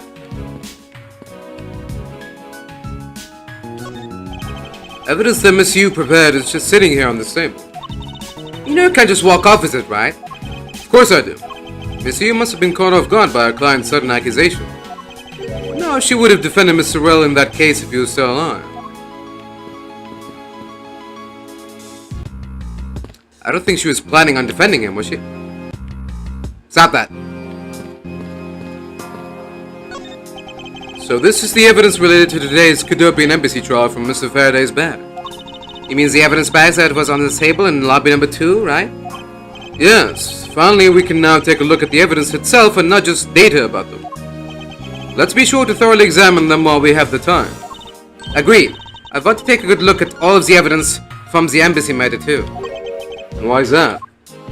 Because I still don't fully understand what today's trial was about. Don't point your crop at me just because you don't know something. Don't you try to order me around just because Papa chose you today. I see someone is still sore about not being picked by Mr. von Karma. It's also real to see the knife up close. So, we have the knife, the gun, an envelope, and what's this organizer doing here? Oh, that's right, I completely forgot to tell you. About what, Your Honor? They found Mr. Faraday's personal organizer inside that evidence bag of his. Detective requested it be passed along to you. He said it would help the investigation. Detective said that. What a strange stroke of luck. What a strange stroke of luck. Well, never look a good horse in the mouth. We might as well flip through it too. Well, I won't rest until I've inspected every suspicious-looking nook and cranny.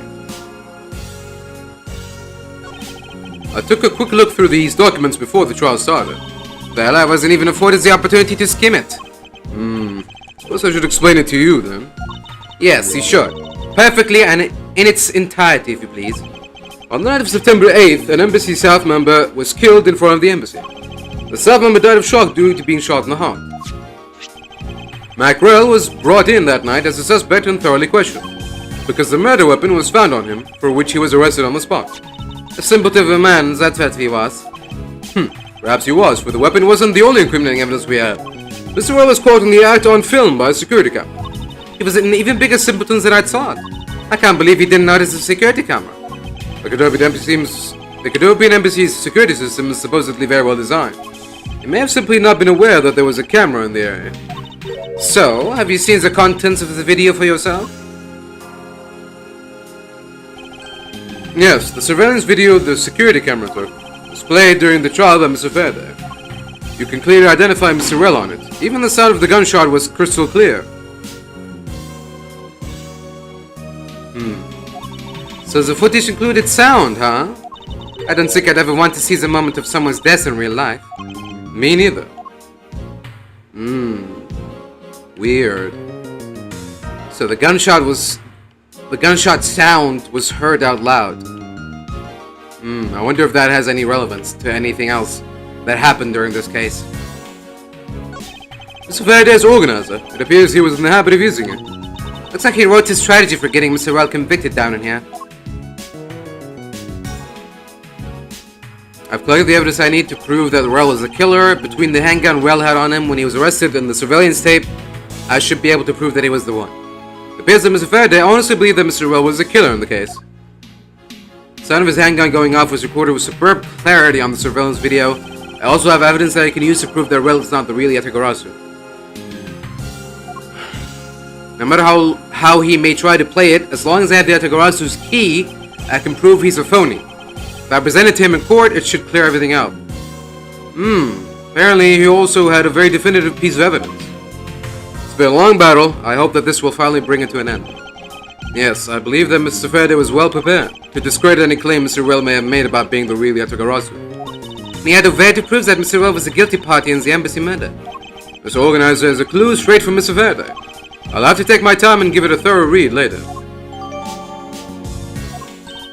Look, there's a picture stuck between these pages here. It appears to be a key. And a rather ornate one at that. Just look at the design on the handle. The craftsmanship is superb. Could this be the Yatagarasu's key Mr. Faraday mentioned in his organizer? The Yatagarasu's key. Detective Bad said something earlier. What's different about this time is that evidence related to the smuggling ring was sent to the police. And the sender was none other than the one who infiltrated the Cadopian embassy, the Yatagarasu. The Yatagarasu sent the evidence, and until now the Yatagarasu would always publicize any corrupt dealings through the mass media. But not this time. The evidence this time was some only Faraday and a select few others knew about. Mr. Faraday must have been trying to keep the secret key safe. As a prosecutor on both the Yatagarasu and the smuggling ring cases, that's to be expected.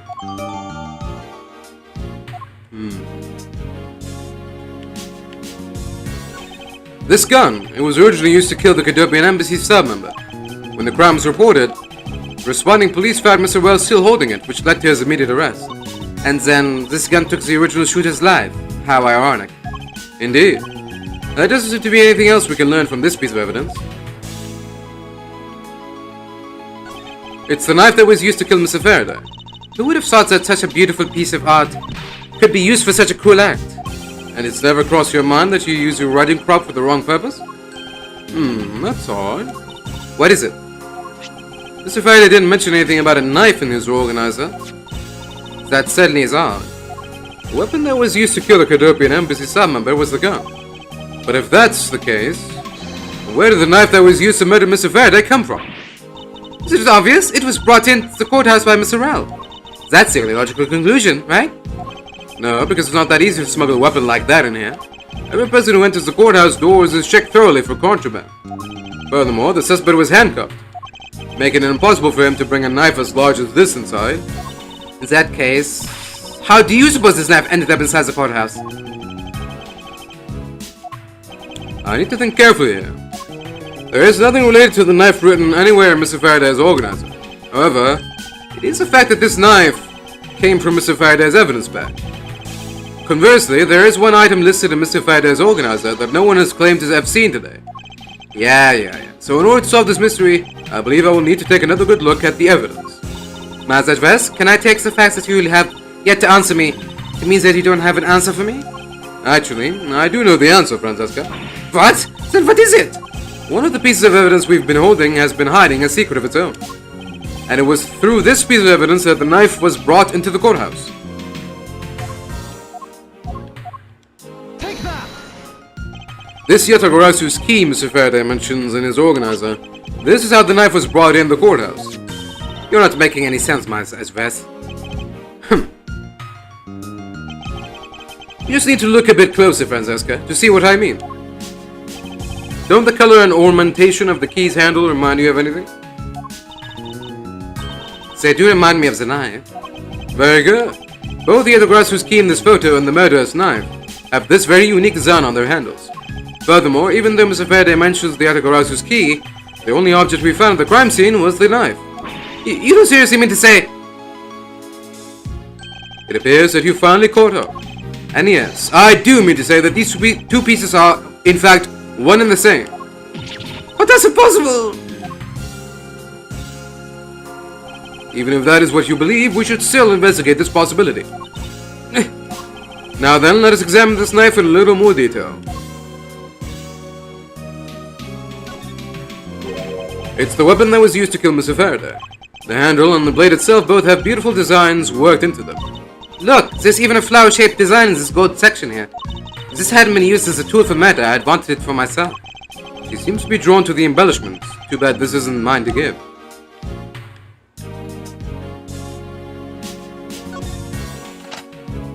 Oh! I can't believe it turned into a key! To think there was such a trick to this thing. So the weapon used to kill Mr. Faraday is actually the key, the Yatagarasu's though. This piece of information is more critical than anything we've learned up until now. Frankly, I'm shocked. Mr. Faraday only mentioned the key aspect of this piece of evidence in his organizer.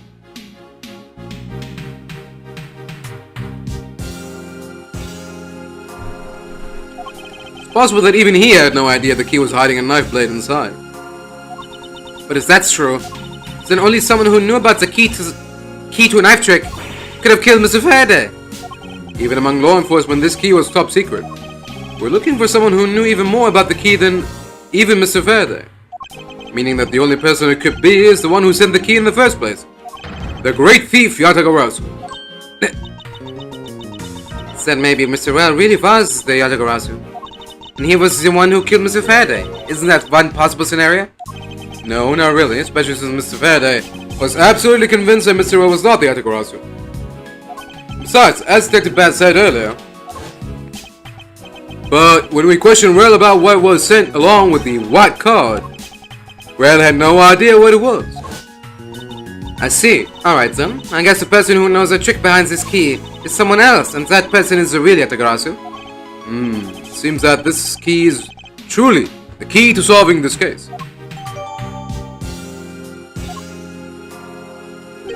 That's odd. We're short one piece of evidence. And the piece that's missing is the surveillance video that was played in court. The surveillance video? How could a piece of evidence just disappear? Where did it go? Video showing the moment in which Mr. Rel committed the murder. Where could it have gone indeed? Huh. Could it have to do with the static that played in lobby number 2? Remember, Gumshoe tried to turn on the TV, but then it activated on itself, according to Gumshoe.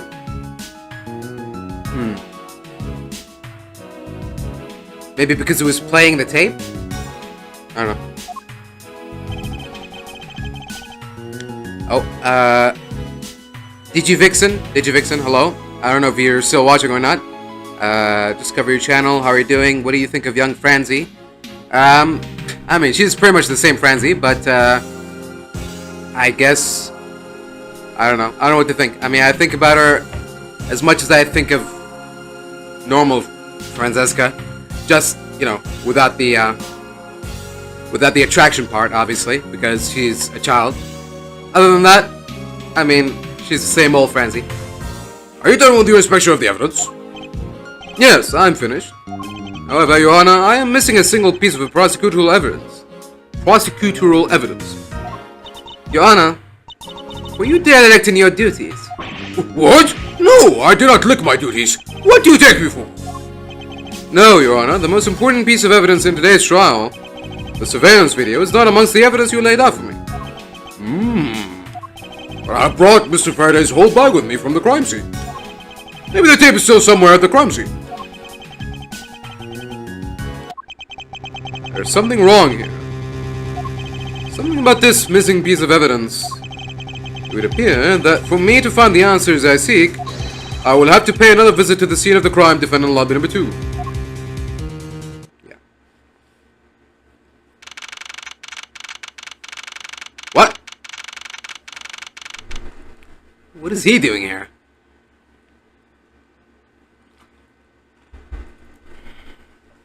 September 10th, 6 p.m. District Court, defendant lobby number 2. It's not too bad, but who is he with? I've never seen that officer before. So, did you find it? No, not yet. And I've looked everywhere. I see. Well then, please continue with the search. Understood. I'll continue the search. Ha! So you're the one running the show. Prosecutors like you shouldn't even be allowed at crime scenes. How dare you? Just who do you think you are?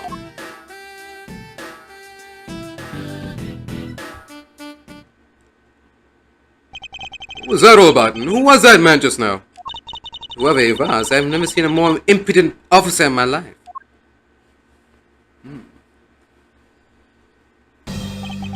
Does he even know that we're standing right here behind him? I know you're standing right here behind me. What do you want, kid? Looks like you were paying attention after all. Of course I was. I have eyes in the back of my head. So that mirror isn't for vanity's sake. It's for him to keep an eye out on who or what is behind him at all times. So tell me, Detective Bat, who was that rude man just now? The guy came here from the Republic of Zhengfa to study. He's Agent Lang. He's trying everything he can to revive the lost honor of his family. He's traveling the world to study different philosophies of detainment from scratch. By visiting various police departments around the world, he has a lot of dedication. He's still just a rookie cop, but I sense a strong grudge of some sort from him. The guy's more useful than Gumshoe, even if he's rude. Well, he sure has a lot of guts to come to this country and give prosecutors a hard time. I agree. However, I can think of one young lady that same also applies to. Anyway, what was that agent looking for, Detective Bat? And yes, that little guy was poking around in lobby number 1 as well. Like I said before, it's got nothing to do with the two of you. I highly doubt that. I highly doubt that it has nothing to do with me.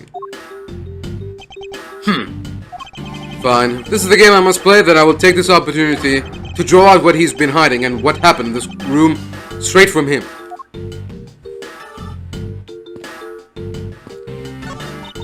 That is one tiny TV.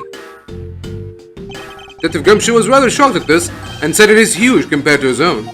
Huh. Anything you compare with something he owns will always seem grandiose. Speaking of grandiose, I'd say that ego of yours could use a little deflating. Was this table here all along? I suppose so. But clearly it's out of place. When you take the sofa into consideration, that table is much too tall.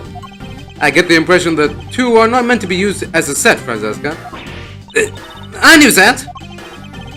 It seems she's lost her calm sense of judgment in her eagerness to defeat me. Oops. This decorative plant's foliage is quite nice. Actually soothing to be around it. Perhaps I should purchase one for my room.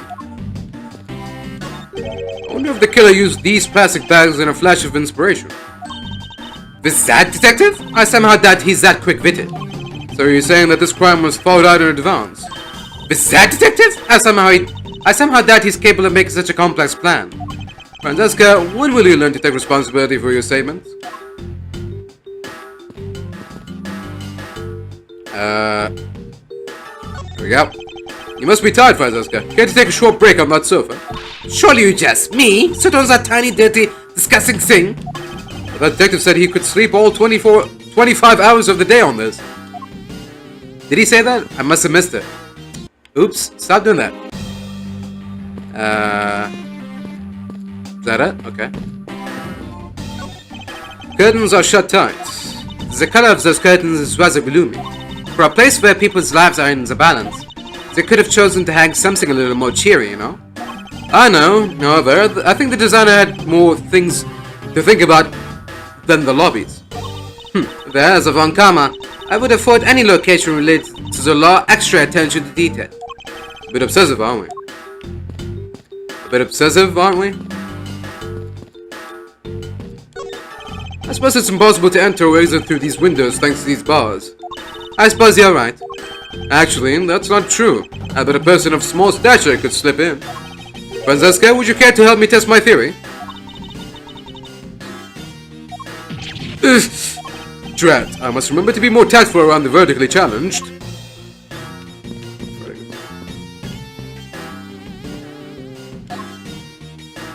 Yes, what is it? Looks like Detective Bad is searching for something. Indeed, I'm curious as to what it could be myself. Maybe I should just ask him.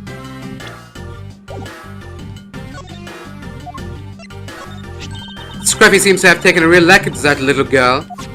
Indeed, for him to cover for her to the point of taking the blame for the murders, despite only knowing her for such a short period of time. He must be a frightfully big softy. He may be a fool, but I guess I can recognize his soft side as one good point about him. Which means he is about as unlikable and thankless as a small child now in my mind. Which really means that your opinion of him hasn't changed a bit, has it? I have no interest in that perfume or in that woman. Here we are, trying to be serious, and all she does is break out into laughter.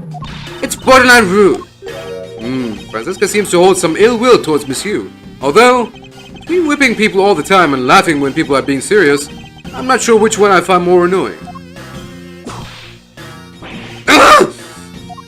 You were thinking something bad about me just now, weren't you? I take that back. Miss Yu is slightly less annoying due to the lack of physical pain. I mean, yeah.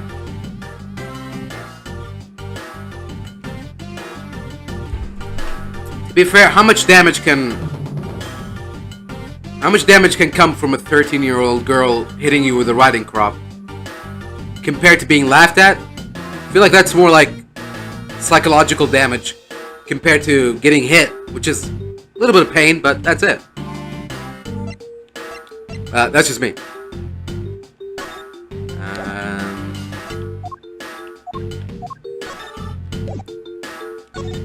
So the knife that was used to kill turns out to be the Yatagarazu's key. It must have taken great skill to combine both aspects into one object so well. Make no mistake, I think this is the key to the whole case. So you're saying that this key is the golden key to unlocking the secrets behind this case?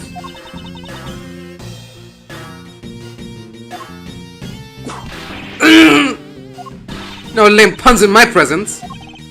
Perhaps I was just a bit too corny. I was wondering what do you think of this piece of evidence? Asking people for help is breaking the rules, Miles. Now it's breaking the rules. Okay.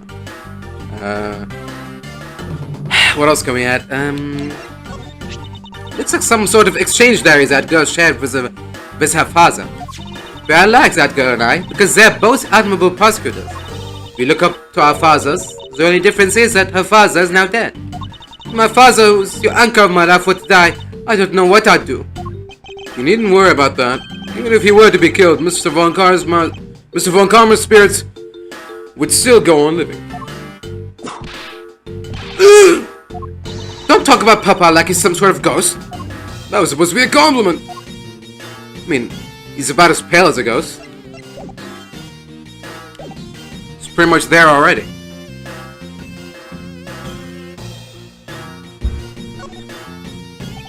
Hello, you were in lobby number 1, and now you're here in lobby number 2.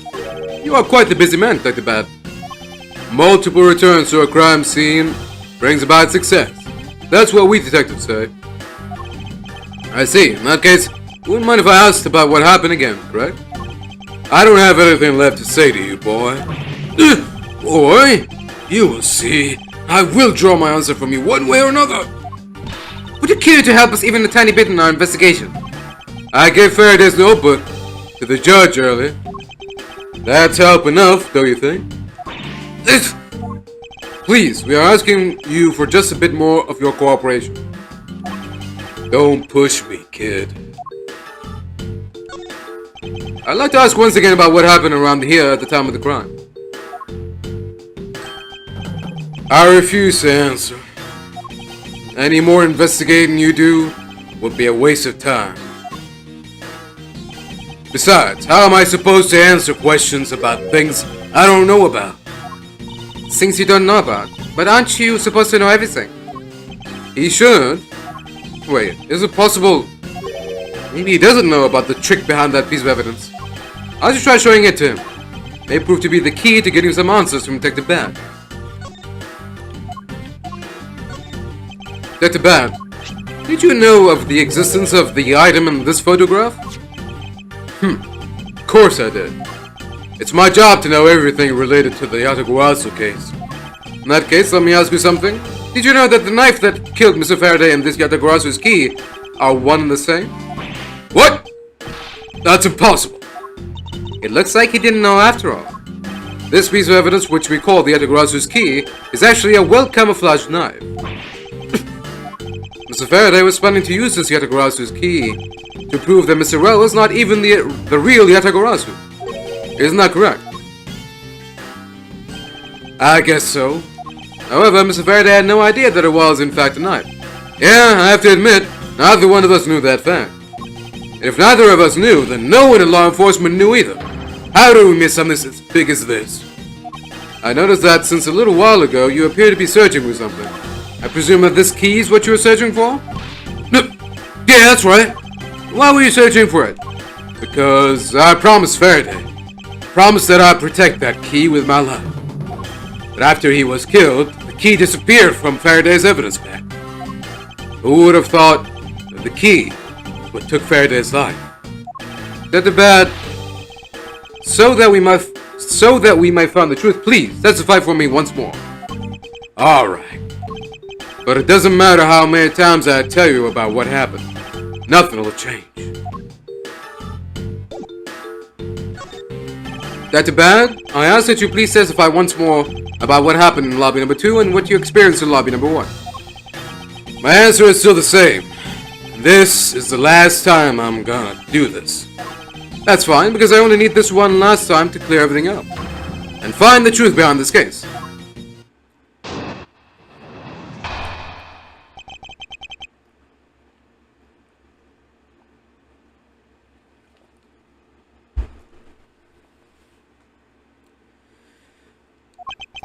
I was in lobby number 1, talking with you. We were talking about some trivial things. I heard the gunshot right before the trial was about to reconvene. When we heard it, you and I immediately dashed out into the hallway together. I saw Gumshoe moving around there, and then we all ran into lobby number 2. It sounds like the exact same story he told us before. Indeed. However, I feel that we have yet to draw out all the information that we can.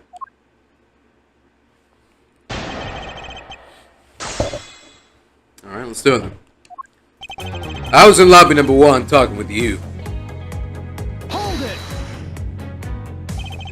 Why did Miss Yu choose lobby number 1? Answer me! Who knows? She just said that she had something that she wanted to talk to me about. And we walked into lobby number 1 together, that's all. So his answer remains the same as before, I see.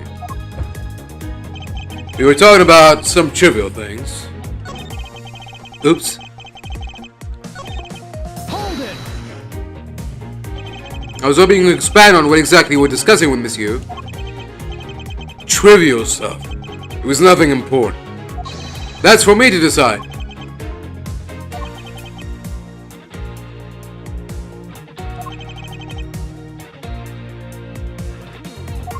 Alright, I suppose that's for him to decide. Moving on then. I heard the gunshot right before the trial was about to reconvene. Hold it! Until you heard the gunshot, did you notice anything else that was out of the ordinary? I didn't hear any other strange sounds.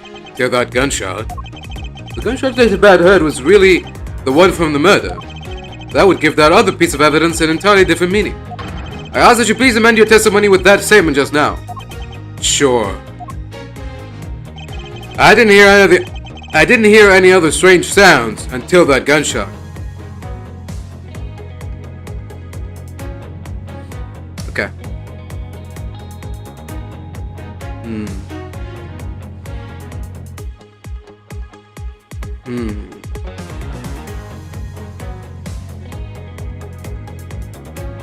I'm thinking that because, I mean, at this point, there's no point in pretending anymore. It's obviously Callisto Yu who killed both of them. Because she couldn't figure out which one of them was the Atagarasu, so she killed them both. I'm trying to figure out, did she use the audio of the gunshot somehow? Did she play it in the courtroom in defendant lobby number 2? Or did she... Did she shoot Mr. Rel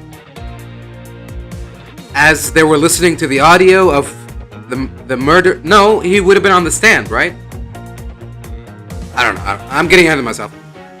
I didn't hear any of the strange sounds until that gunshot. Hold it! Detective Bat, you honestly don't remember hearing anything else? Yeah.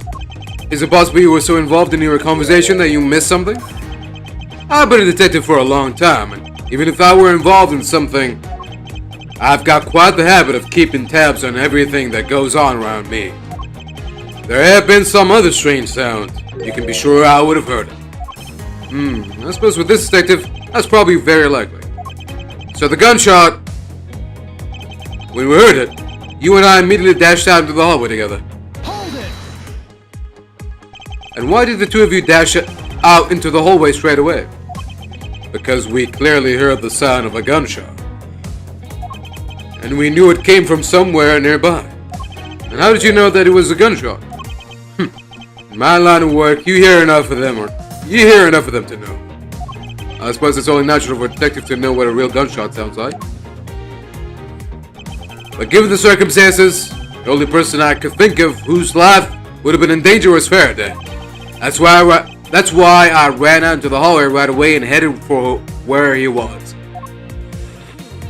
I saw Gumshoe going around there, and then we all ran into lobby number 2. Hold it!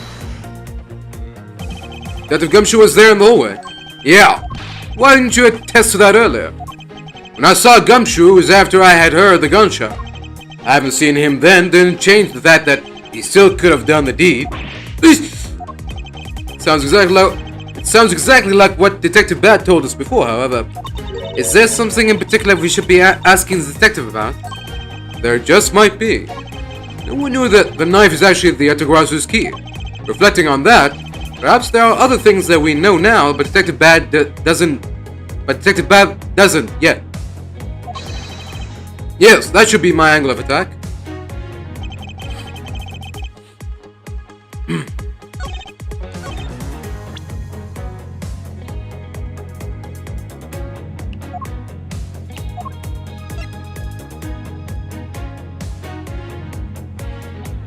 Objection!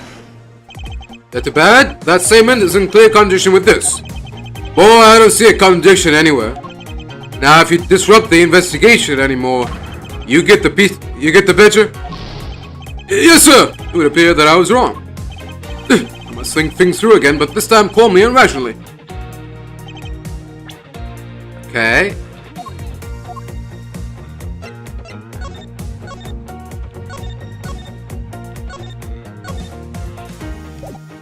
Objection!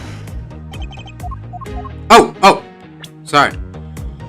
I would like to show the contradiction in your statement with this. And how will you do that? Because I can't see how you can. But you can't explain how you plan to do so in a way I can comprehend.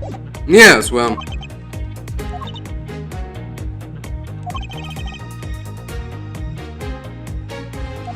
If what you're doing right now is thinking up a way to explain it, then that means it was simply a guess all along, wasn't it, Miles? She saw right through me. Can't keep this up. I will wind up losing the truth if I continue this tactic.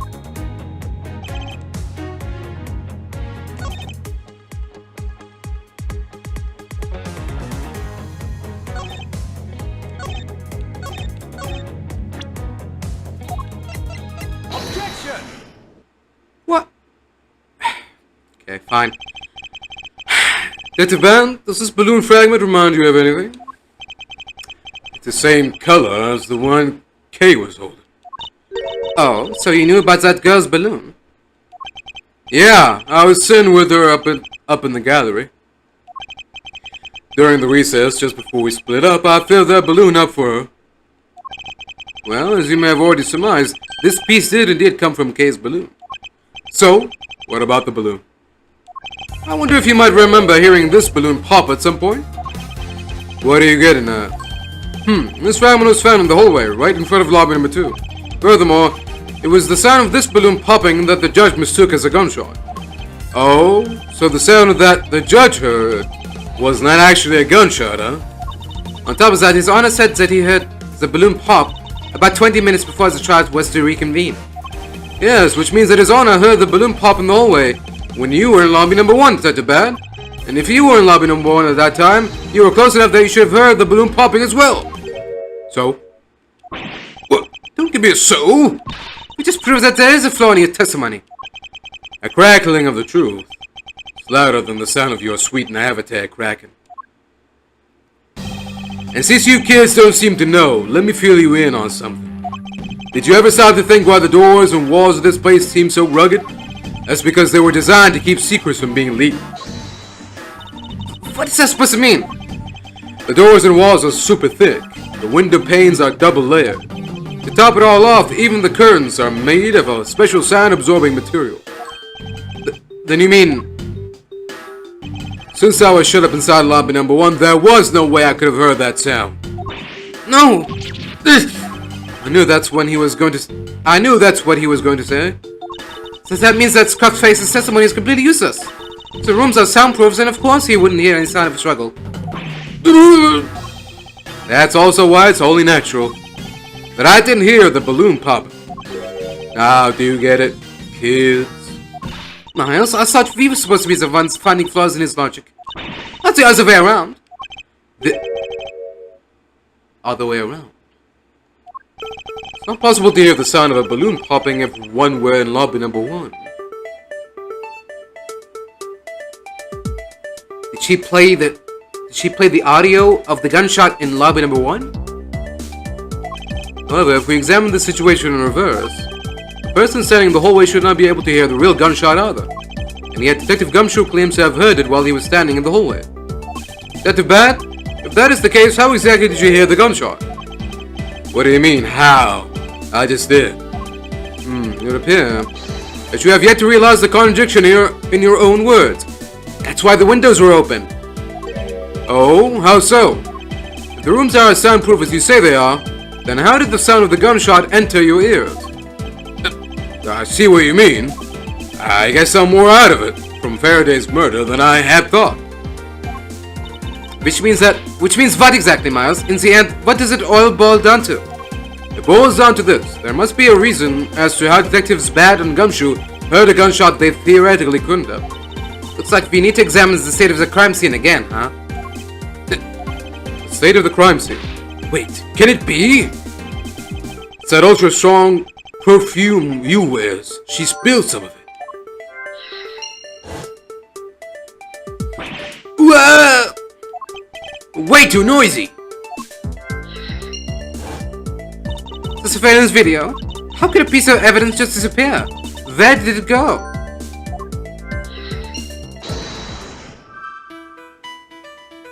Yeah.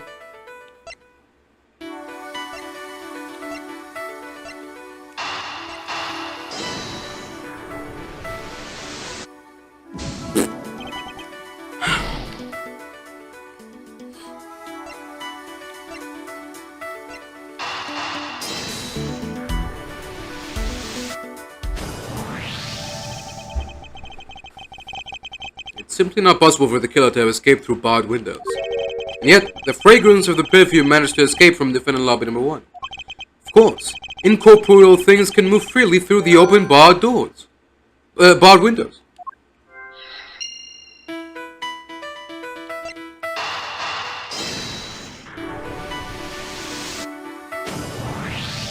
Now then, what else besides a smell can go both in and out of an open barred window?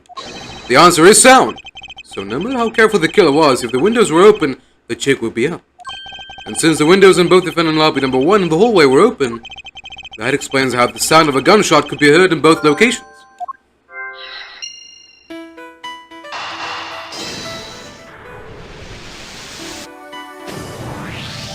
The missing piece of evidence is a video that shows the moment in which Mr. Well killed the embassy staff member. The sound of the gunshot left quite an impression on me when it was played during the trial. The video should have been returned to Mrs. Faraday's evidence bag for the recess, and brought back here. If it disappeared after that time, then it's possible that the tape is still here in this room. Eureka! The evidence that the missing evidence created for me is the gunshot sound that no one should have been able to hear in the first place. Miles, what have you been thinking about? Stop wasting time thinking and let's start looking again. Not a waste of time to think, for I have figured out where we should look. And where would that be? I believe we should examine the television. The TV? Well, you kids have fun. Go ahead and examine whatever you would like. I won't rest until I've inspected every suspicious looking nook and cranny. The window is wide open. The scent of flowers is being blown in from the outside. I think it softens the heavy air in here somewhat. Windows in both lobby number 1 and 2 were open. Maybe they were trying to air out the room, just like in lobby number 1. Maybe they sought to ease some of the tension through some fresh air.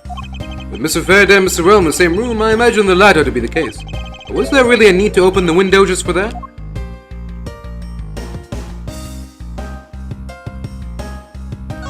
It's a video player, and there seems to be a videotape inside.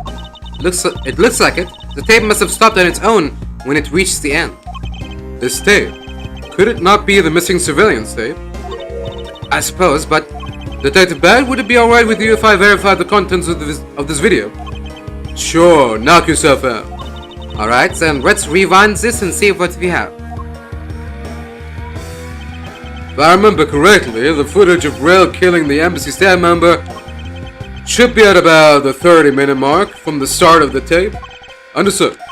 This should be about right. Now then, let's see. This is the footage of Mr. Rush shooting the embassy staff member. I knew it. The missing piece of evidence, the surveillance video, was here all along. This sound. What's the meaning of this? It appears that Detective Bad has figured out the true source of the gunshot you heard. With this, I think we can figure out the trick behind this double murder. Do you mean that you figured it all out then? Yes, all I have to do now is show what the gunshot detectives Bad and Gumshoe heard was, and through where they heard it from. Fine, in that case, show me what you've deduced. Now to show what the gunshot detectives Bad and Gumshoe heard was, and through where they heard it from. Or rest until I've inspected every suspicious looking nook and cranny. Earlier, when Detective Gumshoe touched this, it made a most terrible racket. You mean when Scruffy turned the television on, right? Actually, come to think of it, I don't think Detective Gumshoe actually touched the television at all. Furthermore, it seemed more like when a video feed suddenly stops. At least, it did to me. I wonder why that is. Is this spot somehow connected to any of the evidence I hold?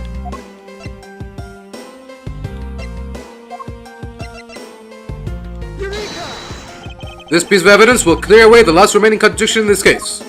Mars, I believe that piece may actually be proof of a different loss of sorts. It proves that today will be your last day as a prosecutor. It appears that I've made a mistake. However, I know that the last riddle and its answer lies somewhere within this room. I need to calm down and think it through once more. Oh. Someone left this video on play as a hard time, huh? I suppose so. Other than the killing, there's hardly a sound on the rest of the tape. So invited the television makes that loud noise when Scruffy got near it. That's probably because the tape had run out and stopped its playback. Not just bad luck, that detective has the worst timing as a VAR too. Someone purposely left this video on play. The question is why?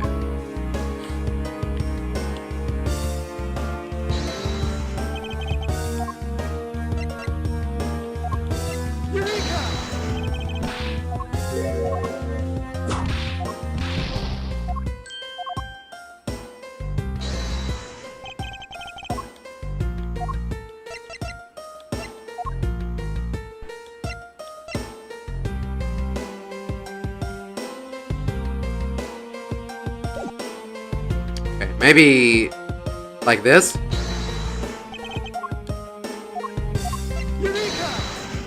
Ah, okay.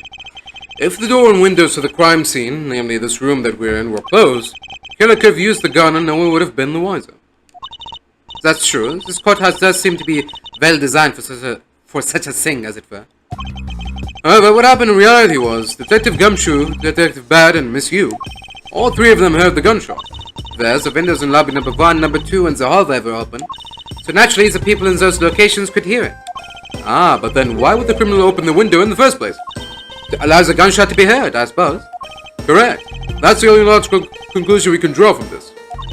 But why was that necessary in the first place? I want a real answer, Miles. I demand satisfaction.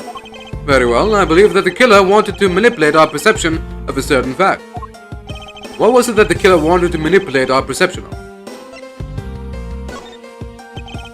Killer wanted to fabricate the time of death to their precise wishes, and they used the gunshot in the surveillance video to do so. So that's why this tape was left running. You mean the gunshot I heard was from this video? Yes, which means that the murders really occurred at an earlier time than we thought. It's been during the recess, but before Detective Gumshoe was on guard duty, someone who has no alibi for that time period and planned this crime out in advance, that person was the real killer. Oh, okay. There you go.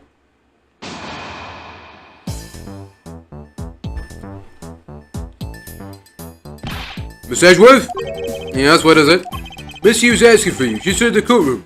She said that she's identified the murderer, but that she wants to clarify something. Looks like Miss Yu is still investigating something. Understood. Please tell her that I will be right over. I'll come along. I'll come along. I want to hear what she has to say. It would appear that the time has come to uncover the truth. To be continued.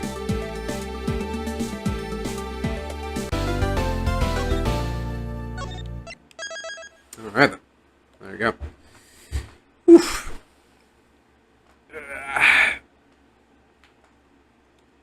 It's time for the final showdown. Okay. Let's see here.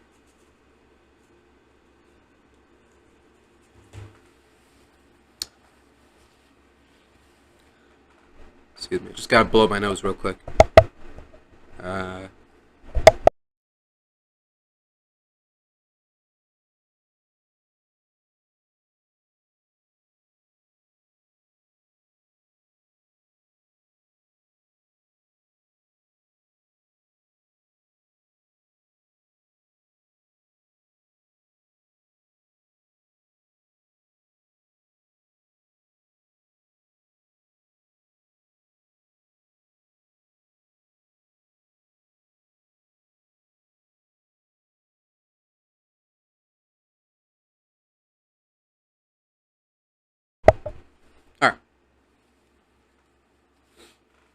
think I'm good now. Good to continue. Whew. Sorry about that. Okay.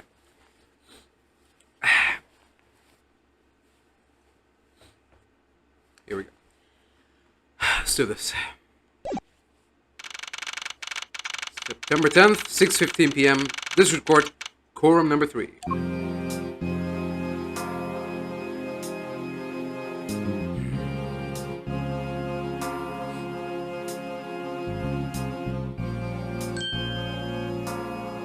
Okay, what are you doing here?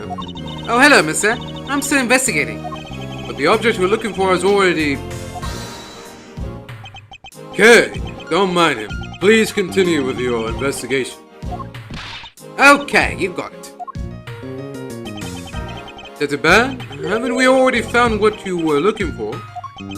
If it means I can keep her in the dark just a little longer, any little task will do.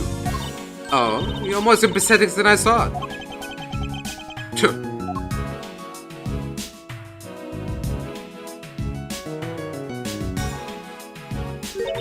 I've been waiting for you, Edgeworth. I've also been waiting for the moment in which we can finally lay this case to rest. The moment in which we can finally lay this case to rest? Wasn't that when we placed Detective Gumshoe under arrest? I think we've more than solved this case already. Don't you? We'll see. It all depends on whether or not your logic holds. Oh, I see. We even have a viewer in the gallery. And why even Mr. Bad is here? A viewer in the gallery? I'm hardly just a bystander.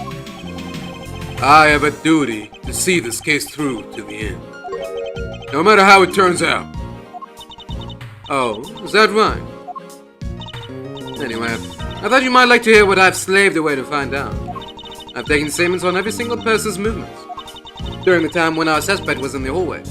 I also confirmed that there is no possible route of escape from lobby number 2. Therefore, the killer must, without a doubt, be Detective Gumshoe. And that's all you have? Yeah, that's all there is to my conclusion. And this case? Sorry, but I beg to differ.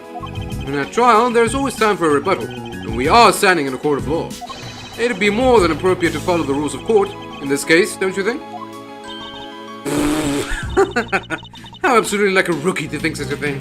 But alright, I'll play along and give you a proper testimony. My logic is correct, then I've already won. All I have to do now is prove it by showing who the real killer is. Here we go.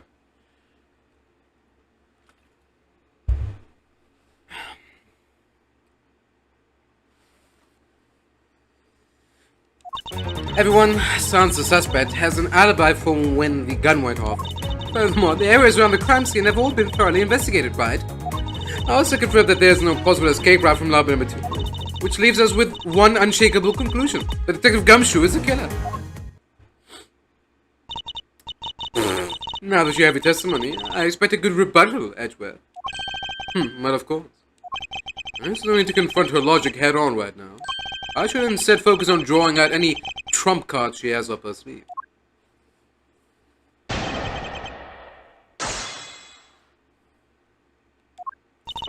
Everyone sans the suspect has an alibi for when the gun went off. Hold it! The suspect? But I thought that Detective Gumshoe's alibi has already been proven. Are you joking, Edgeworth? I assure you, this is no joke. Look, I know you heard from the judge earlier that the detective was in the hallway with Mr. Faraday's daughter eating a Swiss roll. Yes, that is correct. But see, that was 20 minutes before the real gunshot went off, right? And the problem is, there's no one else who can corroborate what he said, what he did since the snacking. I see she's done her research well, which means that I should focus on drawing out whatever trump cards she's withholding. Furthermore, the areas around the crime scene have all been thoroughly investigated, right? Hold it! Whether they have been thoroughly investigated or not is for me to decide. The scrunched eyebrows and lines on your forehead are back. Anyway, even if you believe it hasn't been exhaustive, the crime scene, lobby number 2, has no way out other than the hallway Detective Gumshoe was standing in. And because he claimed to be there, that makes him the only possible suspect. But isn't it also possible that someone escaped through a window and into the garden? That's the first place everyone looked silly. Police aren't a bunch of lazy bums. They looked into every possibility, you know. Isn't that right, Mr. Bad? Yeah. There wasn't a scrap of evidence to suggest someone used one of the windows. There also weren't any footprints or anything in the courtyard garden. I suppose they really did check everything that could be relevant to the case. They also confirmed that there is no possible escape route from lobby number 2. Hold it! Are you absolutely positive that there are no possible routes of escape? Of course I'm sure. And why are you so certain? This is a courthouse, the place where criminals are brought to be judged. If there was an escape route, I'm sure every criminal would be using it to escape. It's just common sense. Miles, that's best. Let's just use a bit more of it in the future.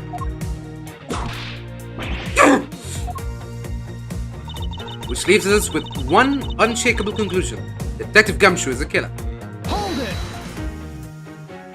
You may think it's unshakable, but to me, there are still too many unanswered questions.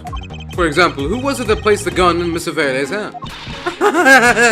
You're the only one still wondering that. Detective Gumshoe probably had no idea which hand Mr. Verde used to ride with. Even if you know someone, it doesn't mean you'll know which hand they ride with, right? I mean, I certainly don't care about that sort of thing.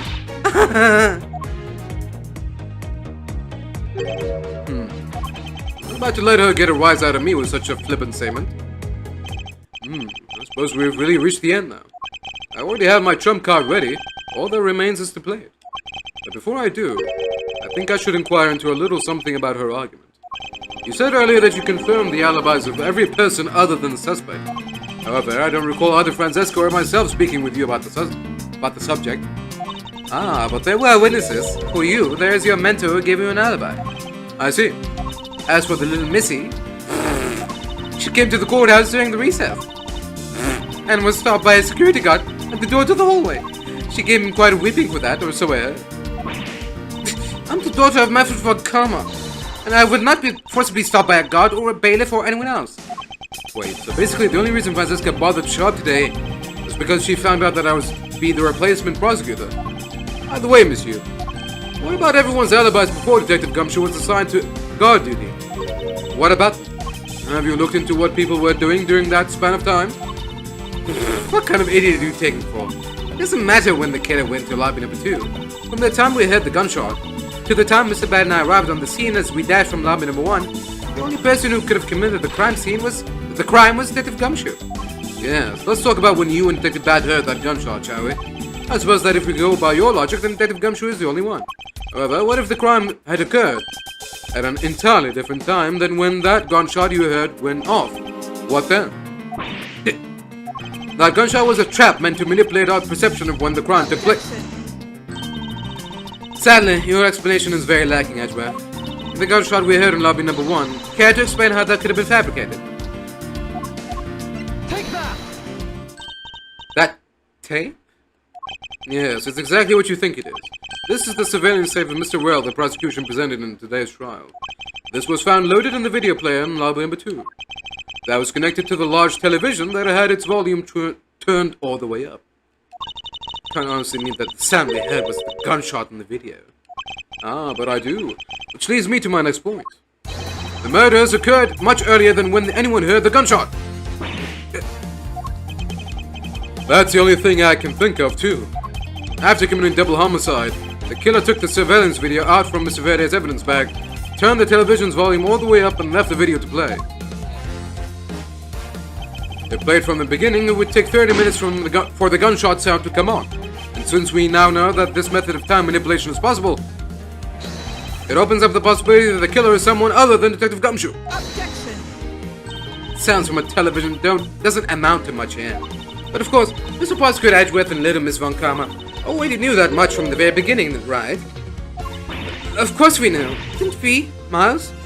Yes, of course. We know about the soundproof quality of this courthouse rooms. Of course, I'm not about to admit we had no idea until only a little while ago. That's right, and if the rooms are soundproof, then we should not have been able to hear it. And yet we heard the gunshot clear as day. And that's it. End of story. But it's not. How should I explain why she was able to hear a gunshot from a soundproof room? There is actually one common point between lobby number 1 and lobby number 2. And it is that despite the fact that both rooms have air conditioners installed, a window was open in each. Now, we know that the window in lobby number 2 was opened by the killer. However, a window in lobby number 1 was also open. Objection! It's probably just coincidence that they were both open at the time. Objection! Yeah, sure. It was no mere coincidence, I assure you. Why was the window open in lobby number 1? The answer is that a certain person did something to cause the window to be open. And the person who triggered that action, that person is the real guilty party. The real killer of this double murder is... Take that! Bam! Miss Callisto Yu. I hereby formally indict you of the murder of Mr. Faraday and Mr. Rell. What? You indict me? Are you serious, Miles? Why do you think she's a killer? I don't understand her motive just yet, but of course I'm serious, because she is the only one who could have done it. Well, Miss Yu, you still feel like laughing now? Of course I do, Edgeworth. My argument must not be tight enough yet. Although I never thought things would spiral into this. But I'll have you know I'm enjoying this dance quite a bit. I guess this means it's time for my own rebuttal now, right? If you want to dig that hole even deeper, be my guest.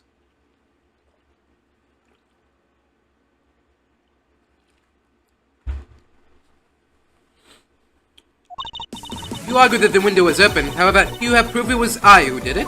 Furthermore, you have proof that the tape was used in committing the crime. Frankly, I'm shocked at you for going around accusing people of murder like this. Especially with logic as full of holes as yours. Okay. This is where it really starts. I mustn't let my guard down for even a second, or the truth will blow away. Now is the time to put the patented Von Karma perfect proof to the test.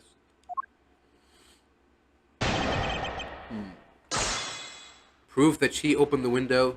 Proof that the tape was used for the crime. I think we can prove the second one. I don't know if you can... I mean, fingerprints on the curtains or something, maybe? I don't know. We'll see. You argue that the window is open. However, do you have proof it was I who did that? Hold it! Evidence? All I need to do is have some prints analyzed and we know straight away. Be my guest. She sounds as though she has the room to maneuver, which means, even if we were able to lift prints, they'd only show that it was someone else, but only that someone else was forced to open the window. That's simple logic. Why don't I try presenting that piece of evidence? I have nothing to lose. What's wrong? The scrunched eyebrows, lines on your forehead, they're all back. More importantly, are you going to be okay not running a fingerprint analysis? Yes, I'll be fine. Oh, well in that case, I'll just continue with my testimony, alright? Furthermore, do you have proof that the tape was used in committing the crime? Hold it! I thought I just proved that it... I thought I just proved that it was. Sure, you proved that the tape was there at the scene of the crime. However, that doesn't prove that it was actually used in said crime. Unfortunately for you, Miss Yu, the fact that the tape was there at the crime scene is, in itself, very important. How so? By the very existence of that tape at the crime scene, it proves the possibility that the when of the crimes... It proves the possibility that the when of the crime could have been fabricated. And that possibility alone renders all alibis and witness reports irrelevant. Basically, it means that we will need to re-examine every person's movements again. Whether the tape was used in the crime or not, that we can re-evaluate afterwards. Oh, sorry. Whether the tape was used in the crime or not, that we can re-evaluate afterwards. So in conclusion, you're admitting that you can't prove that it was at this point. Frankly, I'm shocked at you for going around accusing people of murder like this. Hold it!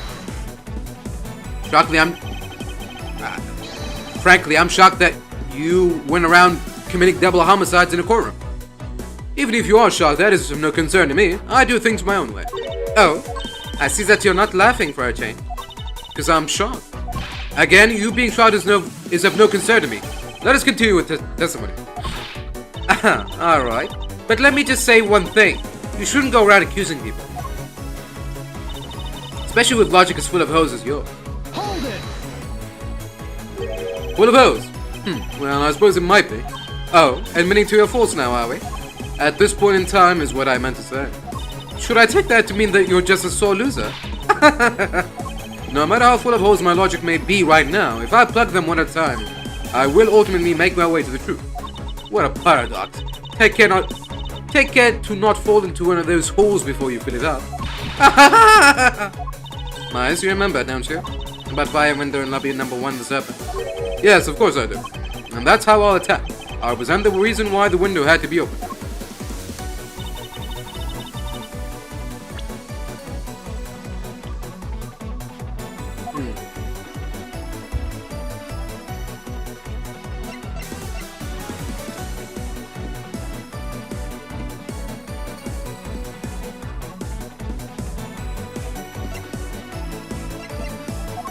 Really?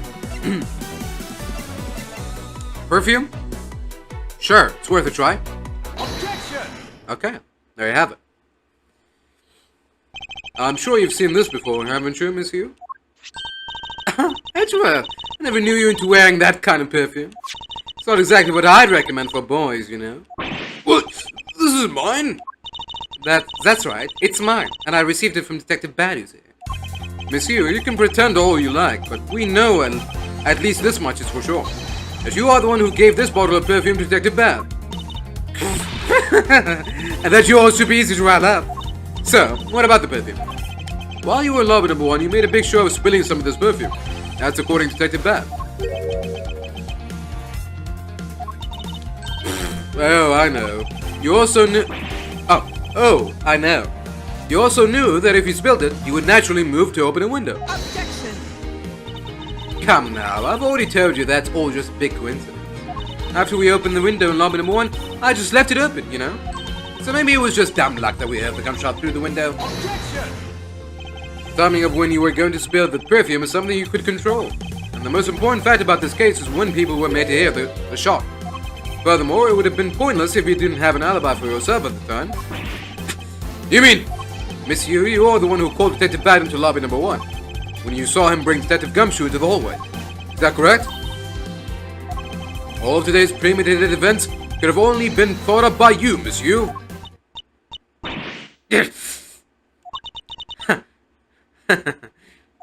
You accuse me of murder on the fact that I spilled a little perfume. Well, allow me to say this much. I couldn't have killed Mr. Faraday. Would you care to testify as to why? Look, I've had a lot of fun today, really. I grow weary of this game of cat and mouse. Let's make this the last testimony. Wrap up this absurd case once and for all.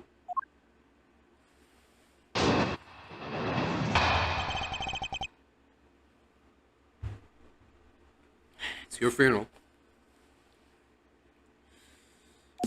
Accusing someone of murder over a spilled bottle of perfume is a bit over the top. I suppose forgery of evidence is to be expected of a disciple of von Karma. In any case, it simply could not have been me who killed Mr. Faraday. After all, I don't even know where the knife that was used to kill him came from. Miles, her testimony is flawless. Yes, but no matter what sort of trick she may try to pull, she won't escape me. If I'm lacking in information, I'll just draw it out of her. Is she gonna reveal... Is she gonna somehow slip and reveal that she knows that the knife is a key or something? Accusing someone of murder over a spilled bottle of perfume is a bit over the top. Hold it! I think I already explained the significance of that earlier.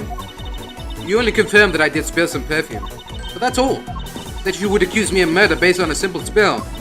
Don't you dare complain when I sue you for defamation of character. Do as you like, but as for me, I believe.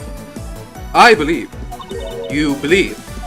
I believe that you are the true culprit in this case. Nah, you're enthusiastic. Of course I should have guessed. I suppose forgery of evidence is to be expected of a disciple of von Karma. Hold it! I formally request that you desist in your attack against my mentor. Yes, or we'll sue you for defamation. All I'm doing is saying the truth. Well, maybe more like spreading gossip. Although your adamant denials are, shall we say, just adding fuel to the fire. How dare you! Say such a thing! Calm down, little girl. Don't let her get to you. Oh, why'd you have to ruin my fun? Well, shall I continue? In any case, it simply could not have been me who killed Mr. Faraday. Hold it! And why exactly could you not have killed him? I was just about to testify to that. You're such an impatient man. I'm not really into that, you know, Edgeworth. Your preferences have no bearing on what is at hand. Feeling a little uncomfortable, are we? Objection! Miss you will desist in this tomfoolery and return to your testimony. And Miles, if you're going to lose your cool, then I won't show you any mercy. Ahem. Sorry. Miss Yu, please continue with the testimony. Sure. As I was saying, I couldn't have possibly killed Mr. Faraday. After all, I don't even know where the knife that was used to kill him came from. Hold it! At this rate, she will inevitably escape. But if she really was the one who killed Mr. Faraday, then she must have known about the existence of the knife. I'm sorry, Miss Yu, maybe you weren't aware. However, the knife that was used to kill Mr. Faraday was taken from his evidence bag. Miles, what do you think you're doing? I'm drawing the truth out of her, that's what I'm doing. Huh? But I don't recall a knife being presented at the trial earlier today. Well, I suppose that's because the evidence was something Mr. Faraday had yet to use. Ah, so that's what you're trying to do. Look, why don't you cut it out with the lies? I've already figured you out. There was no knife inside of Mr. Faraday's evidence bag. The only evidence he had yet to present was the key the Etagarasu had sent. And unless a key can magically turn into a knife, you really don't have a leg to stand on. Do you really think you could trap me? Come now, be honest. I never intended to do such a thing. It was all a misunderstanding on my part. In any case, I wonder if you might append what you just said to your testimony. Sure. Why not? I'll even say it as many times as you'd like. There was a key in his evidence bag, but you can't kill anyone with a simple key. Hold it! Miss Yu, I would just like to confirm something with you one more time. Oh, about what's going to happen to Detective Gumshoe after this? I don't need to ask you about that. Because he isn't the killer. Looks like the number of wrinkles on your forehead have increased yet again? That issue aside, Miss Yu, I'd like to ask you about what was inside the bag. You are sure it was the Etagrasu's key, correct? Yes, I'm sure. Which is why I'm completely baffled as to where that knife could have come from. You have just spotted the road to a perfect victory. Finally, it would appear that you have revealed your true identity, Miss Yu. Miles, I found a statement. Yes, I know. All I have to do now is present the evidence. What is this ominous feeling that I can't shake?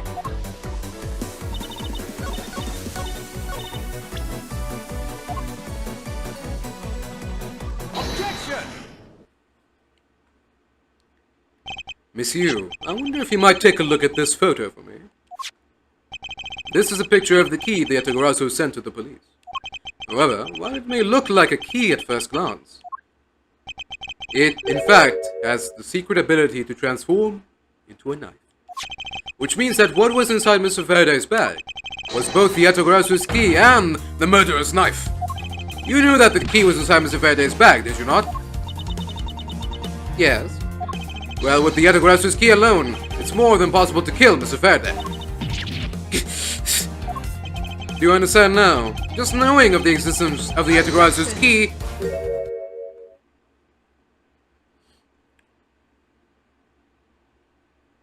Yes. I still haven't had a good look at it. Showing it to me from that far away, you could be lying for all I know. You would even now still feign ignorance? I'm not feigning anything. But we can't have you accusing me of a crime with false evidence now, can we? I mean, Mr. von Karma, I've heard some very interesting rumors about him. Are you mocking my papa? Don't you dare sully the good name of my mentor. Now take a good look. This piece of evidence is more than real.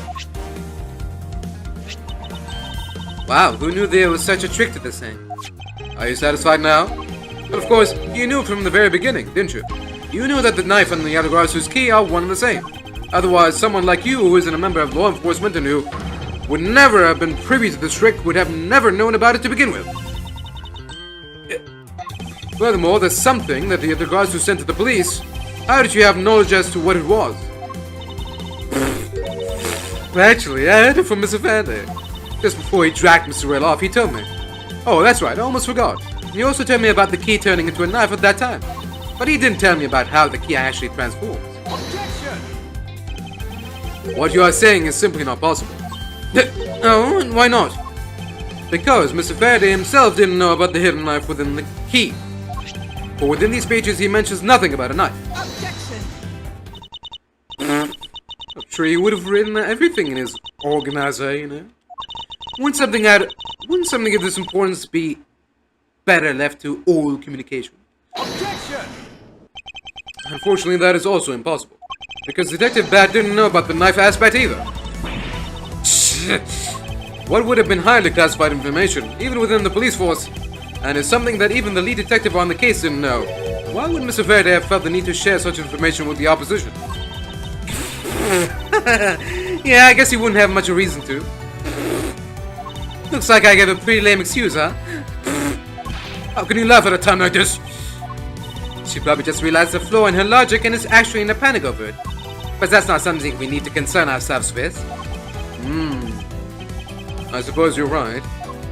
Miss Yu, I'd like to state that I also know how you know the real nature of the knife.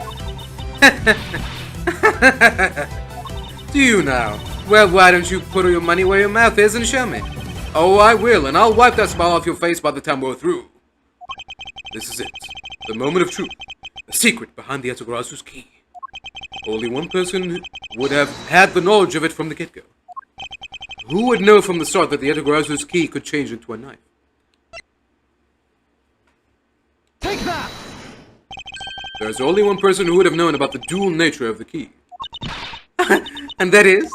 And that is, the person who sent the Yatagarasu's key to the police.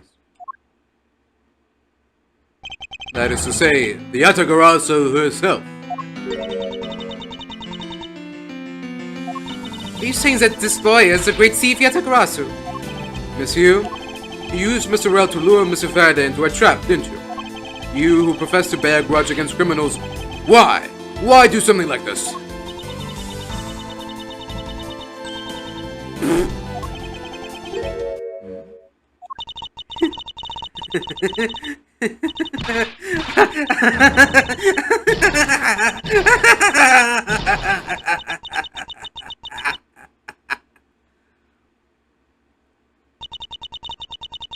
Who would have thought?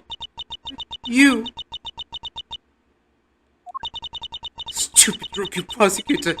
See through me! You're sending the biggest chill down my spine right now, Edgeworth. This feeling of thrill. It's even greater than when I sneak into some place. You! You killed Faraday?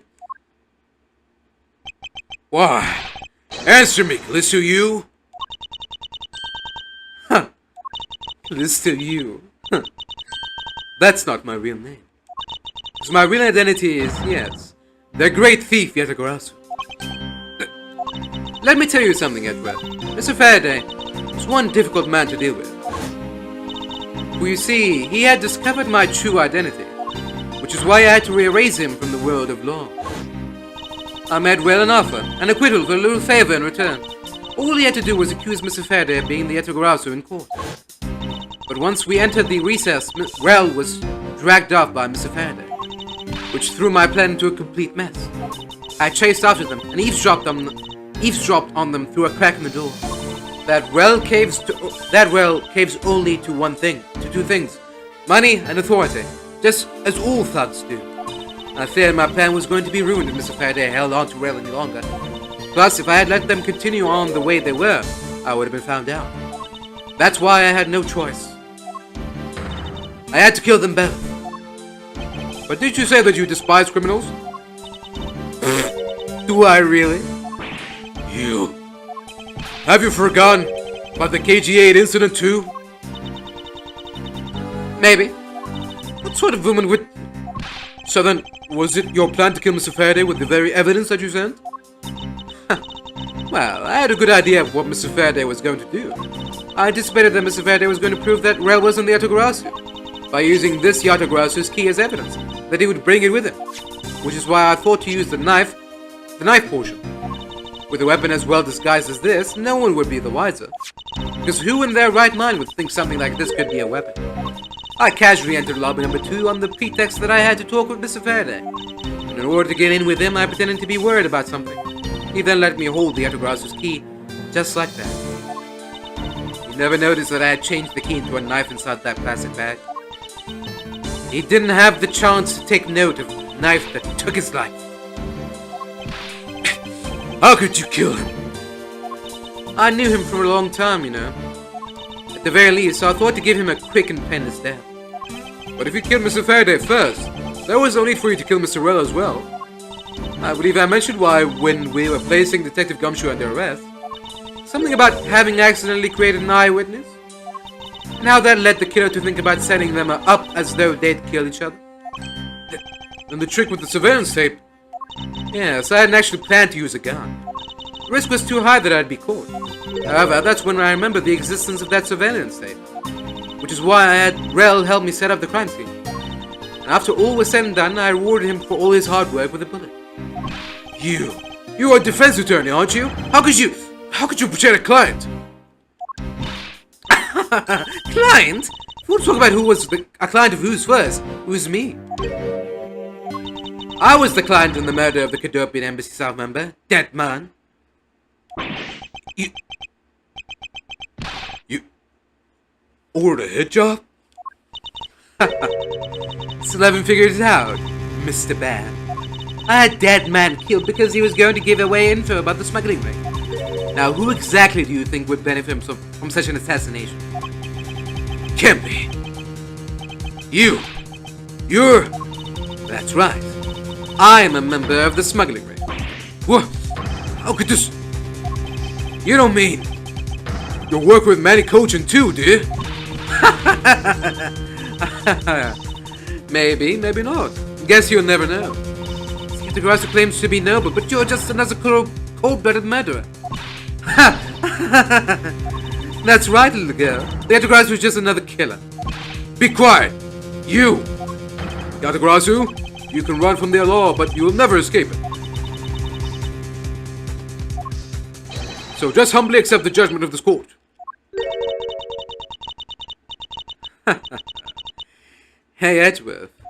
Did you know Grasso has 3 legs? Do you know what that is? No? Well, let me tell you. It means that the Grasso has more than one razor-sharp way to do her work.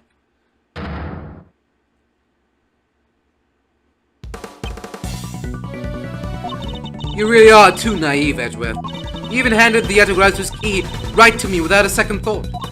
Everything may not have gone according to plan, but I'll still gladly take it. You mean the key was your real target? Even after I gave you such great advice, didn't I tell you to always keep a good eye on a criminal? Or you may regret what comes of your negligence. You two, get down! My body, I can't move. Hey, mister, to your right. You.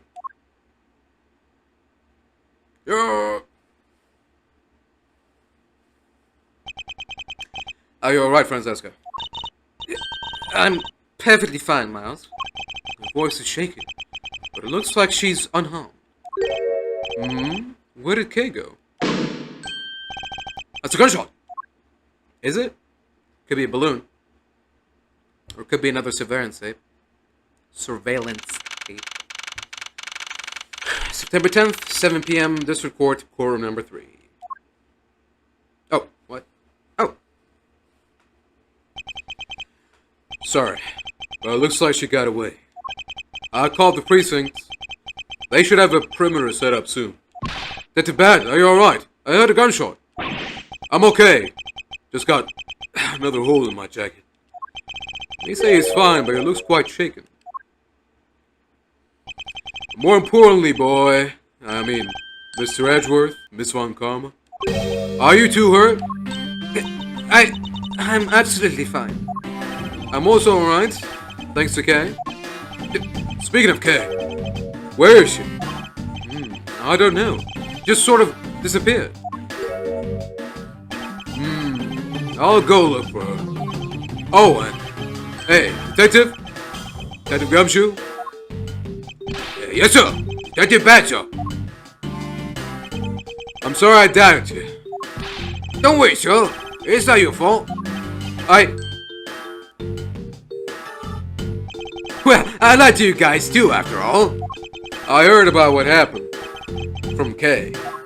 Lying while giving testimony is still unforgivable. But in this case, you were protecting Kay and her feelings. Looks like you just might have what it takes to be a real detective. Now, don't you ever lose that detective spirit, okay? Yeah, you got it, Pops.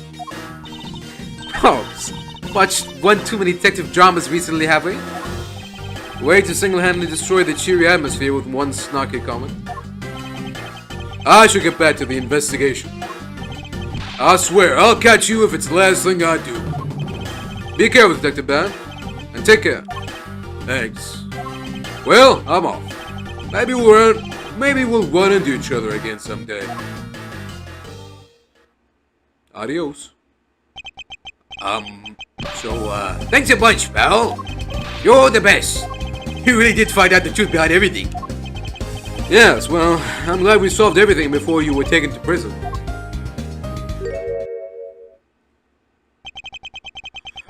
Can't believe how much trouble I caused you with my testimony, Detective Gumshoe. I was no problem, really. I mean, I lied too, so I didn't help anything. It's really not your fault, Your Honor. Well, even if we didn't have his honest testimony, I think that lawyer would have found another way to get you convicted on her behalf. Yeah, I can't believe I was about to get fired during my first week as a detective. Well, so long as you're not fired, you should work hard, give all that you have, and perform your duties well. Oh, and one more thing. Kay left a present for you with me. She did? Ooh, what is it? What was that Kay left for me? A proof of their friendship? Take that! It's a Korean special Swiss roll. Can I really have it? Yeah, it's a present meant for you, after all. Thanks a bunch. You have no idea how happy this makes me, pal. I'm gonna eat this right now. Sure, go ahead. Swiss rolls Detective Gumshoe and Kay bought together. While the one Kay saved never reached her father, it would appear that her sentiments have touched the hearts of this detective. He's so happy, it's as though he's having a welcome back celebration of his own. Well, I was asked by Kay to give it to him. Whoop, that was good, pal. I can't believe I got to eat 2 of these delicious things in one day. It's like I'm in Swiss roll paradise or something. I've got to thank Kay myself. Hey, wait, where is she? You only noticed just now? This might not present when we discussed her earlier. Detective Bad left to go search for her earlier. Maybe you should go join him. Yeah, you betcha, pal. I'm gonna go help him. Oh, but first, you know what, pal? Actually, I guess I shouldn't be so rude to you anymore, huh? I'm gonna stick right by your side from now on, Mr. Edgeworth, sir. I sense nothing but a most troublesome relationship from that ominous statement. We should go home too, Mars. We have to hurry and report what has happened to Papa. Agreed. Well, afraid we must be going now, Detective. Roger, sir. And don't you worry. I'll investigate the next case we're on real well. I'll, be counting on you. The scent of trouble is definitely in the air.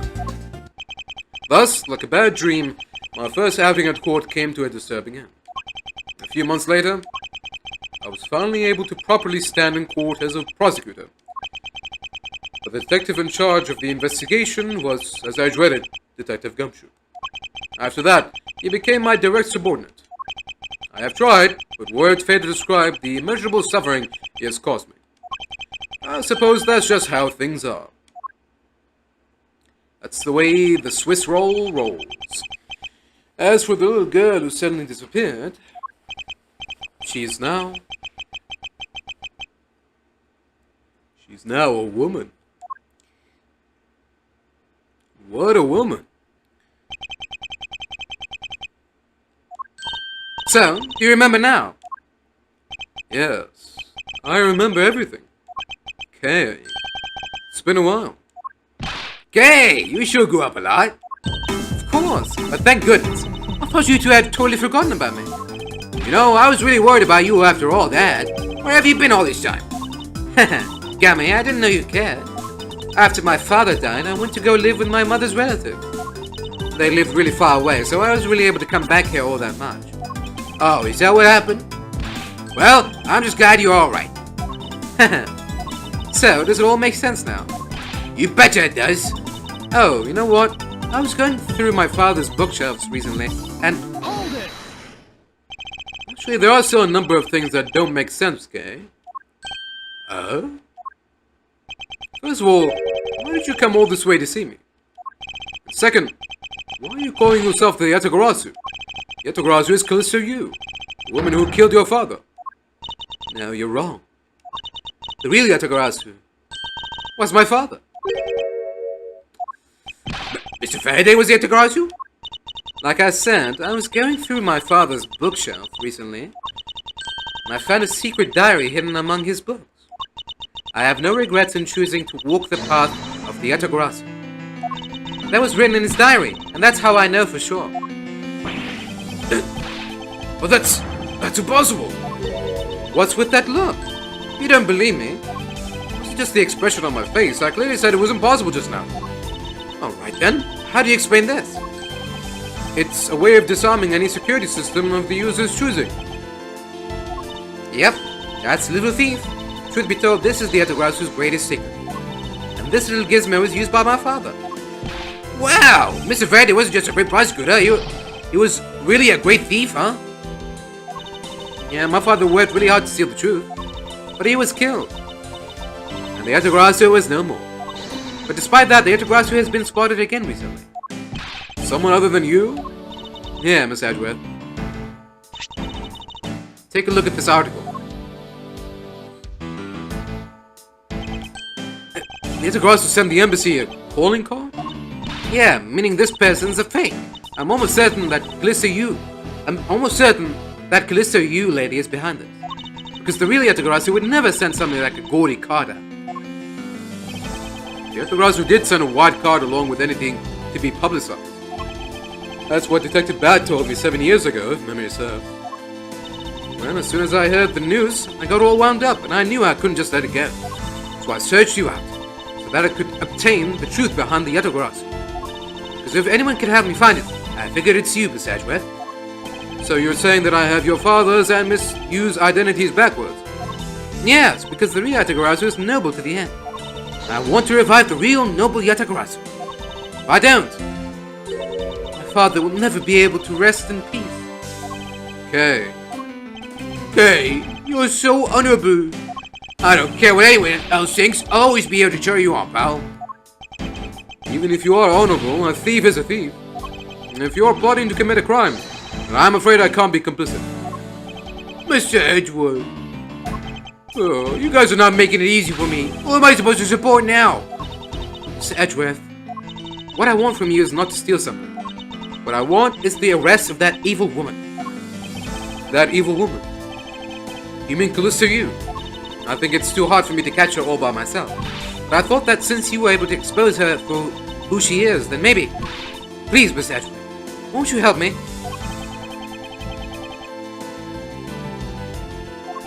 Come to think of it, I do believe I owe you. Huh? Owe me for what? When Miss Yu made her escape, it was you who saved my life. Furthermore, you helped me with the investigation today. I am not so rude as to leave favors unrepaid. Then you mean... Yes. That case has been weighing down on my soul ever since that fateful day. Perhaps the time has come to settle things once and for all. If you don't intend to sully your hands in a crime, then I believe I can help you. Mr. Edgeworth, thank you. Yeah, Mr. Edgeworth, isn't that great, Kay? Yeah, it sure is, Gummy. Even though he had completely forgotten about her until just now. What is with their chummy relationship? The great thief Yatagarasu. After all that time, the true identity of the thief sank back into the darkness. Ben Faraday, Callisto Yu, and Kay Faraday. The the phantasmagorically changing identity of the great thief Yatagarasu, and the Yatagarasu's real goal. It would all come to light the day after I made that promise to Kay. The end.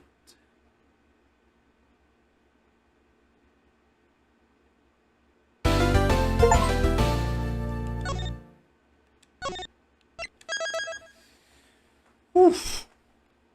Alright then. Another case down. And with that, the beginning of the end is near. Last episode, last case is all that's left. But yeah, for now, we're gonna call it quits, and hopefully we'll be able to pick this up tomorrow at around the same time. And yeah, looking forward to it. Turnabout ablaze. But yeah, for now, thank you all for watching, and until the next time.